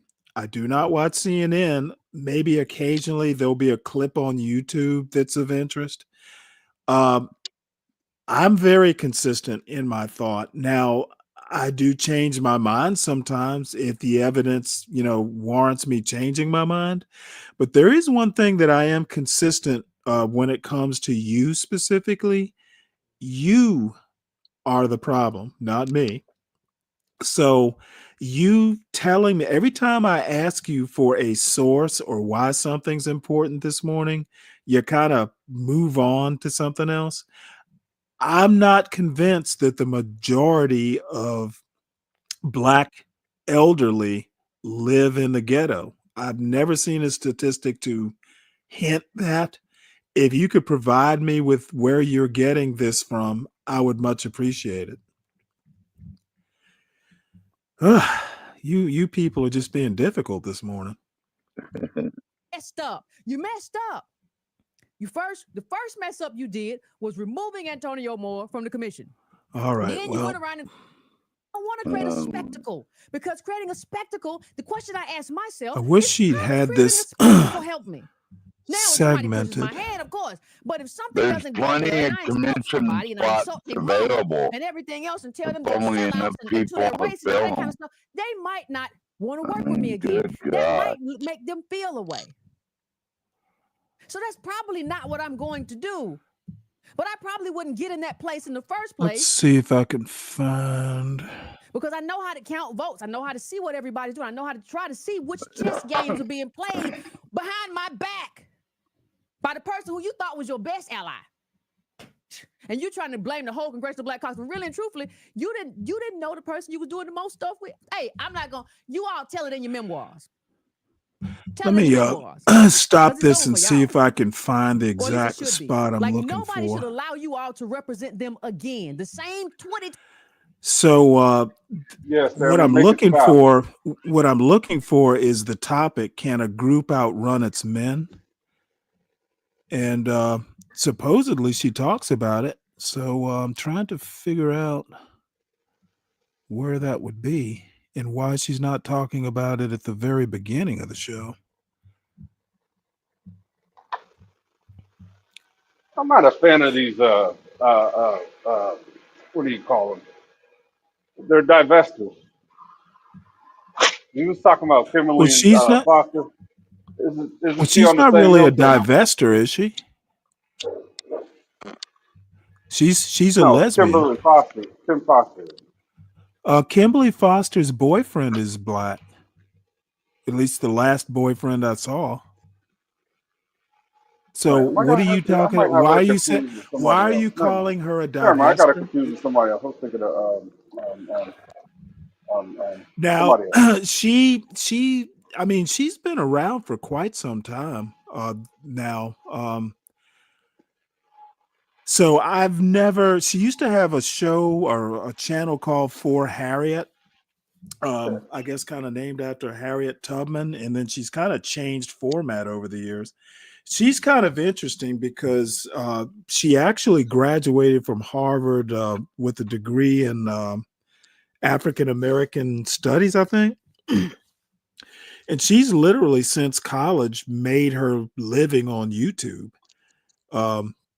So, she's done well for herself just on YouTube. I don't know how she got started in it, but she's been very scientific about it. But no, I don't think she's married. I don't keep up with her that closely, but I do know that whatever man she had was black. Yvette Cornell? Are you talking about Yvette Cornell? No, I'm talking about Kimberly Foster. Oh, okay. Yvette Cornell, is she a lesbian? Yes. Okay. I'm about to say she definitely looks like me.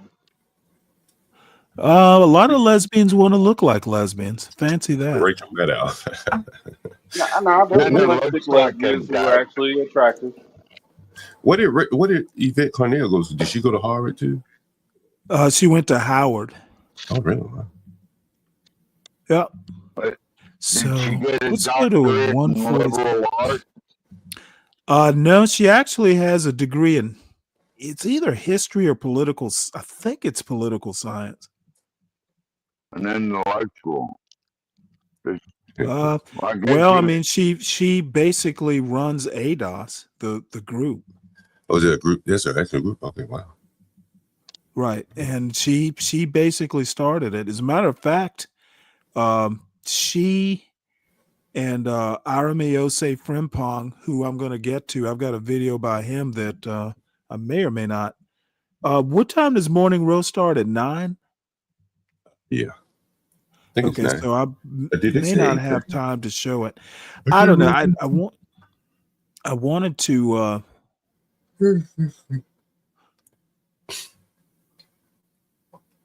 What time do we do? 9 o'clock Eastern time. No, they saying 8:30. Oh, is it? That's getting pretty close, isn't it? Actually, not. Let me look on here. University asked, we do. No, they had it. Okay, well, they have it scheduled for 9. I'm looking at the schedule here. Yeah, I think University asked, we do at 8:30. I guess they want to start it early. They're raring to go with the anti-black shit. Oh no, this was a couple of days ago. Now I don't think it's gonna be anti-black. I mean, most of our times him be anti-black. University is much more into the relationships, the social dynamics there. So we have a few topics. Anti-black. Oh, it's either anti-black or anti-woman. I'm sorry. I can tell you that's a subjective term. Anti-black. Oh, absolutely. Oh, hey. I didn't say I was being objective. Your opinion, bro. Man, oh no, absolutely. Hey, did you think I was stating facts? It's my opinion, of course. I can't believe you think that the show is anti-black or anti-woman. Shit. Have you ever heard Universal Jones? I don't take him as anti-woman though. Yeah, it's 8:30. It's gonna be 8:30. Well, that's because you agree with a lot of it. Well, I'm not really a relationship type guy, in terms of talk about it. But he doesn't seem like he doesn't say anything that I'm like, oh my God, like he's not that manosphere type guy. He doesn't talk about just body counts and that kind of stuff. I kind of find I don't want to listen to it. It doesn't interest me. Well, but, I hear a whole lot of women. I hear a whole lot of women ain't shit. Really? Philosophy or relationships. His skew is black women ain't shit. I don't. I guess I don't take that from him, but every man's taking. Well, I do. I think that he talks about more, from my state, right? In my opinion, he talks about more or less kind of the dynamics with the ratios being so skewed and the expectations being kind of skewed just the same. That's kind of what I take from him, but that's just me. I understand all that. What expectations? And again, I've been out of this game for 25 years. So I may not be the best opinion.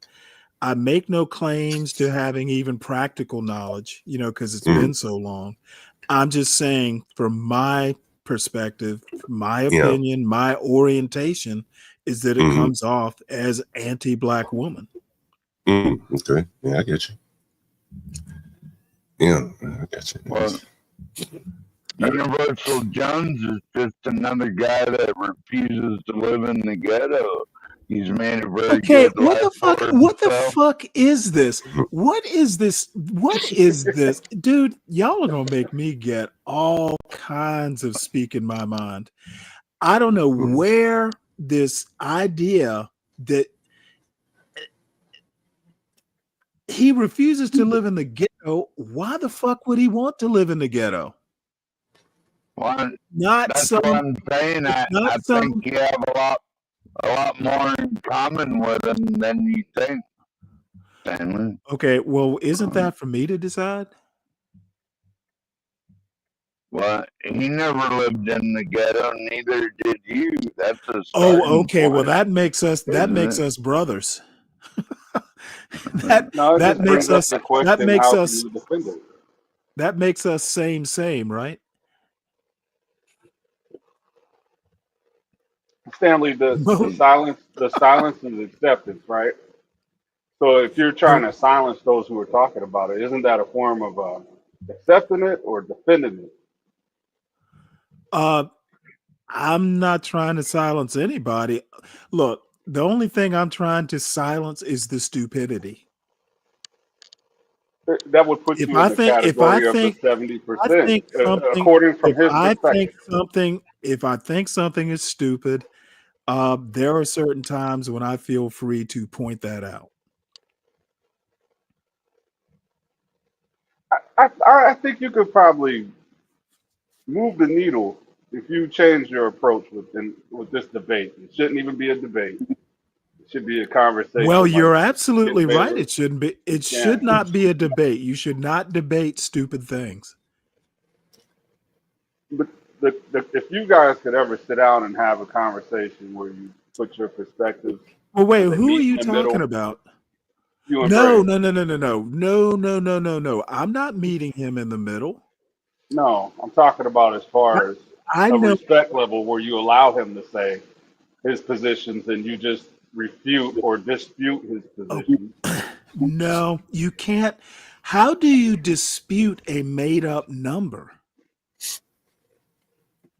If you let him I have, dude. qualify it, Well, you maybe won't you accept don't the know. premise of it. Maybe You you won't. don't know. Maybe you don't know this. Be Brave and I have been going round and round on that number for 6 months. Let There's me a ask you this spark question, there. Stanley. That's what I'm saying. Let me ask you this question, Deacon Dave, Stanley. 12 minutes if you want to answer. Brave says 70%. Is there a number? I can Is say there a more number than that makes 51%. this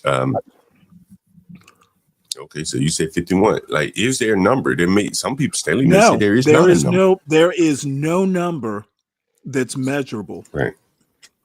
He's saying So 70% of blacks are making an excuse. How do you measure that?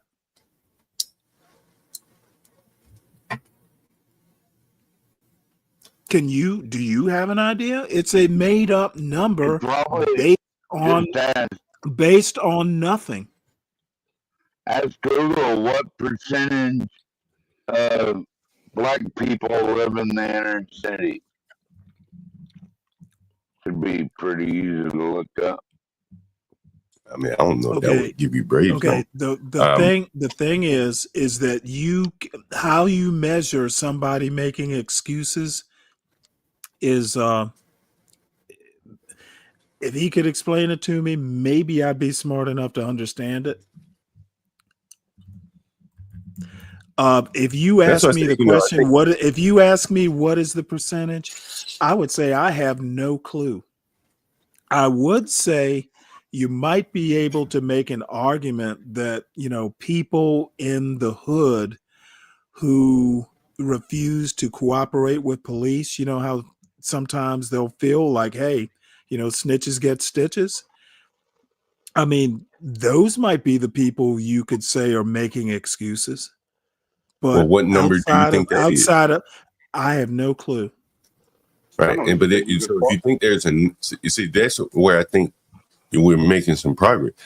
No, I don't Clearly, think we're there's a making percentage progress greater at than all, zero. because like I said, Well, you might be able to say they're making excuses. Other people would say, nah, they're protecting their ass. So it's more But what survival do you, instead of making excuses. well, what do you think? Well, if you know, okay, then that's fine. If you think there's a percentage of people that are saving their ass, then what percentage do you think that is? I don't know. I don't have the kind of I don't have the kind of experience that would even let me make an educated guess. I'm not familiar. With that being said, why do you shut I'm it not down? familiar with the environments. Then why do you shut it But down? at this point, Because I don't suffer fool. Let me answer Dave's question. That's a good question. That's a good question. Dave, I do not suffer fools gladly is why I shut it down. It's a great cliche. And you know what? In my case, let's put it in your face and let you in my respond. case, it is lived reality. I live by that cliche then. That's your a priori. What? But no, it's the way. Said, it's the way I conduct business. If I think something is silly, I more than likely don't want to discuss it. You just admitted to forming your opinion based off of what your personal experience. That's fine. Exactly. So you're just saying that you just don't respect him as a man. That's what you're saying. Exactly. Well, wait, hold it. Respect him as a man. Yeah, because that's his personal experience. Okay, where the fuck does respecting him as a man you base your position off of your personal experience. Okay, and you want me to respect that, but you can't respect another man based on his. You are literally over talking. You are literally over talking me and taking this way out of proportion. I think his opinion on the sociology of the hood is way off. Now, there are other things he and I agree on.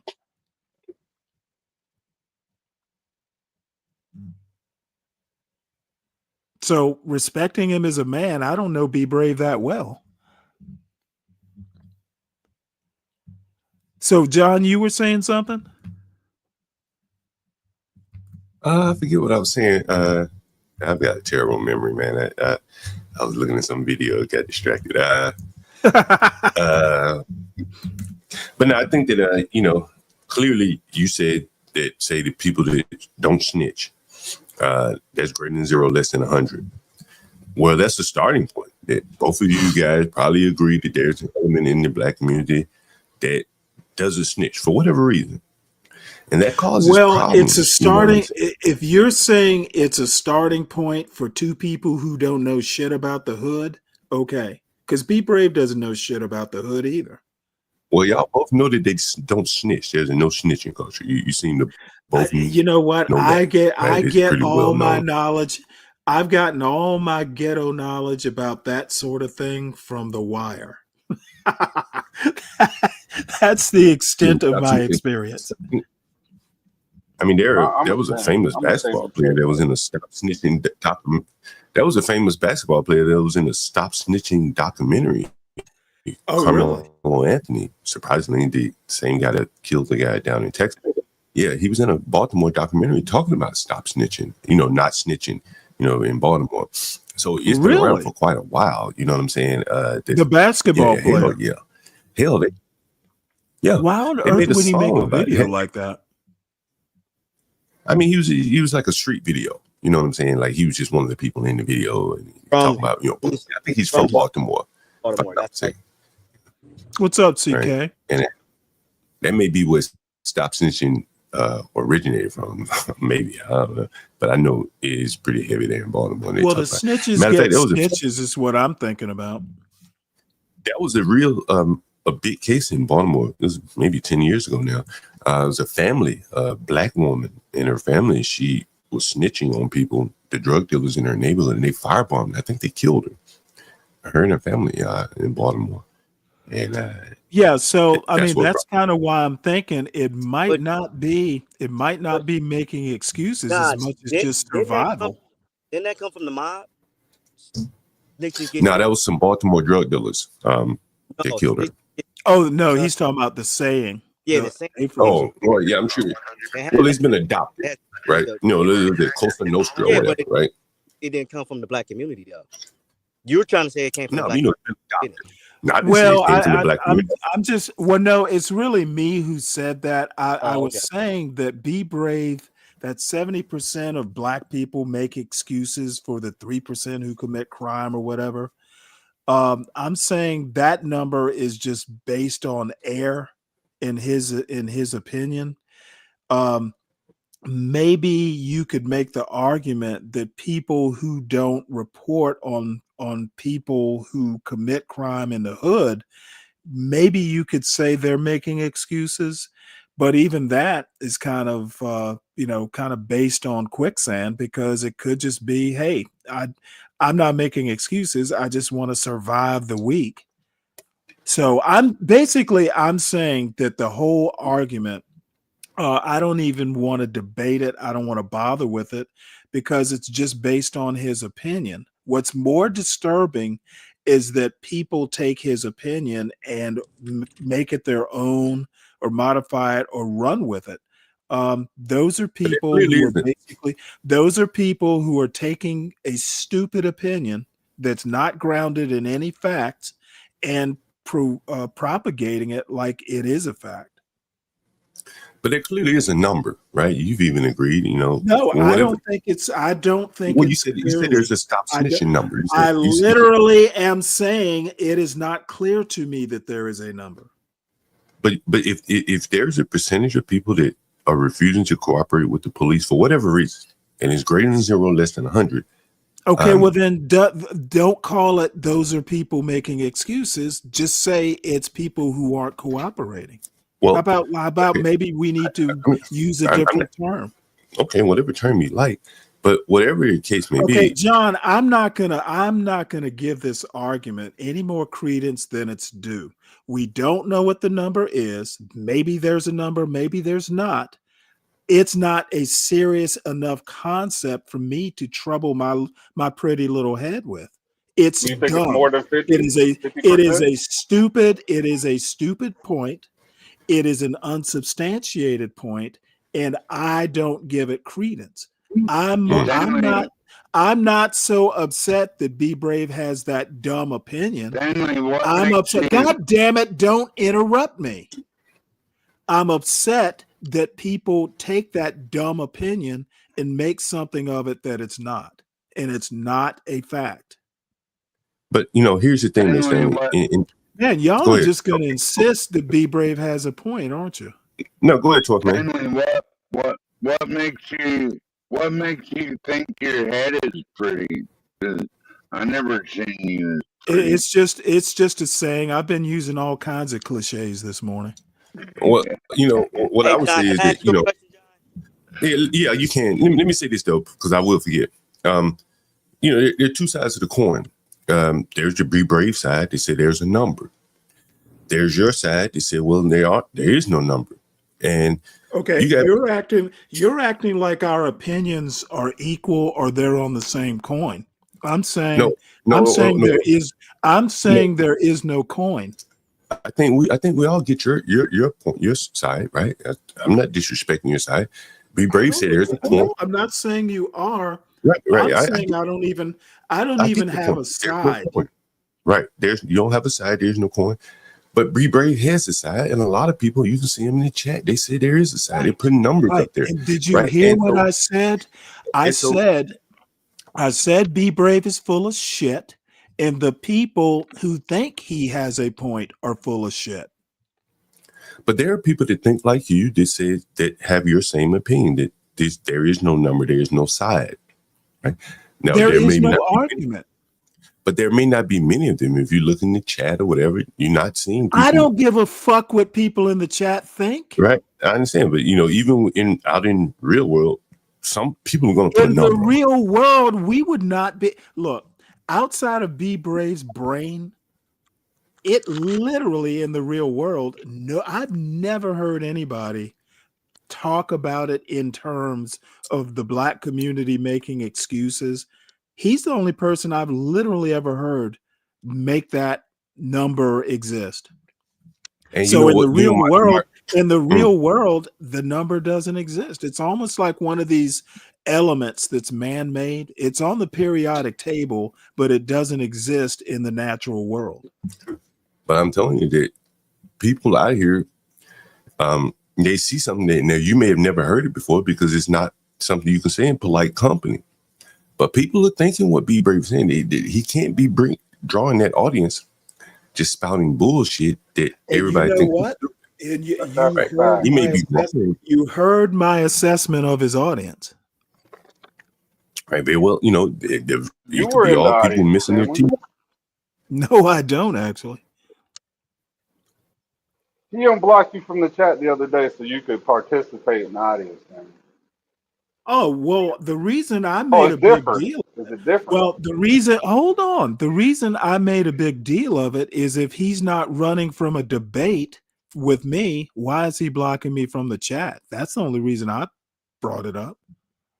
You were blocked for If he's so not afraid of me, why is he blocking me from the chat? That's literally the only reason I brought it up.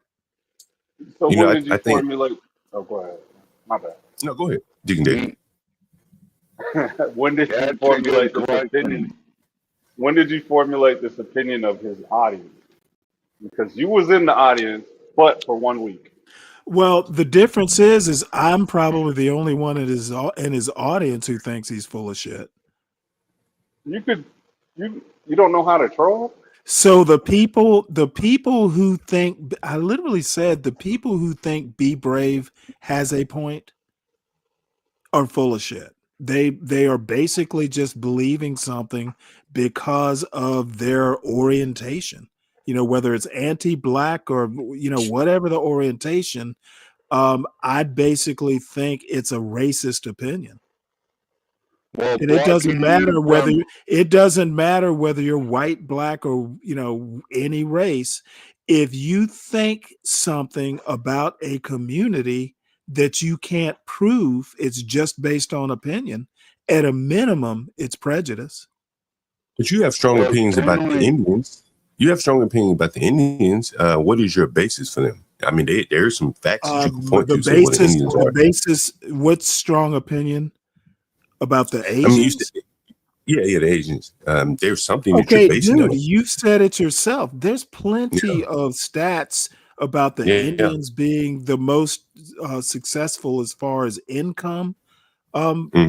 There's plenty. Business owner. I mean, if I go and look at Georgia Tech, the majority of their student body is Asian. Right. If you go to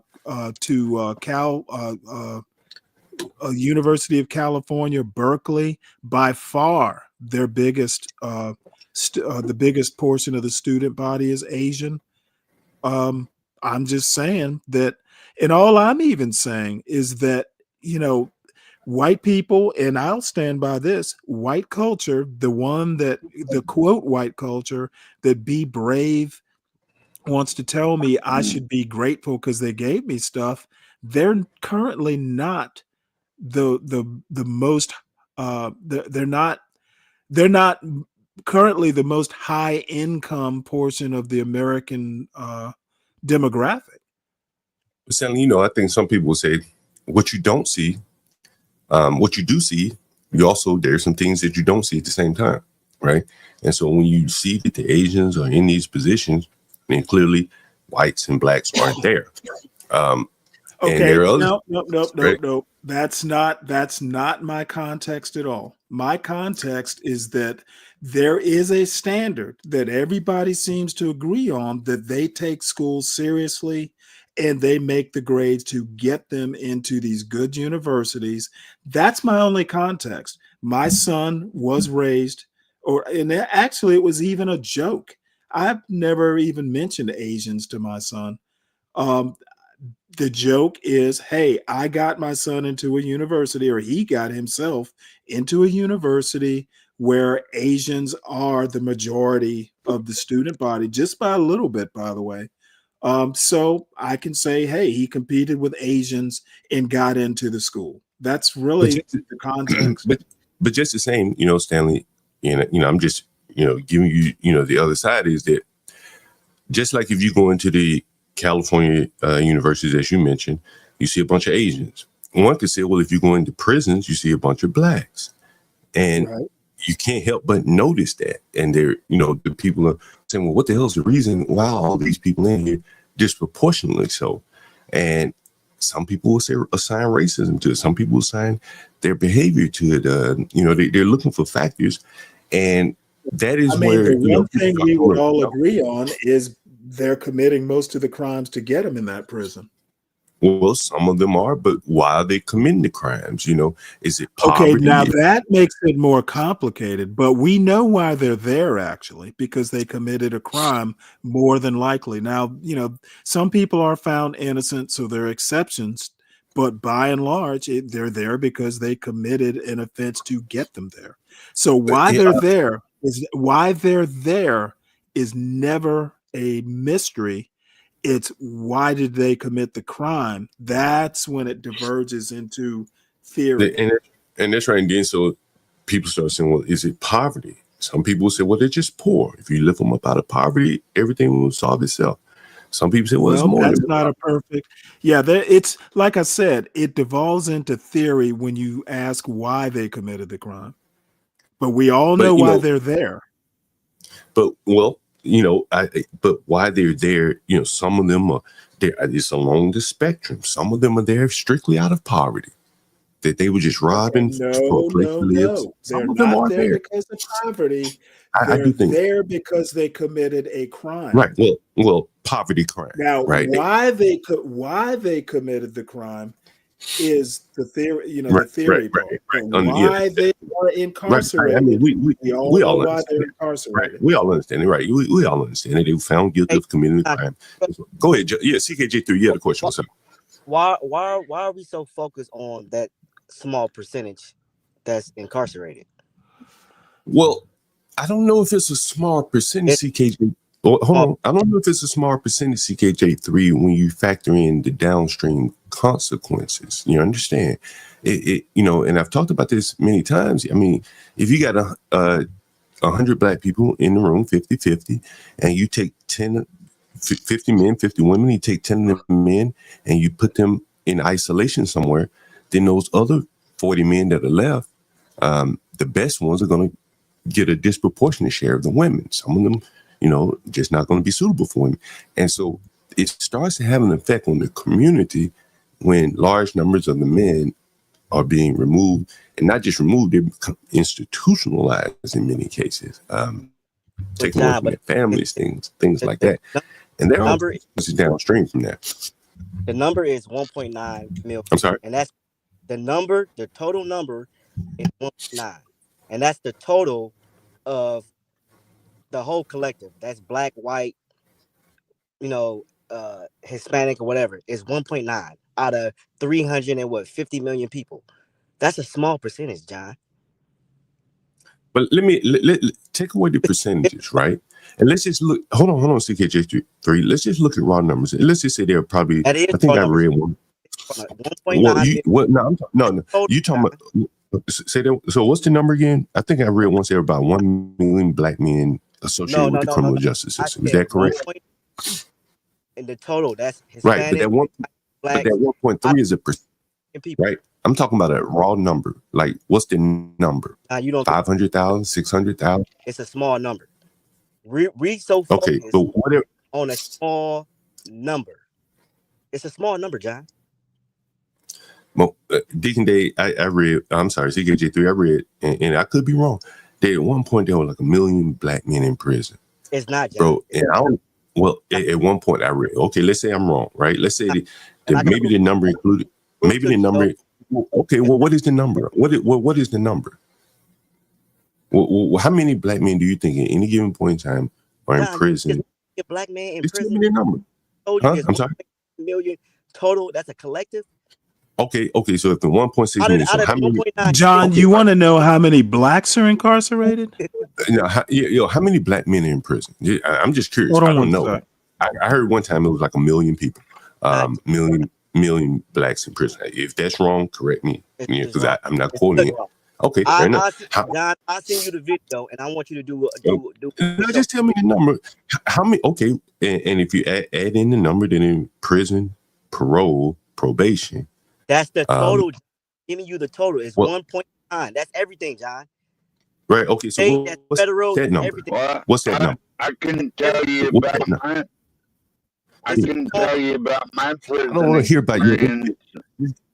Why the fuck we want to know about one person? Okay. So that's what you're saying. All right. We just want to know the number. Just give us a number. What is right? And that's what everyone says. But what is John? the number? Give me a second. I'm looking it up on blackdemographics.com. Yeah, because whatever the number is, I heard it was a pretty high number. Now, if it's not, I stand corrected. But if it is a high number, you're going to have to accept the consequences of a very high number. That's all I'm saying. And there are going to be consequences of that. A high number compared to what, John? Though. Okay, I mean, we can do a whole stream on. Explain to me a high number compared to what? It's just you taking a small percentage of whatever you want to take, and you making it out to be this big thing, and it's not, John. I'm telling you, Ghetto point of view says 650 to 800,000, bro. That's a city, right? That's okay, a large but city.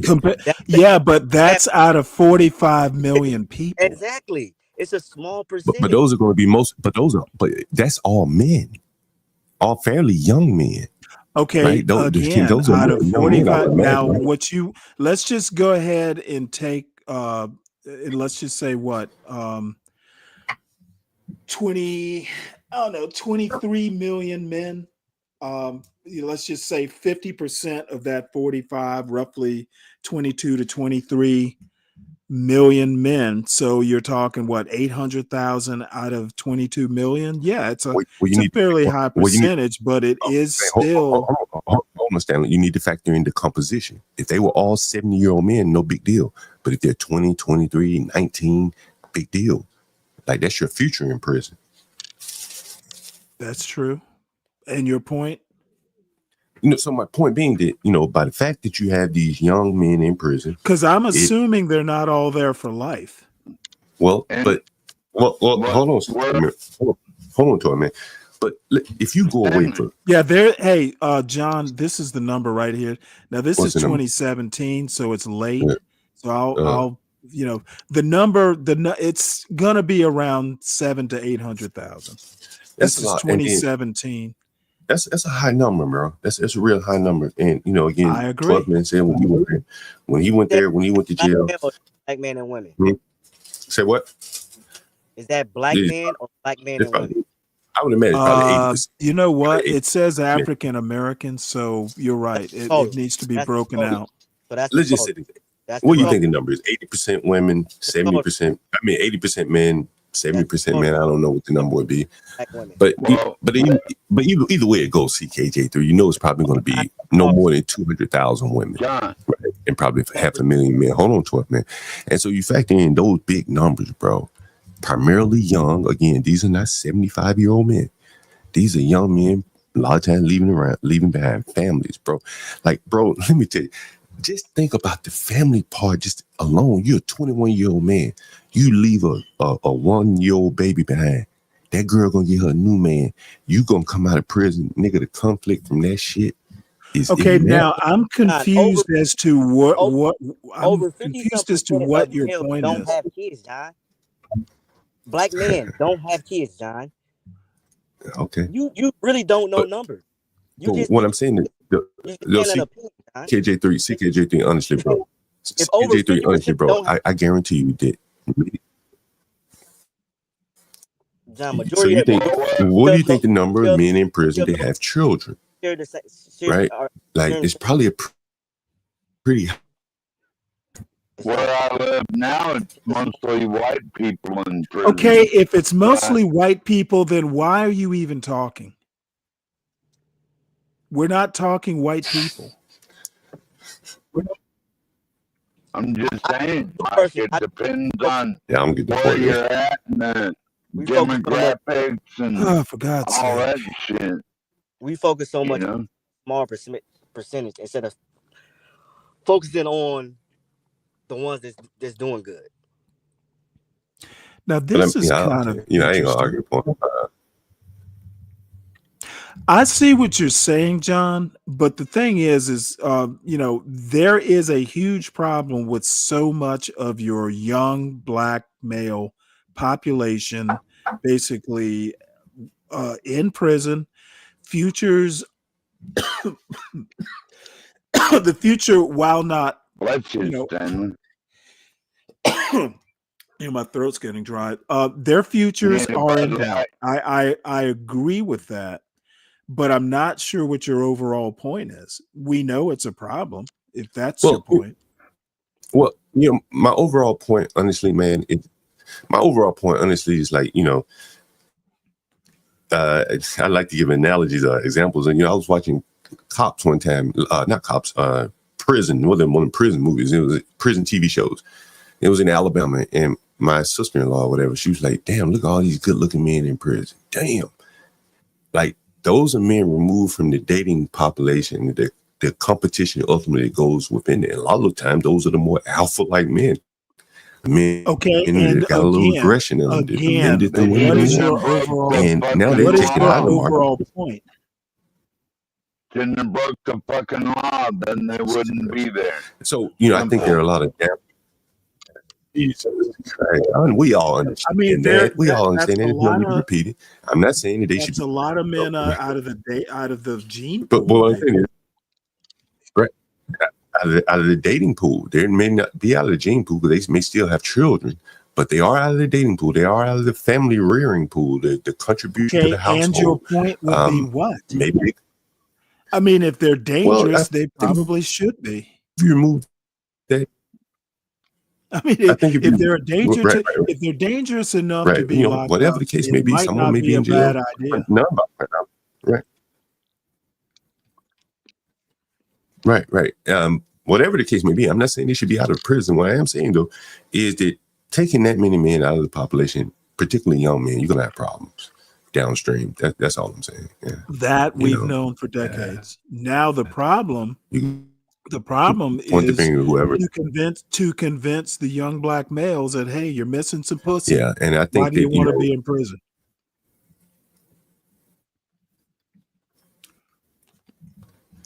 Well, then there comes another question, that they seemingly are very comfortable. You see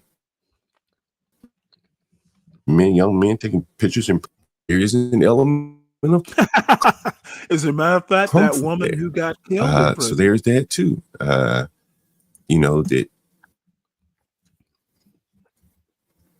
woman killed in prison. I'm not sure. But man, Stanley, bro, I went to jail recently. When I say recently, I'm talking about, within the last probably 10, 15 years. I spent a few days in there, and that shit blew my mind listening to some of the young men talking about what they were going to do as they were letting us out of jail. It blew my mind. I'm trying to figure out what astrophotos is. Stanley, I put a video in the back chat. Okay. Like, I'm going right back to the streets that got me in here pre-interview. And as I said in the pre-interview, damn, my internet is fucked up. My internet is terrible, man. In a pre-interview, I remember hearing the young boys, they had children, no jobs, really no place to live with their mama and grandma. There's a lot of young men, and it's going, if you go to jail for 2 weeks, man, you'd be lucky if your baby mama's still hanging on to you. Right. And now but you come John, back and your baby mama got her new man. I'm still trying to figure out, other than the tragedy and you're not dating and all that stuff, we have known this since the 70s or beyond. As a matter of fact, blacks being in prison is a historical problem, basically since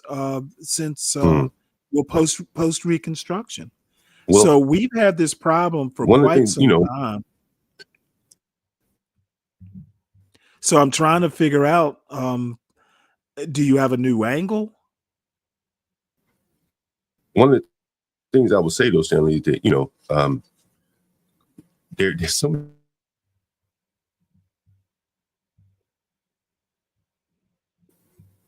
Breaking up, John. I know, man. My internet. I got to call these people. What the fuck is going on? But it's I think it's somewhat complicated. A lot of the avenues where young men can make money, have a little esteem, say selling drugs, those avenues are gone. In other areas, life is sped up so fast that a young boy can make a whole lot of money real quick, which expedites, the expectations on other men. Why you broke? 20-year-old man got money. Why you broke? So it makes men do a little bit more extreme measures. I don't know. There's a lot of things, a lot of factors that I think play into this. But I do think there are a lot of downstream consequences. And that is what okay. You're not saying anything that's new. We've known there were downstream consequences. Well, I think as a matter of fact, one of the downstream consequences is this Black Manosphere bullshit. Not having fathers has made a bunch of Black men bitter towards their women. Could be that that's too. We are literally living with the downstream consequences. But I think one of the biggest things, or the unseen thing, is like the life has been kind of sped up a little bit. Where you could be 18 today and be a millionaire on YouTube or something. Kai Cenat, right? Or you could be some broke ass bum. The extremes are much more drastic today. You think so? Yeah, hell yeah. Like, look at Kai Cenat as an example. Kai Cenat didn't exist in my day. You couldn't be worth hundreds of millions of dollars and 20 years old playing video games or whatever he does online. I'm not criticizing him. I'm saying young men like that with some kind of go get it. At 20 years old, they can achieve the wildest dreams. Right. There's startups, there all kinds of things, but right. You also have to admit though, even the dichotomies might be there, the wide, chasms between rich and poor at that age. But even so, that millionaire 20-year-old is pretty rare. Well, but I think the barriers to entry are low, but it's not just that he's rare. He can be rare, but he's visible, wildly visible.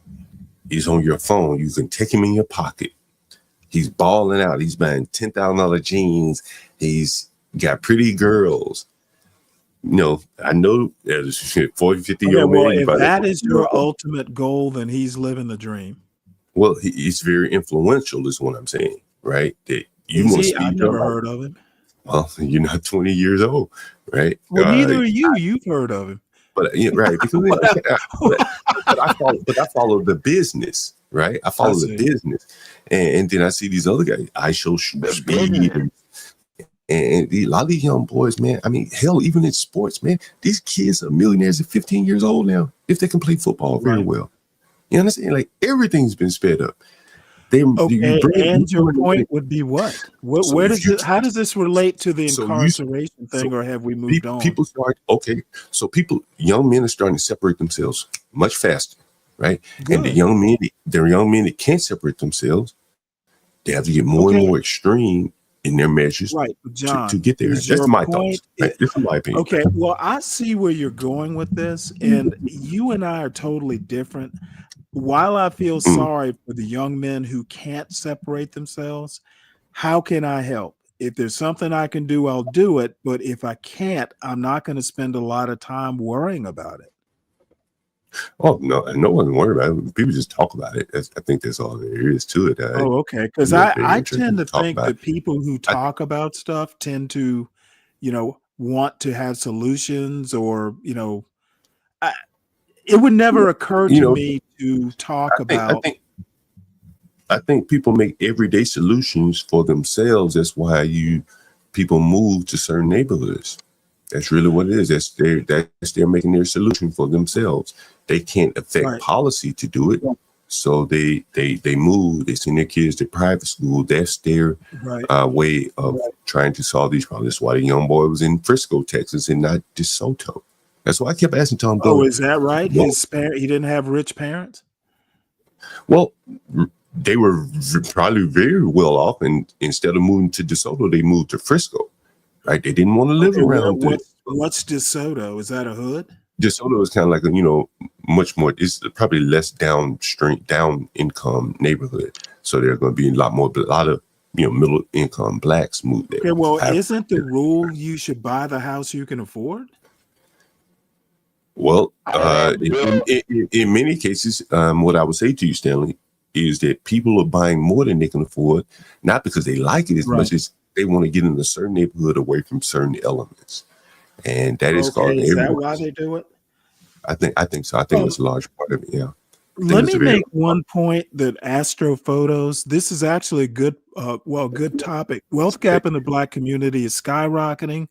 Those who don't understand the world are quickly being left behind. A cultural split is occurring. And see, this cultural split, if you go back and read Black Bourgeoisie, it was written in the early 50s, I think.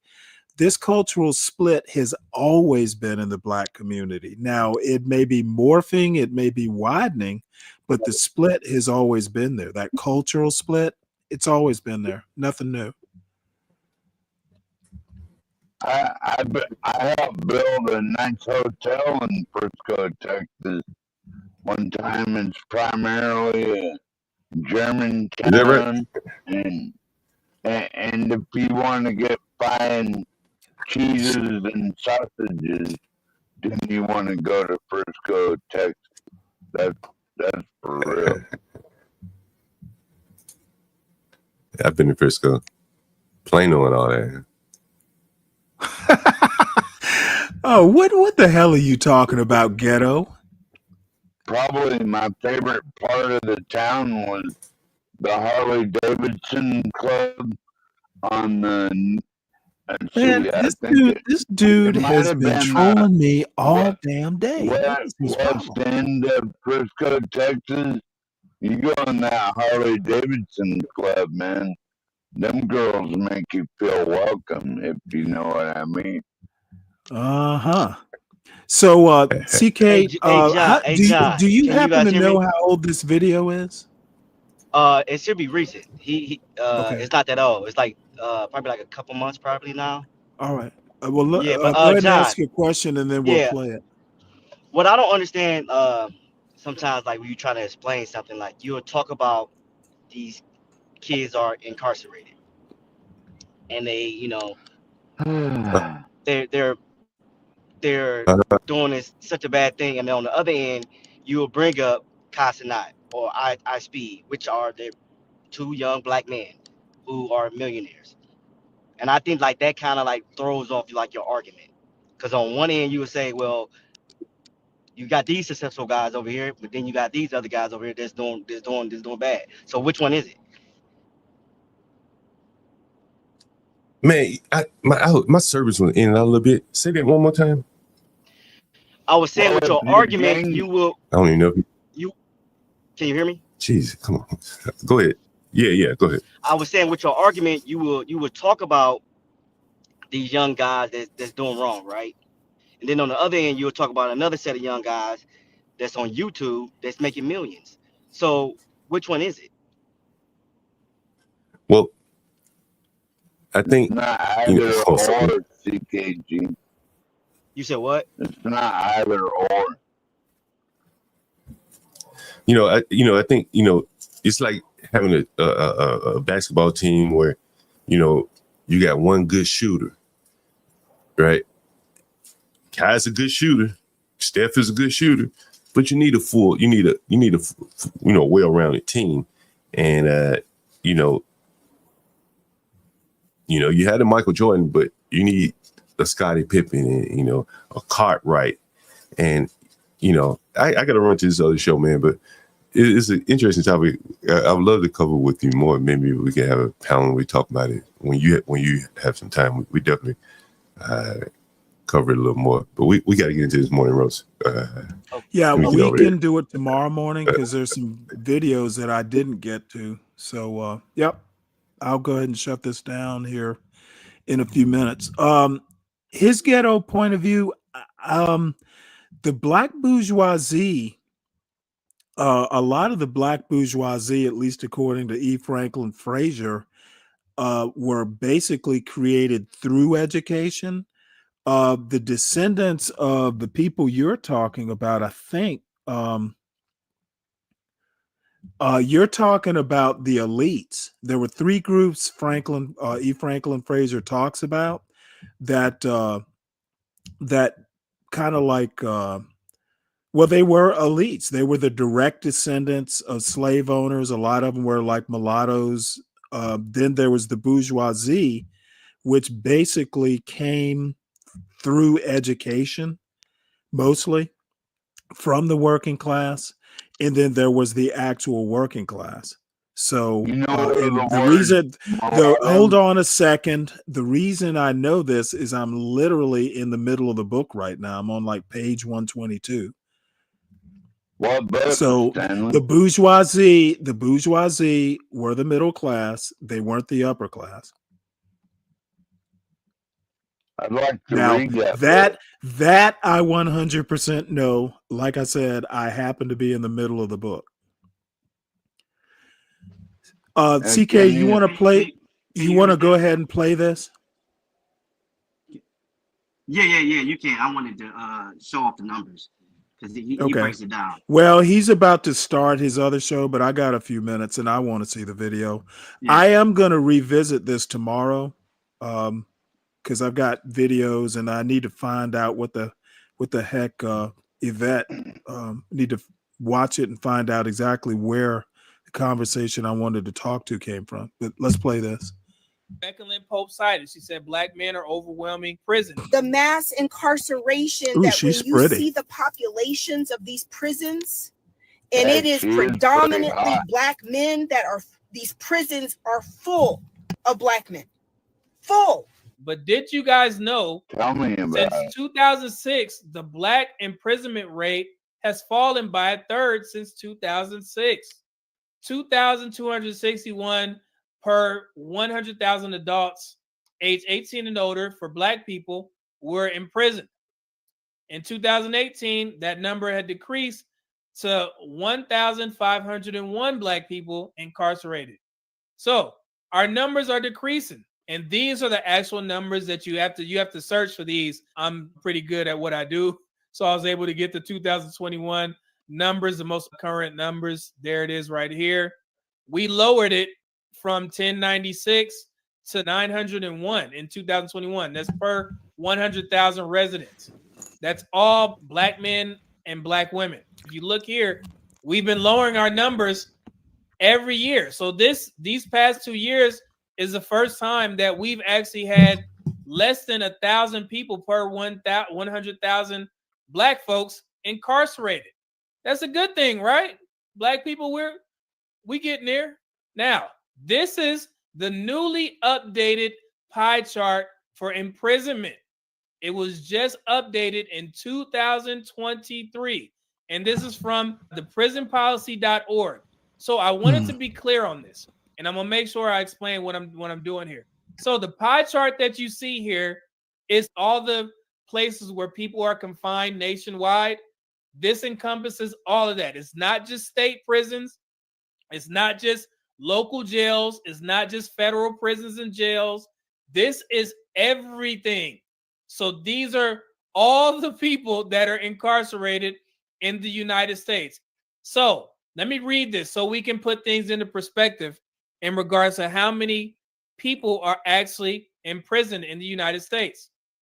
The U.S. locks up more people per capita than any other nation at a staggering rate of 556 per 100,000 residents. But to end mass incarceration, we must first consider where and why 1.9 million people are confined nationwide. Do you guys know how many people live in the United States? Look at this prison pie chart. If there's 1.9 million people incarcerated, there's 331.9 million people in the USA. Remember, the numbers encompass everything to include children. The total number of people incarcerated is 1.9 million. That's 0. I have to say, John is right, though. It looks like a small percentage. And this is a perfect example where statistics can actually lead you astray if you interpret you have to give meaning to statistics. And while 1.9 million is just 0.5% or a little bit more than 0.5% of people in the US, you have to look at that population.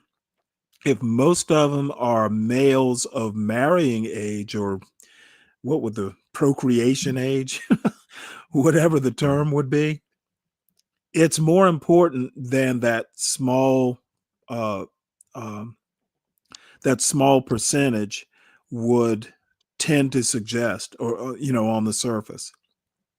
So just I wanted to point out that statistics can just totally lead you astray if you don't know Stanley. what you're looking at. God damn it, why do you have to interrupt?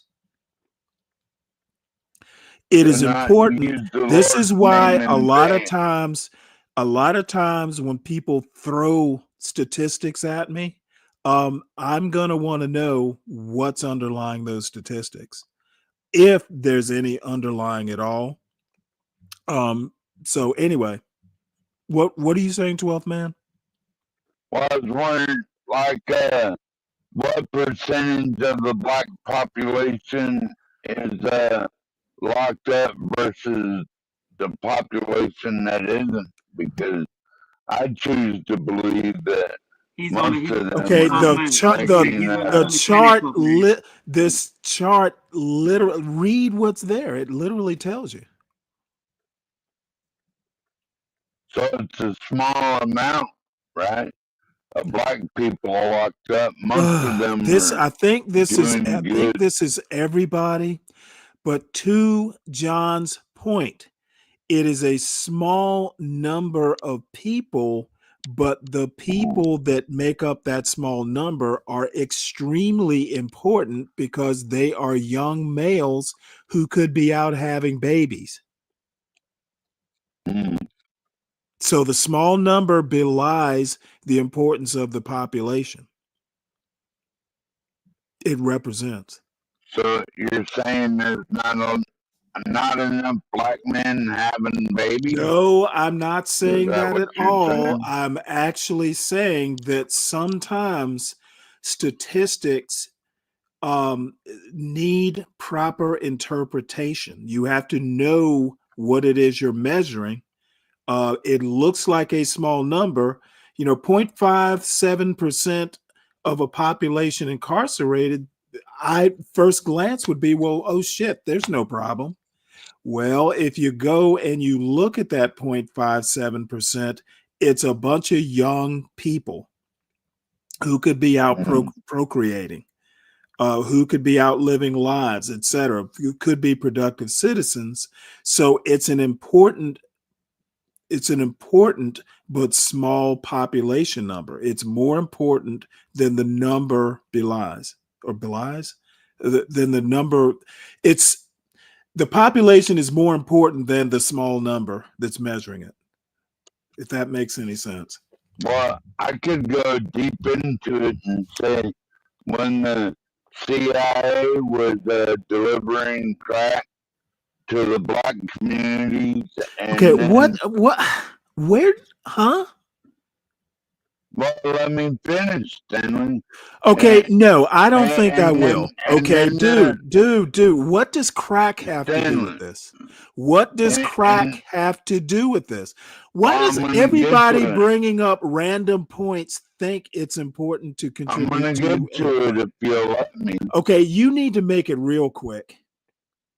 because after the CIA introduced crack to the black communities, then the states made laws like snatch and grab laws. Like if you're on the corner or whatever, we're just gonna snatch you up and send you to the penal institution, right?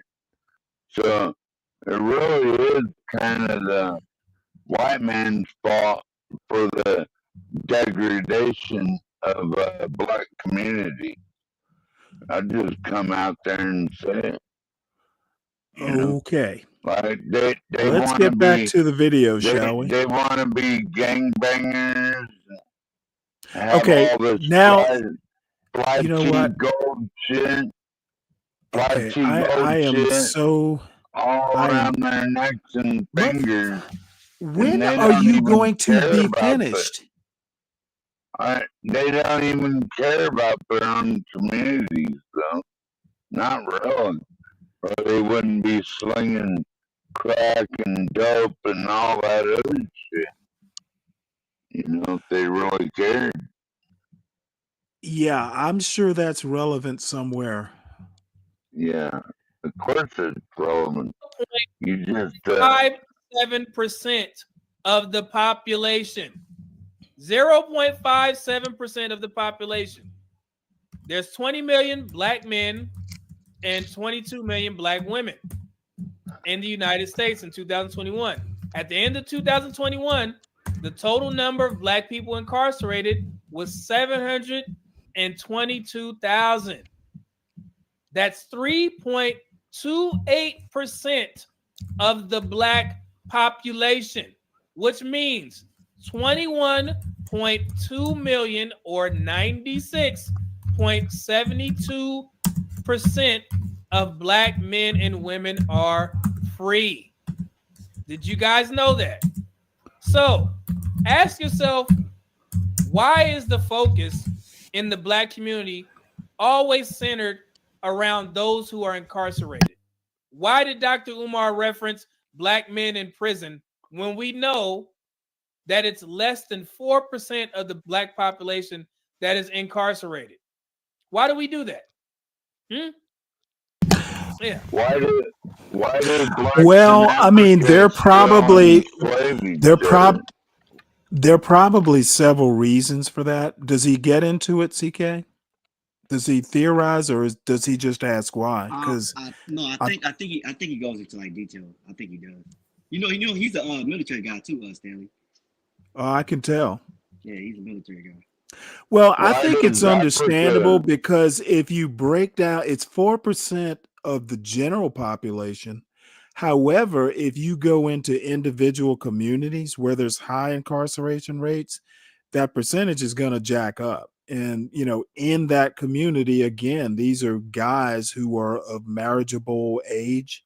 So I wouldn't discount that 4%, or, you know, I wouldn't discount those numbers because of what's making up the population. Well, So, Stanley, like, God damn why it, do dude. why do Africans in Africa still enslave each other? Who gives a fuck why? I don't live in Africa. Do you? Well, just Why are you even does why are you interjecting that into a conversation about prison populations in the US? Can you help me there? I don't know. It's complex, Stanley. Oh, it's more complex than I can fathom.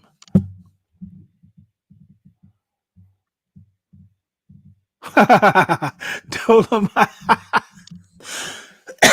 That's pretty funny. he is running out something, mostly my patience.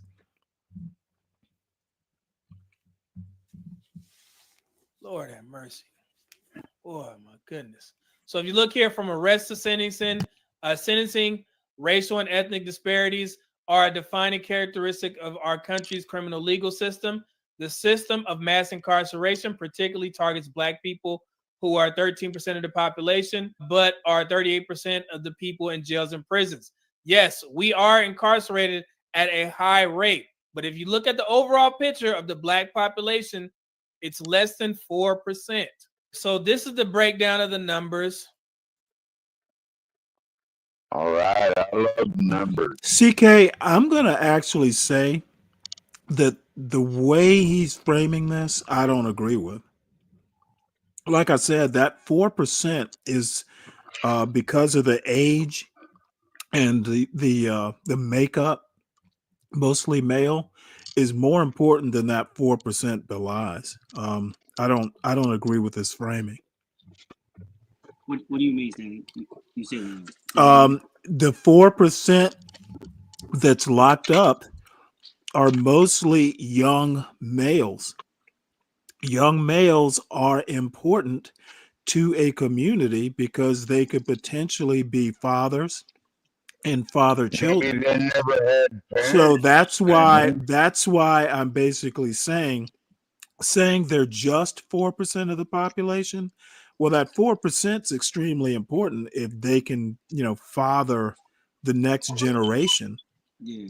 or contribute to it. I think his argument was towards the girl in the beginning when she said that all, you know how they love to say all. Oh. Like John uses it too. He used it. Well, he take his little small incident and it's the whole black community. So that's why. That's just my argument. On the other hand, it's not the whole black community, and it's not all black men that's in jail. I've never been to jail. Okay, So, I got you.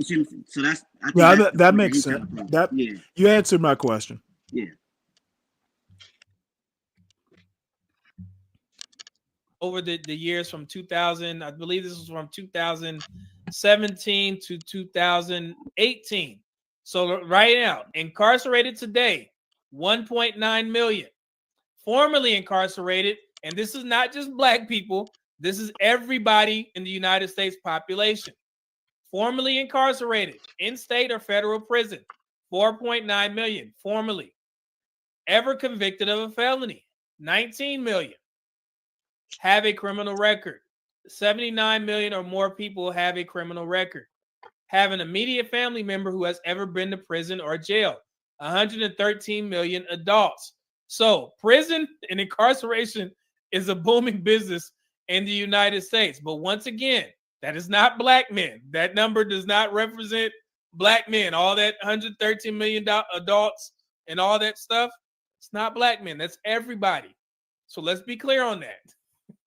Because I know somebody's going to try and say, you see that ever convicted of a felony is 19 million. That's black men. Did y'all enjoy that breakdown of the prison statistics? So like I said, it's only 4% of the population, but somehow black men are just, and you guys remember I put that community post where it was a poll to see how many people thought that 50% of black men were incarcerated. 50%. It was people out there. The second highest was 50%. And I was like, man, I knew something was off because the black community swears that all black men is running around here heathens and just, pillaging and, what I'm saying, and offing black women every 5 hours or some foolery that I covered the other week. But yeah, no, guys. See, that's directly aimed over at divestors, 96% of the black population is free. I don't know.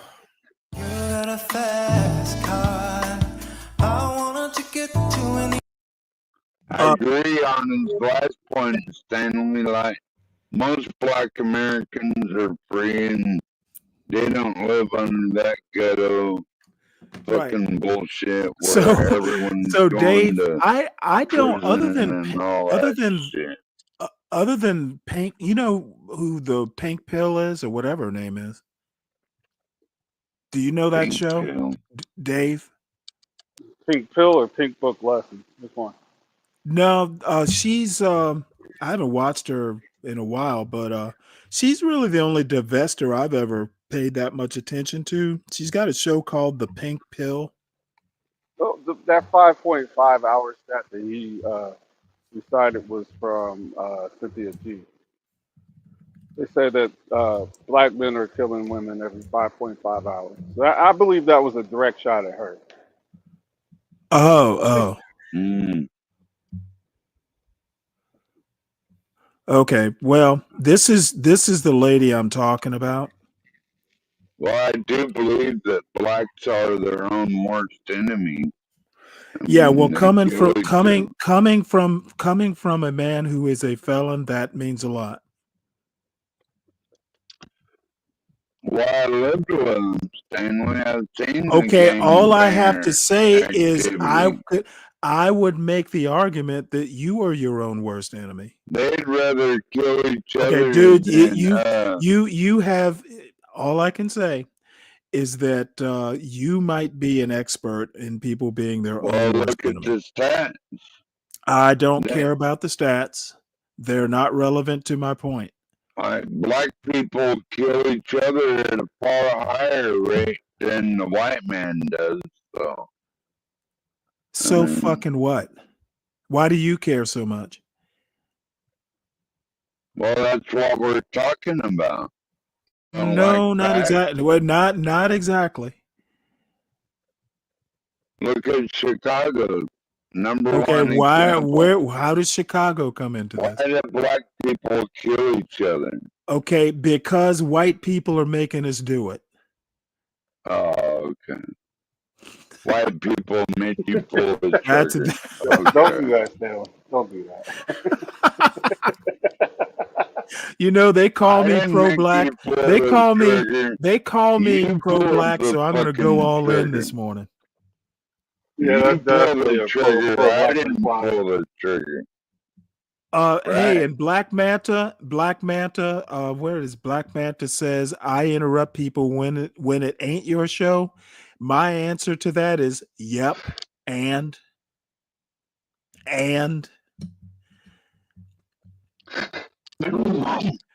Excuse me.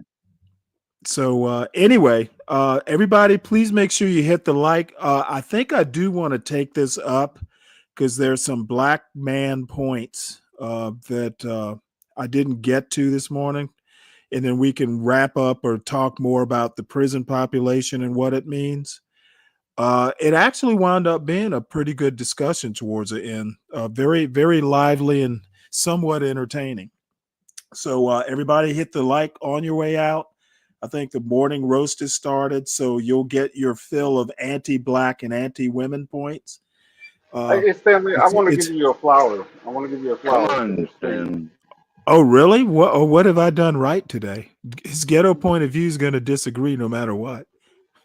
Just because you tolerated it today, and normally you wouldn't. So I'll give you a flowers for that. Well, you know what? I actually got enough rest yesterday. So, I get real irritable when I'm tired. We need a So, Bud Light, Stanley.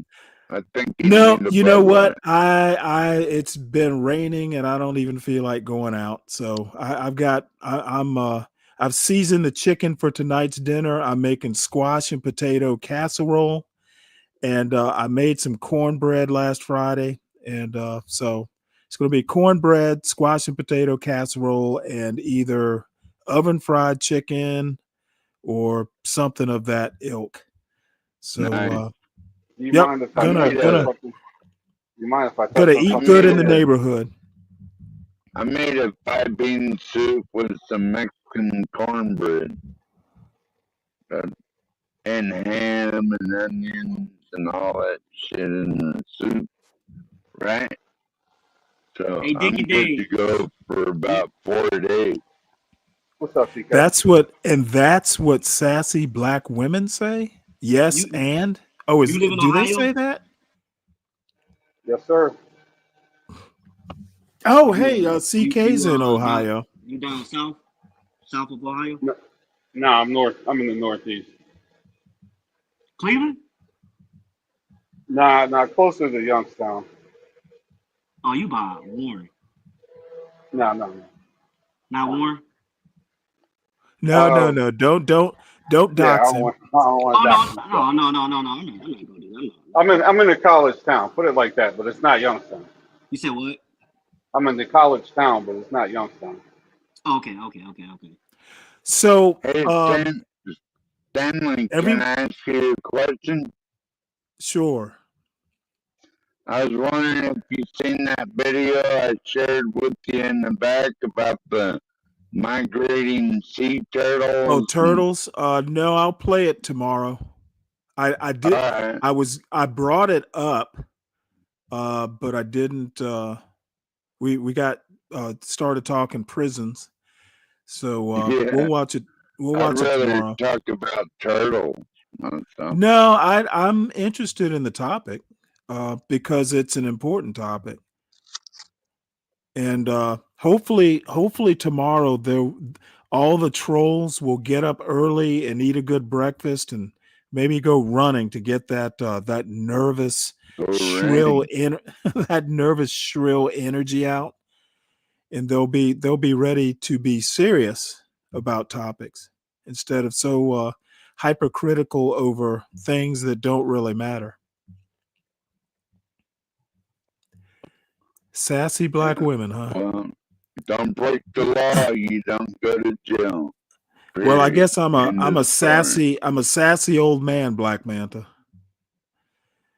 All right, so that will wrap it up. I hope you guys will come back tomorrow, CK and Deacon Dave and 12th Man, and we can take this up one more time because there's some videos, there's some conclusions that it'd be nice to talk about.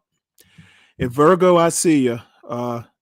Yeah, actually, I'm kind of hungry now too. I pulled out some leftover grits, put it on the stove, so we'll go heat that up and make an egg or something. I made some all right, folks. cornbread. I made the best cornbread. Stanley, I made the best cornbread. Gotcha. It had jalapenos and cheese and everything in there, man. That's it. All right, so folks, morning roast has started. Go get your anti-black sausages. All right, so I'll be in the chat until I can't take it anymore. So see y'all tomorrow. Don't be talking about my sausage, Stanley.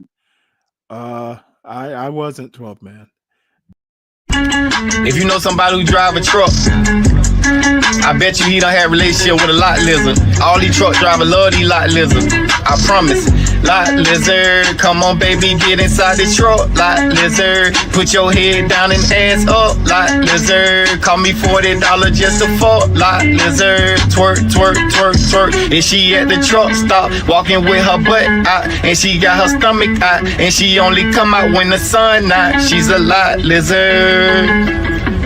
She's a lot lizard. He can be your boyfriend, husband, daddy, brother. It don't even matter if he driving trucks all around the country and he making money. I bet you he fuck a lot lizard. Come on, baby, get inside the truck. Lot lizard, put your head down and ass up. Lot lizard, call me $40 just to fuck. Lot lizard, twerk, twerk, twerk, twerk, twerk. Twerk, twerk, twerk, twerk, twerk. Twerk, twerk, twerk, twerk, twerk. Lot lizard, twerk, twerk.